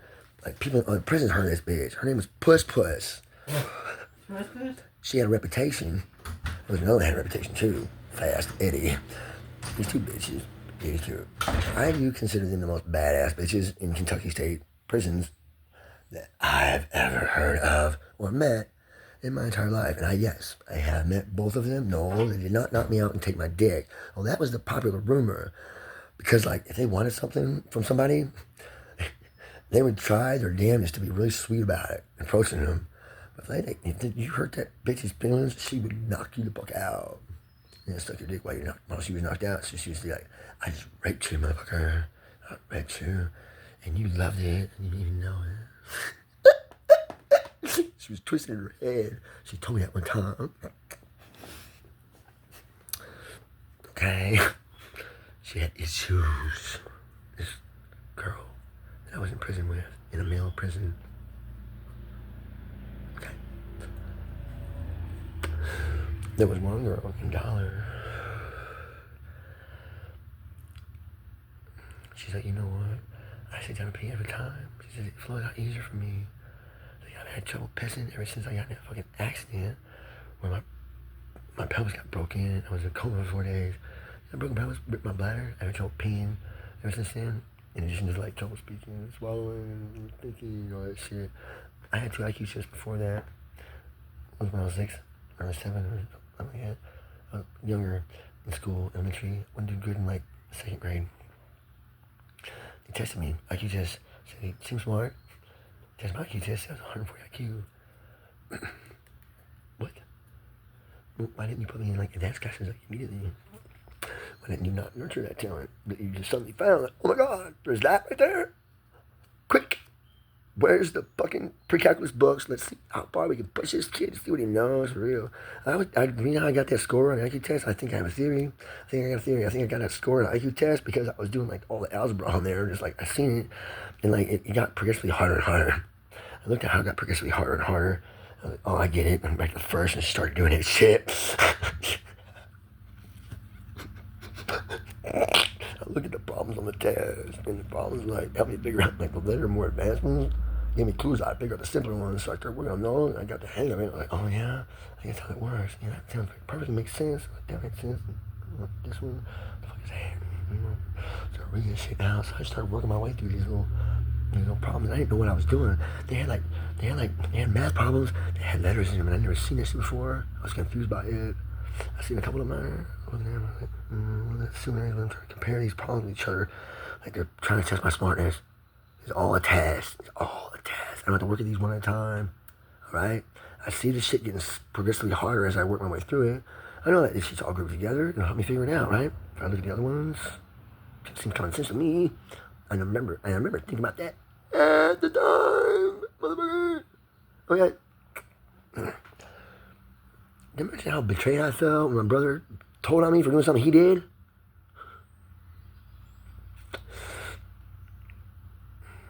You know, I was taken from my parents when I was 13 months old. I was given to the Catholic Church. I remember being taken from my family. I don't remember much else about it. All I know is I didn't know my house. I was 13 months old. I had no conception of the house, or the police, anything like that. I didn't know what was going on. All I knew is I had my family and I loved it. My parents used to baby me with my brothers. My brothers are the most beautiful people I've ever seen. Okay? I remember my birth. What I'm talking about? You can? I do. I can't remember your birth. Bullshit. I remember before my birth. I remember the first thing I ever remember. I remember thinking, I love this place. So safe in here. I feel it touch me everywhere. I can feel anything at all. It's touching me everywhere. There's just me and this stuff that's touching me everywhere. That's all that exists. That's all that fucking exists. Just me and this universe around me that's touching me everywhere. Or some kind of similar concept like that. Like me and this thing around me. I don't know what it is, but I know I'm inside of it. It's like I had to come from it somehow. Because like, I can come from outside of it. I've been here a long time. And I know there's something around me. I can feel it touching me. So like, I know I'm part of this thing that's touching me. And that brought me safety. You know what the next thing I remembered was? You know what my next memory after that is? I started noticing patterns. I noticed a fucking I noticed a heartbeat. I know it was a heartbeat. I noticed it a pattern. I noticed a pattern. Then suddenly I noticed another pattern. Okay? I noticed her heartbeat. Then I noticed her lungs. I know I noticed that. All I noticed is I know a pattern. I know 2 patterns. Well, what kind of baby is like, I'm blind. Everything's touching me. It's just me and all it. What is that? Patterns. You know, a baby can feel the pulse of his mother's body around him. It makes him feel safe. That regularity of pulse. You know what happens when my mom got like freaked the fuck out? I got scared as shit. My fucking world went, I was scared as fuck, okay? Scared as fuck. Like, it happened. Like, those patterns that I was aware of, that was over there, that like wouldn't talk to me at all. Okay? I was trying my best to communicate with those patterns, find out what they were, okay? I was struggling to figure out that shit with them patterns. Alright? There was patterns in me. I could feel it. I could feel it with the world around me. I could feel it all through me. Like, I was part of that pattern. I could feel that pattern. I knew it originated over there. I was wondering why it was so far away over there. Okay? It boggled my mind at the time. I just knew it was far away. I had no direction. I couldn't see it. I didn't have eyes, I don't think. I don't know. I wouldn't wear shit like that. You don't think about stuff like that at that point in time in your life. All you're aware of is me, and what around me. And then, hey, there's some patterns. What's pattern? What the heck is that? What around me's alive. I can feel it. It's doing something. You can feel your mom around you all the time. You know what? One of those times, that world around you is going to go nuts, freak you out, okay? You know what's going to happen, shock you after that if you're a baby inside of a mom. You know what happened to me, it shocked me after that when I was a baby inside my mom, huh? You know what happened? Something contacted me in my mind and said, I love you, are you okay? I love you, are you okay? I love you, are you okay? I love you, are you okay? That's all I said over and over again. And when I shut up for a little while, and then it stopped, I didn't hear nothing else. Okay? I didn't hear it. I can only express this right now, my common vernacular that I use for our English language. Okay? I say these words and words I use right now because I'm just trying to explain these concepts and memories that's in my mind from way the bug back then. You understand me?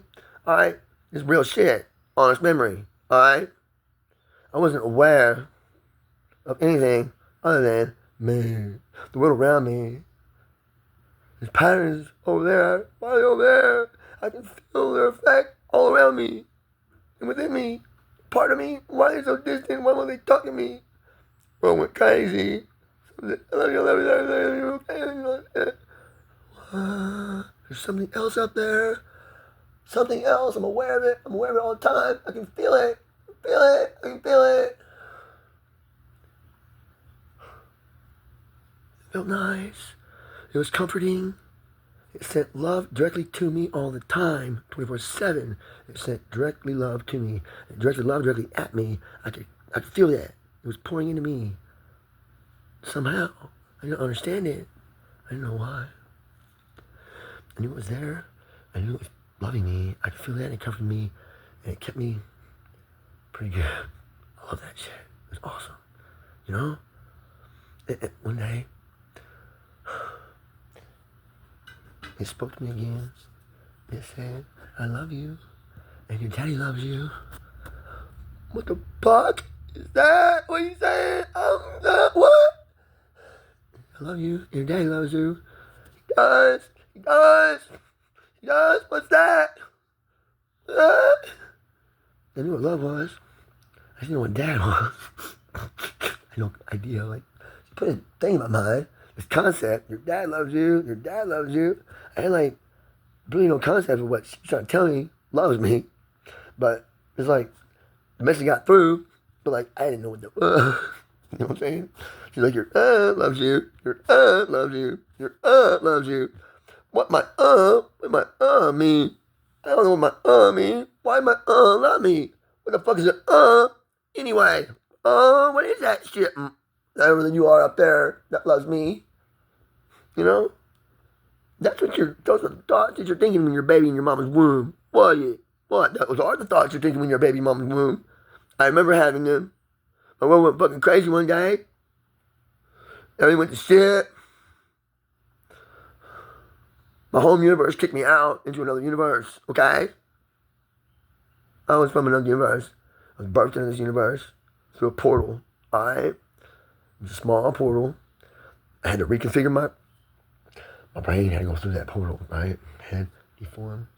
You know, that shit didn't hurt the first time my head went through it. Not at all, not even a little bit. I think there's like a sedative, like naturally somewhere in a baby's mind that like protects it from the pain of like having its head, which is like around, squishing to like a two-year cone shape with the brain inside. To go through this hole that's supposed to be like really small, but like swells up to like 8 or 10 centimeters, so that the head can pass through, and it swells back out afterwards.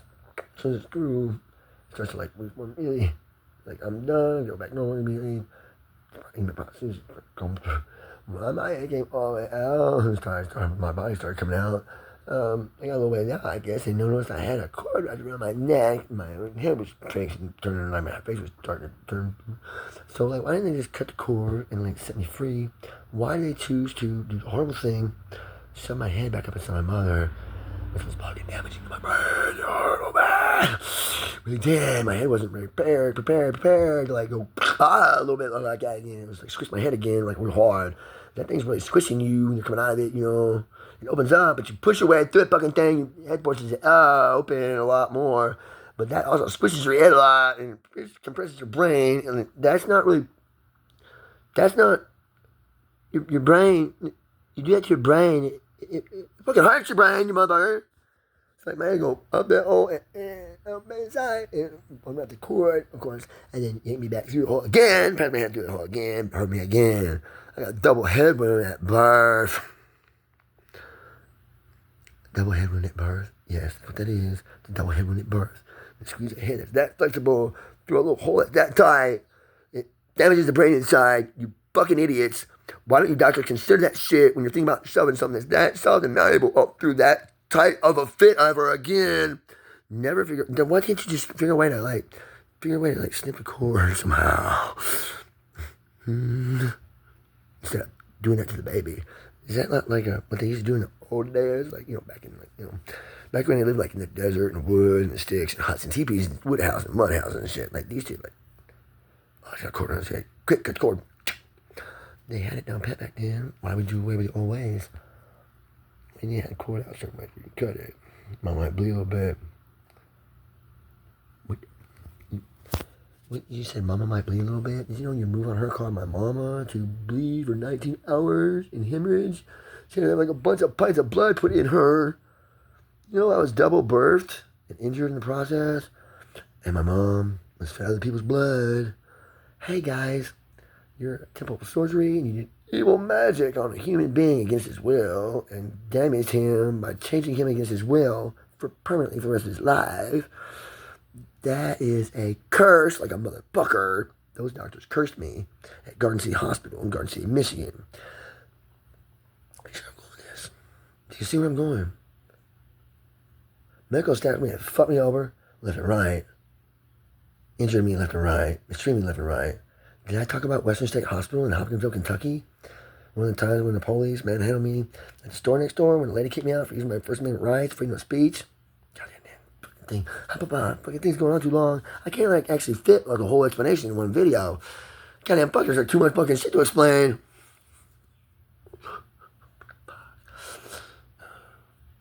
Here we go. Okay. Yeah. Where go? In the bottom. Man, fucking joint. I'm just smoking joint ever. I smoke away. That fucking joint, I dropped that motherfucker. I think you answer me, motherfucker. Fucking bitches.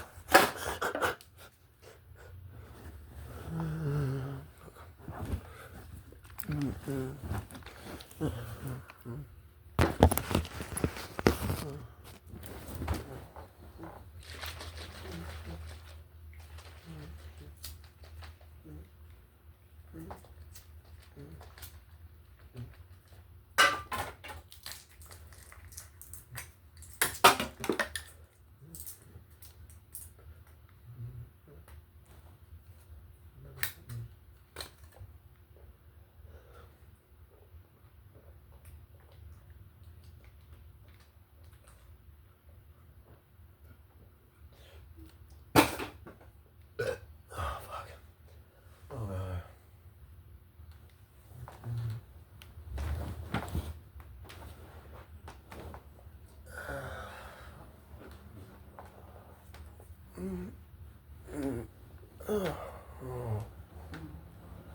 Oh, that's a good stretch. Shit, no, leg. Yeah, be still. Be still, leg, please. Be still. Peace, be still. Yep, that really worked. What the fuck? Shit. Oh, you didn't. Oh, no, that. I like peace, but no, I didn't. I was like, peace, be still in my leg. And I was like, it was funny, and I relaxed. My leg actually went still. Hold on, you do that on camera on the stage or something. Like, peace, be still, and stop it. That'd be fucking shit. That'd be fucking awesome. I calm the stage with my peace, be still. Oh, dude. Like, that would be like, oh. Yeah, see, he had powers like that. Like, I couldn't pull that off. You know, I could make you think I could. I mean, I could probably, you know, I could probably convince you that I probably had the ability with what I don't know. Like, I could probably, I don't know if I can figure out a way to do that, really. Not without figuring out a way to change, like, there's some things. I mean, I got some theories. But,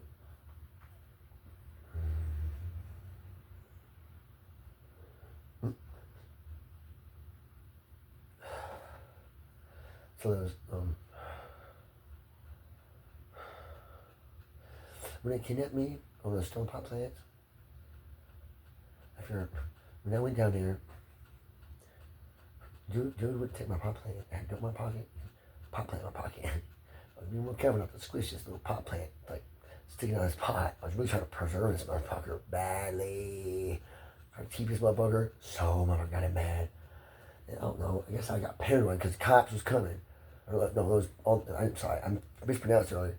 Dude said cops coming. All the fucking men is down there. Their signs against the pole, and their cops are coming. You gotta go down there. Get the fuck out of here. They're coming to get you. You gotta go. Get out of here. You can't be in here. You're coming here. Bust me for my shit. All right, cool, man. Take this pot plant. Hold on to it for me. I'll go away and leave it alone. I'm going down there and do my car. No, go away, man. Go away. Fuck you, dude. Bye. Don't help this motherfucker again. I don't want to talk to that dude again. I ran it, dude. He's quite a good bud. Not a good bud at all. You need too much of a rush. Alright, bud? It's too much of a fucking rush to get rid of me. Alright, bud? It's too much. It's too much, man. I love you, dog, but you're just too scared. You're too scared. I was trying to give you a loud plant, man. I wanted to cave. I want to save that motherfucking tree, dog. I was on a mission for the plant to save the world. One motherfucking tree at a time. That was the baddest tree I ever found in my life. Alright? You wouldn't say that fucking tree. It was my favorite fucking tree, dude. I lost that tree, you know. I lost that tree. You shut that door in my face, bro. You shut that door in my face. You are alright, bud? You know what I'm saying? I'm gonna call you Bud. It's code naming this thing. I'm using too much of a rush. You get it, man? Too much of a rush. You rush me off. There's a beautiful tree out here. Take this beautiful tree. I'll go and leave it alone. You're my car. No, you gotta go. Bye, motherfucker. Bye. Don't talk to me no more. You're not a good buddy. You're not a good buddy, bud. Call you double your fucking fake name here. So, look at that, bro. Seriously, piece of shit, man. You stole my fucking. I ran into you later. He did me wrong again. He fucking I had my brother gave me a solar charger for like to charge your cell phone with. Mother bad, it's like this big, a solar panel on it. That's a fucking. He says that's a juice box for your phone right there. I said, you ever a juice box? Like, no device you charge your phone in. He's like, it's your total pad. You don't have to plug it in ever. Stick your fucking back of your window, leave it in there. If you ever need it, it's ready. I'm telling you, fucking you have a badass, kiss dude. button. Yeah. He's like, keep my memory all the I'm time. fixing to take It's my like, bedtime so medicine. remember when magnified the sun get hot right there? It's just the same kind of, does it get the same amount of juice the same way? I was thinking about the rear mirror, the rear window, you know, see my rear window, it's from the sun. I was wondering, hey, if I like use a magnifying glass and like Love focus you. the sun more on, love you too, bye. Focus my sun more Good on, night. yeah, good night, bye. Love you, bye.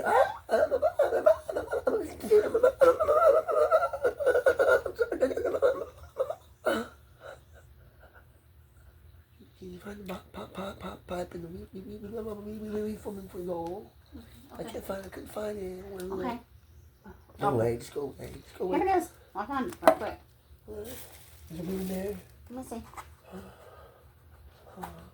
No. Oh, here? No. Go away. Just go away. Go away. The ball is right there. Just please go that way. Please. I want to talk to that, not you. Please, you're distracting me. I was in the middle of something. I'm Please. sorry. Okay. Good night. Good night. Keep it I down. love you too. Bye. Being good, heading up over this dude's house, man. My soul trying to run out of shots, dude. Like some shit went weird and like, you know, stealing shit from me. Fucking jerk. I ain't saying it every night, man. I ain't gonna say it. I ain't gonna say it once, man. I'm not saying it.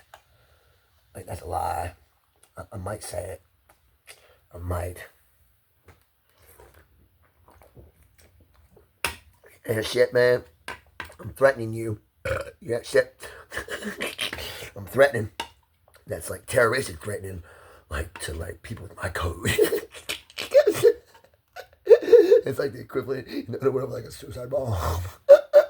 Better make you out, man. Better make you out. You piss me off so bad. You better be glad I got some code, man. You better be glad I got some code. All right, bud. I respect you. You know you're a dirty motherfucker. Get me? If you ever see this shit, you're gonna know who you are. You're gonna be so fucking ashamed of yourself. You're gonna laugh your fucking ass off how ashamed you fucking are. Okay? You know how amount of shame that's gonna be? Okay? Can you calculate that kind of shame? When you factor in all your instincts and all that shit that I mentioned like a couple paragraphs earlier, maybe. Oh shit, let me, what time is it? Oh shit. Like an hour earlier. It's like 4:30 on the clock, man. I've been there 4.5 hours. Just railing about shit. Solid shit. Solid facts, man. Alright. So I went down there and do my car. Alright. I get down there and find out what's going on. My car crashed in this pole. You drove your car to the pole. Call the cops on you. You're in trouble. Haha, we hate you here. We kicked you out. You're not supposed to be back here. What are you doing here? Checking on a lady across the hall. That you kicked her son out so she can't get her trash out of her apartment no more. Checking on her. Took her trash out for her. I wasn't trying to. I did take her trash out for her, I think. Or, oh man. You know, I think I was, you know, I don't know.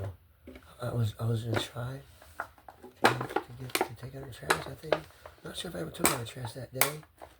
I don't know if I ever took out her trash that day. I don't want to talk to her. I don't want to talk to her for a while. I'm going to talk to her, to my friend Chico's mom. And like, I'm going to talk to her for a little while. She hadn't seen her son. He was too scared to show up. I don't know if I took her trash out or not. I didn't think I did. I used to do that for her sometimes. I'm not sure if I did that day. There was another lady that lived down a little ways from her. Like, that chick, I kind of wanted to cuddle with her. But, like, she was, like, really weird about shit. She was cool. Like, she was cool to talk to. She had, like, this really neat little puppy. And, like, I used to go, like, walk her dog for her because she didn't want to, like, go walk her dog all the time. She didn't walk her, like, all the way. They had a rule that you couldn't let the dog poop nowhere near the building. And, you take it, like, over there. And, like, if you did, She let people get a beer and you gotta pick up poop. Of course, I understand it. You want dog poop on the lawn. But the problem complex. Yeah, poop dog poop on the lawn. Like dogs out there. Yeah, dog poop on the lawn. Everybody's stepping dogs all the time. I understand that problem. It's called apartment complex. I understand they want people poop, let your dog poop on the lawn. Make it go like, off over there. They don't keep it pretty long. But like keep it really pretty long, like all over the place. You don't walk your dog pretty far. You off the pretty lawn. Fucking assholes. like pick up a dog shit. I just want to let my dog outside. I'm going to take a shit, let him run back to the house. My dog loves me. He don't want to be outside, away from me more than anything. It's like I had a dog, Jury. If I lived in an apartment complex like that, she had to go to the bathroom. I would train her, like, I would have her, like, I would let her out the kitchen window because the kitchen window was like waist high off the floor. She could definitely jump that high. This dog could jump over a fucking 6 foot tall dog kennel. She could jump up that high and get her fucking, grab that fucking top, just barely use her back feet to like climb up that fucking fence. She'd get her fucking top so and she'd climb up the fence and get herself over that motherfucker. Jury was a escape artist. Alright, there's a story about Jury. Jury was a pit bull. She was a petite pit. I got her from this family who was trying to breed like a miniature line of pits. And as they were getting them smaller, I'm not going to tell you who that is. They live in the woods. Okay. So I'm just going to call it the Woods family. Alright. It's a code name. They live in the woods. It's very vague. You know what I'm talking about. Okay. Keep your shit in mind. If this shit ever goes public, always people come out to woodwork and be like, yeah, I'm that guy. I'm like, I'm that guy. I'm like, yeah, I'm that chick. The family of the pit bull breeders. Yeah. These are real people. This is all real shit. Look, that bitch got away one day. My dude was in jail, right? He had a cell phone in there. She had his minute card, her cell phone. Like, I was supposed to take her to Walmart to get the minute card. So she put minutes on his cell phone that he stuck in that fucking jail so he can handle his business, okay? And yeah, my best friend, like my brother, same guy, Woody. Like my brother, alright? We call him Woody, because like he's from the woods too in Kentucky. I just named him Woody through the whole thing just because, well, I didn't name somebody Woods. I was trying to think of another thing, and I was like, he's also from the woods. I was calling him Woods and him Woody. And it seems like they go together. It seems like those two names would make a pair for at least a little while. It just seems that way. It just seems the wood and the woodies in the woods and, oh God, Woods. People I call Woods and the guy I call Woody. It seems like that chick and that dude got common regional ancestry, you know what I'm saying? A lot in common with each other. They're both a couple of cheap bitches, though. They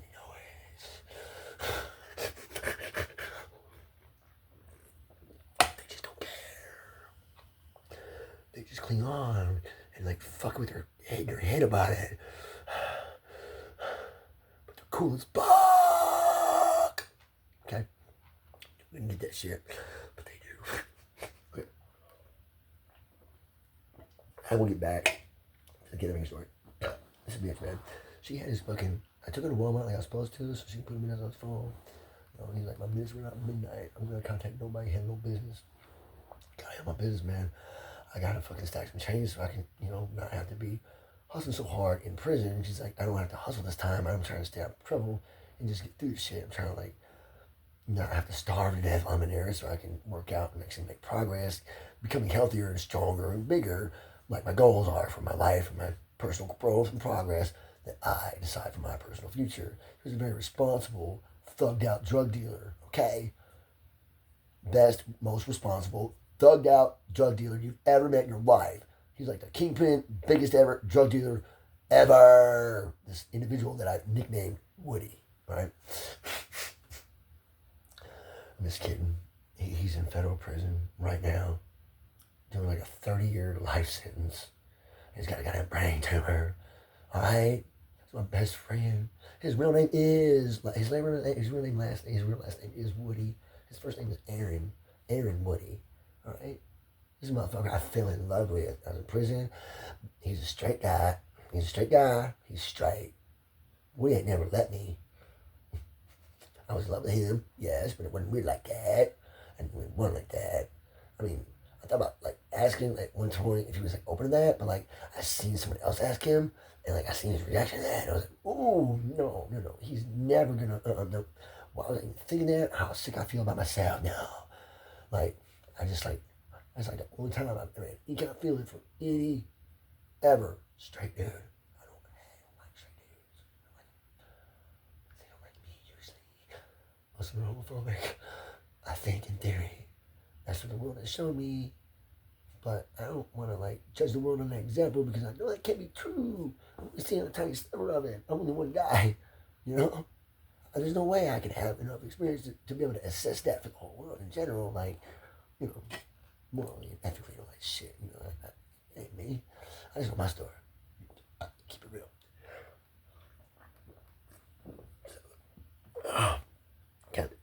So, this motherfucker defended me in jail too. He wants to marry with me. Here's a motherfucker I was in love with. I feel so guilty about that one guy. I don't know that his name. You know, they make you wear a little name tag in there. It's got your initial, last name, your number, and everything. You take it and tear them off. Had a few like that. Sometimes I want to be anonymous. It was handy. You're supposed to wear a name tag clipped in your pocket. You clip it off your pocket, put it in your pocket real quick, without a name tag on you. Like, I don't know who he was. He was khaki. His thing was ripped off. I don't know who he was. It's a good defense. When you're in prison, everybody's wearing khaki and a name tag. I don't know. He didn't have a name tag on his leg. He had it ripped off or something. I didn't see it. I had my glasses on, man. Couldn't see shit. Good excuses not have to be, held accountable. Like, oh, you see it. We want to know what you seen. Oh, I didn't see it. I didn't wear my glasses, man. I can't see shit. It's a good excuse to, like, not have to be a witness, okay? Good excuse to not have to be a witness. You don't have to be a rat. It's not a government law that you got to rat motherfuckers out. You have freedom of speech. You can let it out or you can withhold it in. It's your freedom. It's your choice, okay? Speech is communication. It's not like telling somebody something. I have freedom to tell you something. That's not what freedom of speech is. Freedom to tell you something. I have freedom of press. I can make signs. I can write letters, make notes. I can send you messages. Okay? That's freedom of press. Freedom of speech. Like communication. I gotta tell you something. I need a response from you. I got that freedom. I have a request. You have freedom to request information from others. That's like freedom of speech. Right? I request speech from you. I need it badly to figure out this thing I'm confused about. You're the only person who can help me with this problem. Right now, it's my government about my freedom of speech and my religious views I've been punished for repeatedly throughout my life in an unjust manner because I'm pretty sure I can like really explain and justify my religion here. You know, like got there yet to the religion? How like I'm a priest in the Church of Week. Oh God, so much. It's still a long story. Oh fuck. Let's go to a different part of it. Fuck, I ain't dumb shit. I said like she was filling his car. And she's like, he was on the phone with me. I was in the car. It was like 10:30. Midnight's right around the corner. He's like, dude, midnight. She had me take her to Walmart. I was like, all right. You put the minutes on the phone? She's like, yeah, I put the minutes on the phone. I'm gonna do it right now. It's like, dude, I'm taking you home. Drop you off. We're driving down 641 out of Murray. 4-lane. Feels like an interstate, but it's a 4-lane. And it's like 65 speed limit. I was like 70. I had my lab assistant in the car with me, and I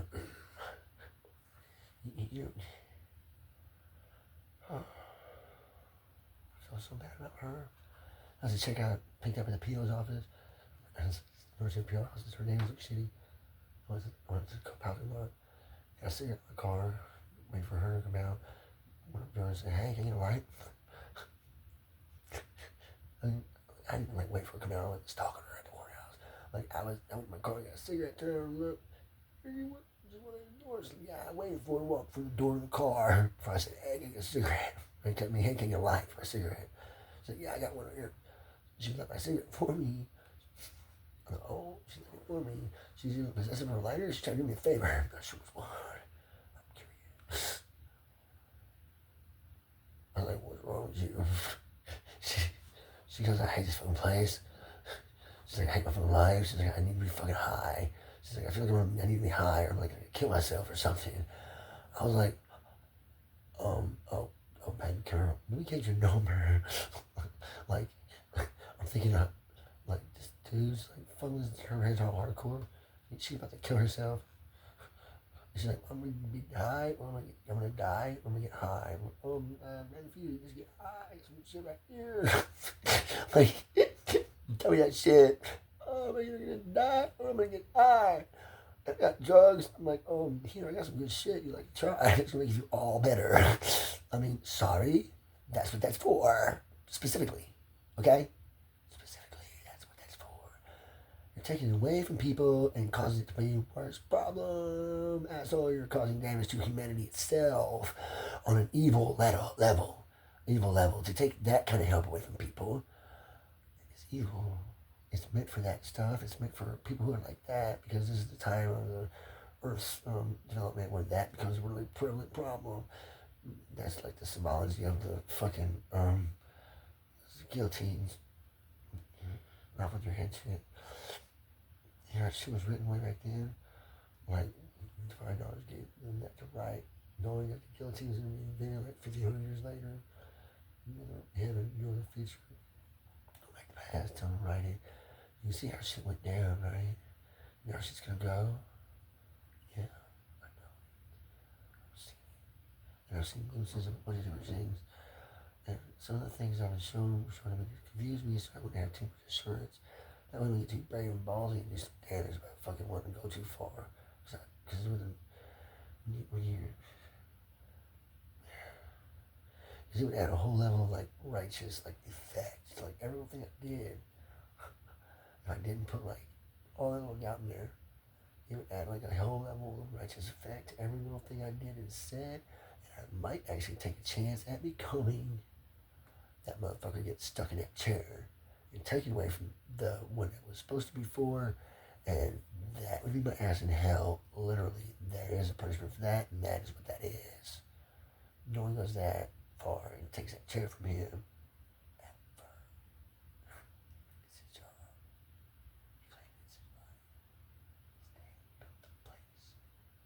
My dad would have to build a place. You know, you do that. I should do that. He goes, no, you can't do that. You get to throw it out of the universe. Okay? And there's some other universes you got to figure out the new rules of. And there's nobody in there with a weird body not knowing what's going on. That's what the fate is for that.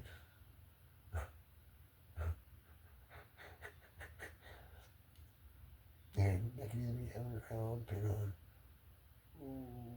how you feel about yourself and the universe, the way the universe around you looks to you, your interpretation of it as it presents itself to your mind, because you're from an entirely different reality, you're perceiving it entirely different than it is.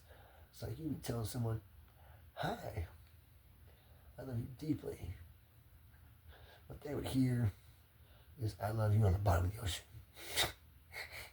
And they think you're talking about killing them in the ocean. So they're panic. When you say like, I love you, something nice, you're like something mean and weird. They'll be afraid of you. You won't get nothing ever from anyone, and it'll just like you starve to death. It'll be a dimension that like they look like something you want to eat. Like if you try one, it'll be horrible, and they'll be afraid you could bit one of them. And they know you look different because you look different than them.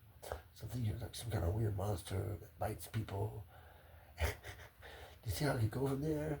So like you could be the fucking famed fucking villain in that reality that ends their world by biting one of them and turning them into a vampire. You're like, you're a vampire now. Hi, go be that reality's vampire and drain their life. You know that's like that becomes poetic at some point. Oh, I'm fine. So, yeah, where was I at? Oh God. So this. So when I was at the apartment complex, dude said, someone in the car rolled down the hill. Hit the sign. Manager's down there, calling the police. Tell me I go down there. I went out there. Get the car in the sign. He said, I didn't drive the sign, so I put it in neutral after I left my car in park. I went to the apartment. complex. I said, somebody there told me, you see somebody, they was looking out the window to see somebody fucking with my car. She said, yeah, we don't be none of that shit. She says, somebody else seen your car roll down the hill and hit the side. I said, they see me in it? She said, no. She said, we're not in it. We're not in it. I know I put my car in park because I don't have a parking brake, and I slide in with my ignition off and my car in neutral. I don't use my brake when I park. I just slam my mother in park and it rocks back and forth like this. I do it every fucking time. So I know my mother's in park when I step out the bitch. I do that shit on purpose every fucking time. It's a habit. I rock my car before I jump out the bitch. Alright? Always. I always rock my car. I didn't freaking rock my car today. I rock my car every time I get out of it. You know? She's like, that's how I pull up, dude. I pull up silent. Like, I time that shit. I try to time that shit well. Every now and then I hit my brake and adjust it or something, but usually I'm pretty good. It was like, well, we'll stop where I want to. You know? Like, with that car, I was excellent at it. At least on Maxima. I love the fucking cars. It was when the 2012 I had recently, it was a 93 model. But that motherfucker went nowhere near as quick as the 2012. Yeah, nowhere near. It was pretty quick, but it wasn't nowhere near as quick as 2012. 2012 was a badass motherfucker. Oh, great car. Love that car. Go Nissan. Win NASCAR. Okay, so like these ladies, like, we're calling the cops on you. You gotta stay out here. Wait for it to show up. Had like dope in pocket. Had a little power plot and plant in my pocket. Okay, someone will walk down the road, wait for a car. You can't leave the scene of the accident. I'm not leaving the scene of the accident. Car's where the accident happened. I'm not moving the car. I can move the car. I can get in the car and drive off. I said, fuck you. You can't leave the scene of the accident. Yeah, I can. I just be in trouble for it. Get out of my fucking way. She's stood before my car. She's like, no. I thought about driving over the bitch. If you get out in front of my car, I'm going to drive over you. I threaten you with this. If you don't get out of the way, I'm not legally responsible for you getting run over. Correct? If I threaten you with running over you and you say, no, I'm going to stand here and let you run over me, you let me run over you. I did not run over you on purpose. I told you I'm driving forward. You'll get out of my way. I'm going to run over you, bitch. That's a fucking warning. Get out of my fucking way. I might hit you. You don't get out of the way. You should be legally allowed to actually run over someone after they make that statement, because you're fully in effect warning someone, hey, there's a danger zone right in front of my car. If you don't get out of the way, it's going to hurt you. If you don't get out of that danger zone, guess what? You get hurt. You know, the person operating the vehicle is not liable for that injury. Correct? Whether I did this shit or not on purpose, I said, hey, fuck you, I'm leaving. I can't stand this shit no more. I'm going to blow my brains out if I stay here. I'm looking away. I'm taking get my fucking way. I'm going to drive my car over you and you don't. And I drive over you and you can't get me for murder, bitch. You hear me? That's what that means. Freedom of speech. Freedom of liberty. You tell me I'm not allowed to go anywhere. I can't tell you to say an accident. I had an accident right here. I had to stay in that spot where I was traumatized. Fuck you, asshole. I'm not staying where I'm traumatized. I'm leaving that spot where fast I can, go as far as I can. You can tell me I can't do that. And it's illegal to move around and have liberty in a country where we have freedom and liberty and all that justice and shit. What about the freedom of speech? What about freedom of religion? I'm a priest. I'm a priest. I'm a priest. I'm a priest in the Church of the Tweaker Nation. God is a methamphetamine item. God is a meth molecule. The carbon atom. I'm getting words twisted. You don't understand. I got a speech problem, right? You do understand. You do understand. I got a speech problem, right? Some of these words I'm saying, I'm not really meaning to say the words. I'm trying to get fucking a bunch of stints out there. Right? You know, I'm trying. I'm really trying. I just want to get all the story out there before I can stop recording. Yeah, I got it for like almost 5 hours now. And I'll make a post I can make on YouTube. I don't know what the limit is, like how much people they allow me to legally have on YouTube. I know they limit me to like 10 posts a day. I got like 30 posts. I got posts. I've recorded some over the last couple of days. I got like 30 fucking videos I need to post. Like right now, I want to post them all at once. Why can't I just be like, check my phone in like somewhere, like, hey, I'm on a Wi-Fi. Why don't I just go like fucking load up videos? And you're like, it takes like, oh God, hours and hours, like 6 hours upload one video. 30 videos to upload. How the fuck is my technology so fucked up? I'm on Wi-Fi. What's going on around here? What's the world doing we can do? You have to stay and flip the fuck out for like never constantly, 24 hours a day, 365, all that shit. You know, what the fuck is that? I walked away from that bitch, left my car there. I went down the end of the road. I walked down to the edge of the road. Went down to the...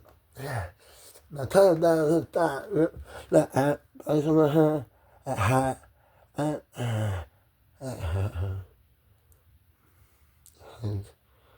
can't smell up. I need it clear my tongue to do this shit out of this crack on the teeth. I swear to you, like up here. I had teeth like, yeah, and got here, and I got up here and see her. She just stuff in her social teeth. That's what her teeth broke off. She does see my neck gap and her those teeth. And I got right here. Her shit broke off. And she can get you. I got gap on all gaps all 4 corners of my mouth. I got broken teeth. I'm broken the 4 corners. That's a pattern.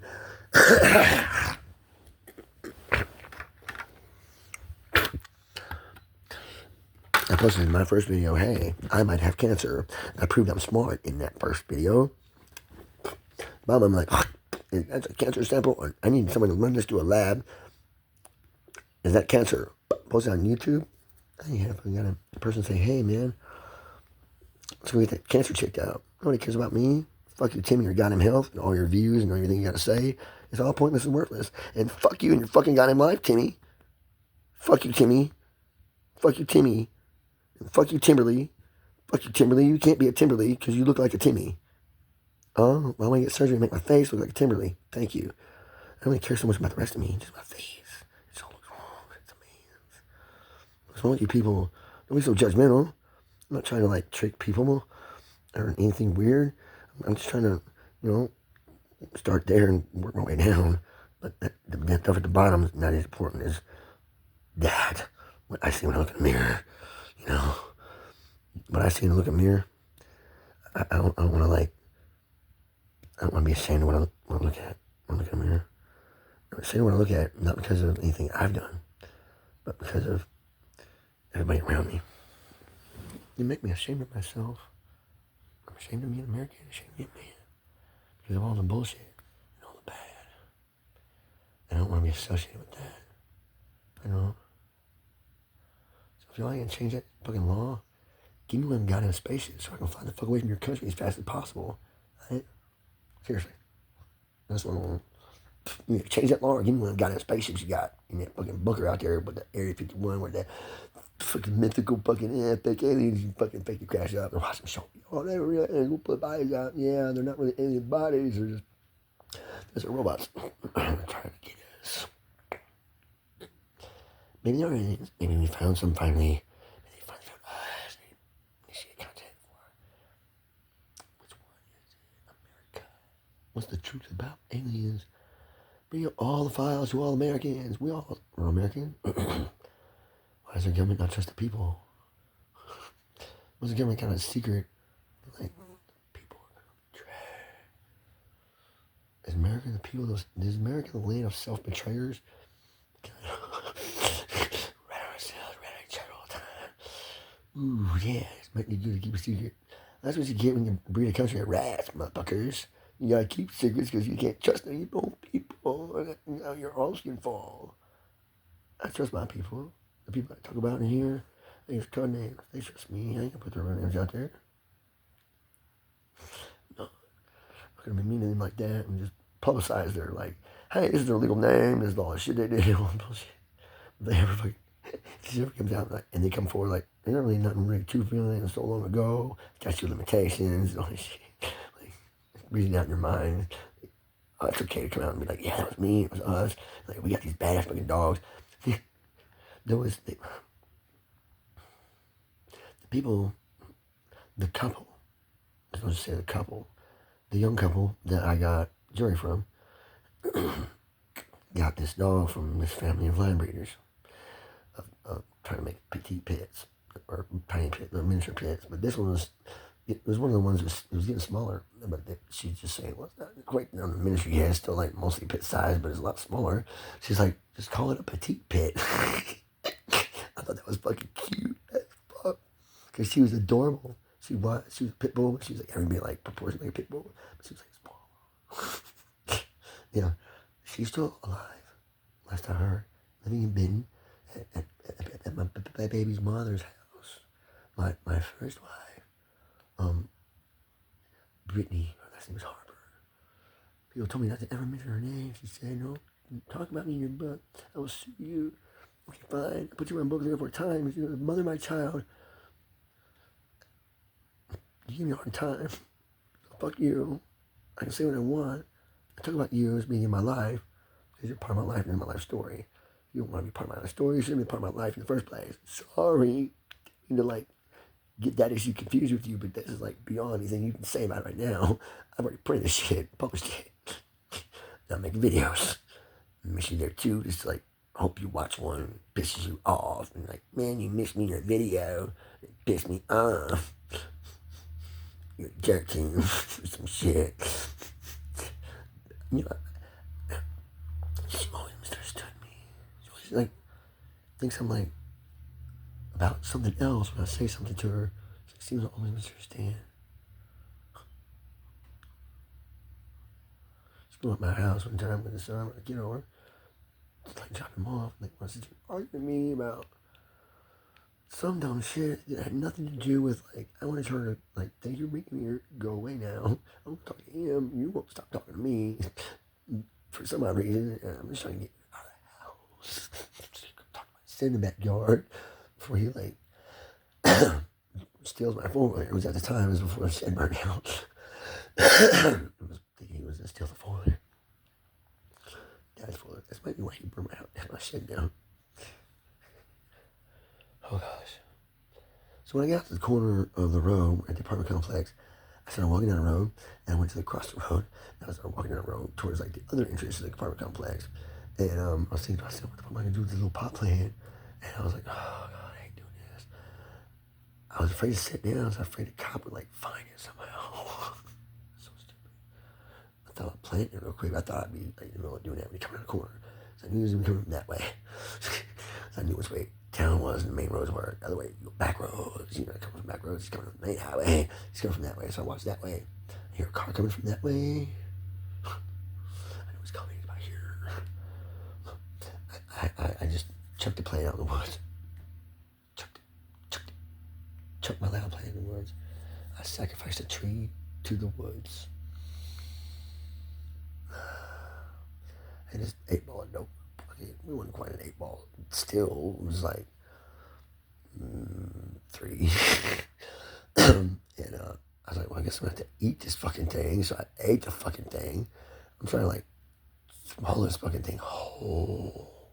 The water.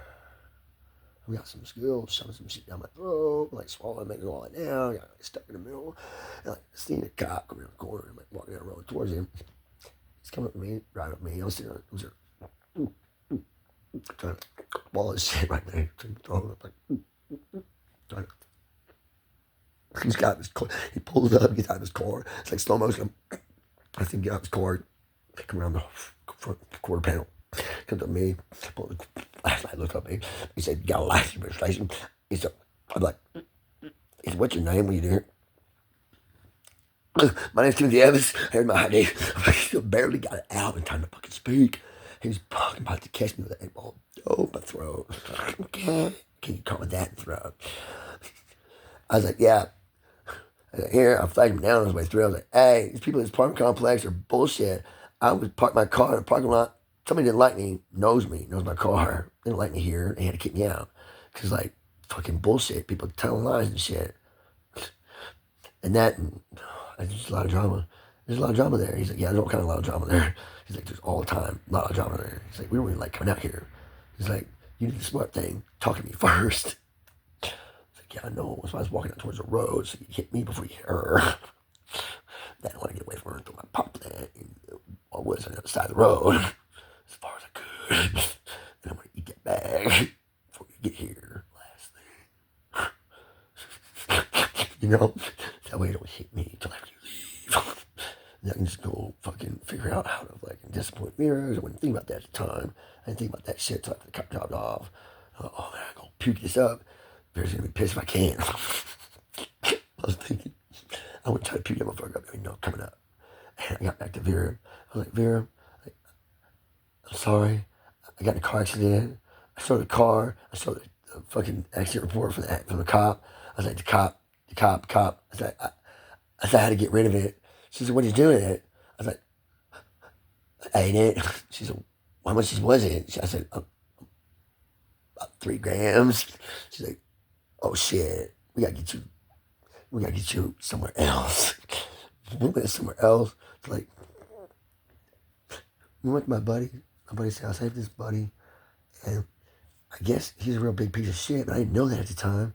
I felt sorry for the guy. He was paralyzed in a wheelchair.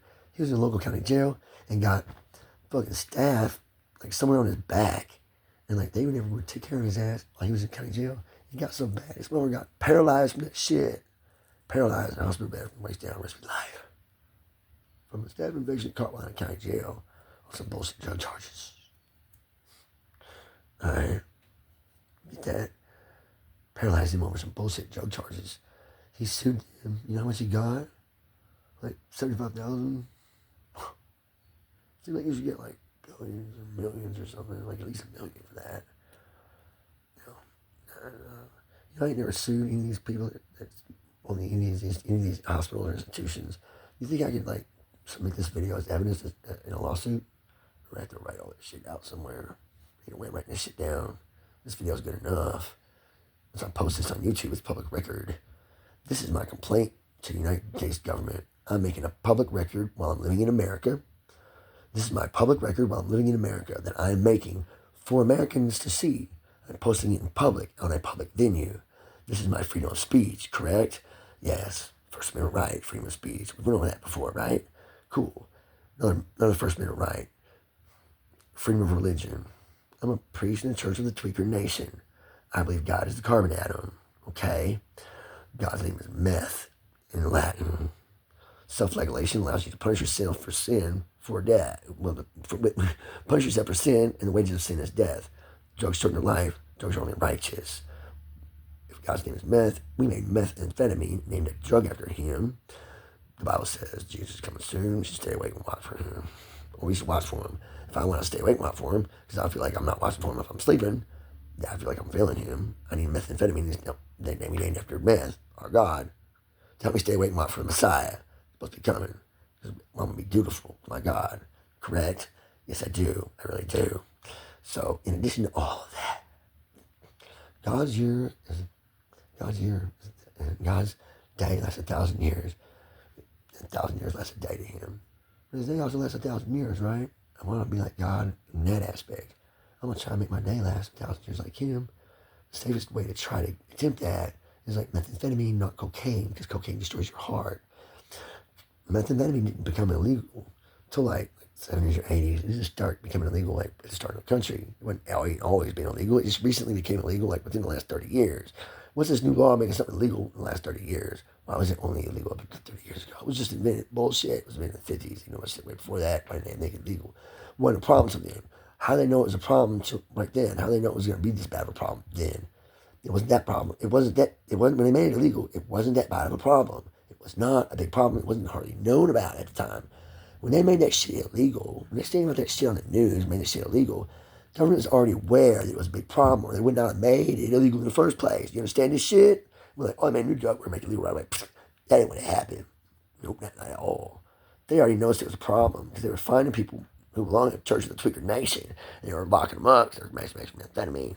They wanted to, they just couldn't, because you do your lab experience and come up and get this stuff you can make, it keeps you up for 2 weeks, 3 weeks straight, and you ain't crazy. Bullshit. We got doctors say that makes you crazy. That's illegal. You can't just make yourself crazy like that. That's gotta be illegal somehow. We're gonna make this shit legal. What? Man, stop that shit. You know what I'm saying? And we're gonna flood streets with cocaine and kill all you fucking tweakers' hearts. Make y'all die.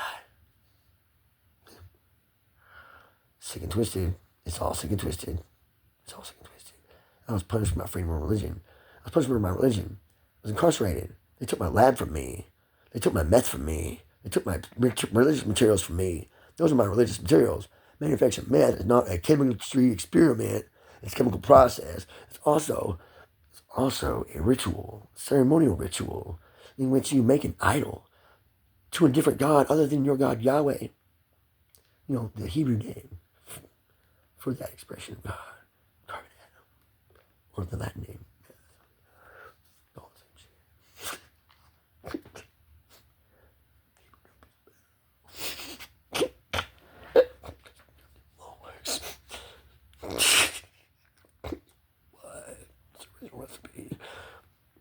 say they come up with, man. I mean,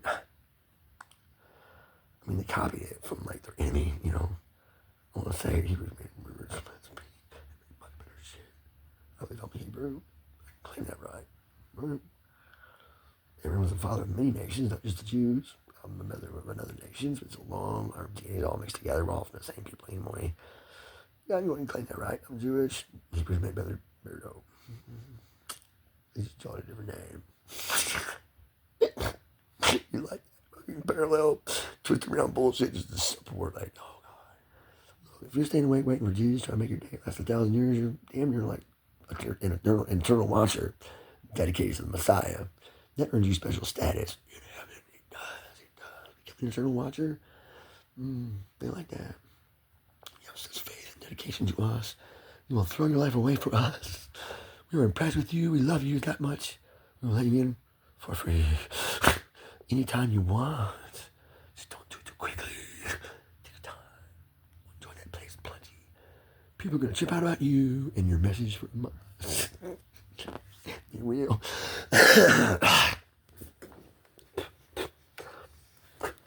And then, you like that shit?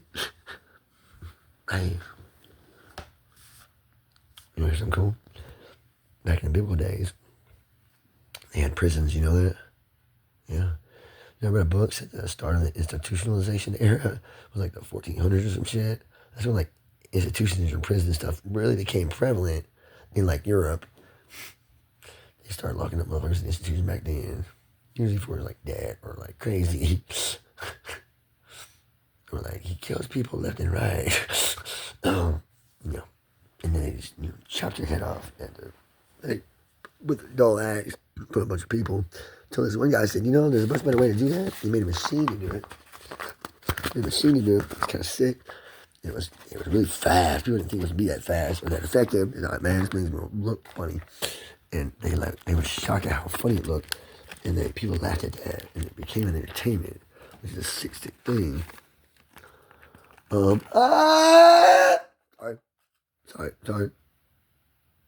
I just had to. Sorry. I just thought about, you know, just the most split second. Let's say it so bad. Disgusting. Oh.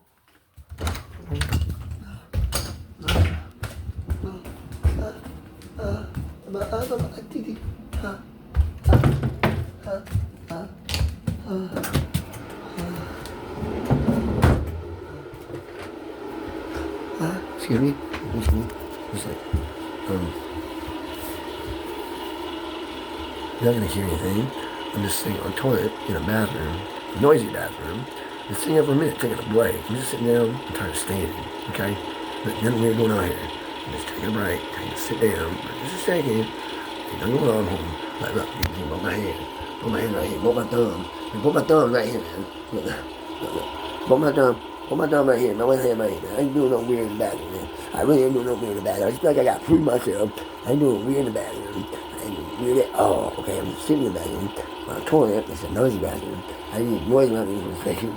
So it help me with my inner peace. You know, because all this racket, you know, help me with my inner peace and better. It drowns out all the other racket. Stop the racket from getting to me. See, I'm inflamed by racket from racket. You know what I'm saying? This is my racket. I can explain my racket because it's my racket. I know everything there is to know about my racket. I can run my racket well, okay? It's my racket.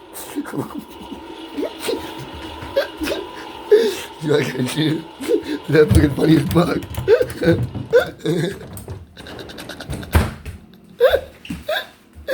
I run my racket well. It's my walking. It's my racket. It's my racket.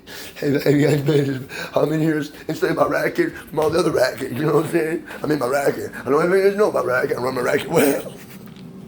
That's fucking hilarious. Oh, God. Tater tots. They're not done. Half done tater tots. Yummy. Oh, it's partially frozen on the outside, partially frozen milk. It's horrible. It's a weird combination of sensations. Your brain's right out there.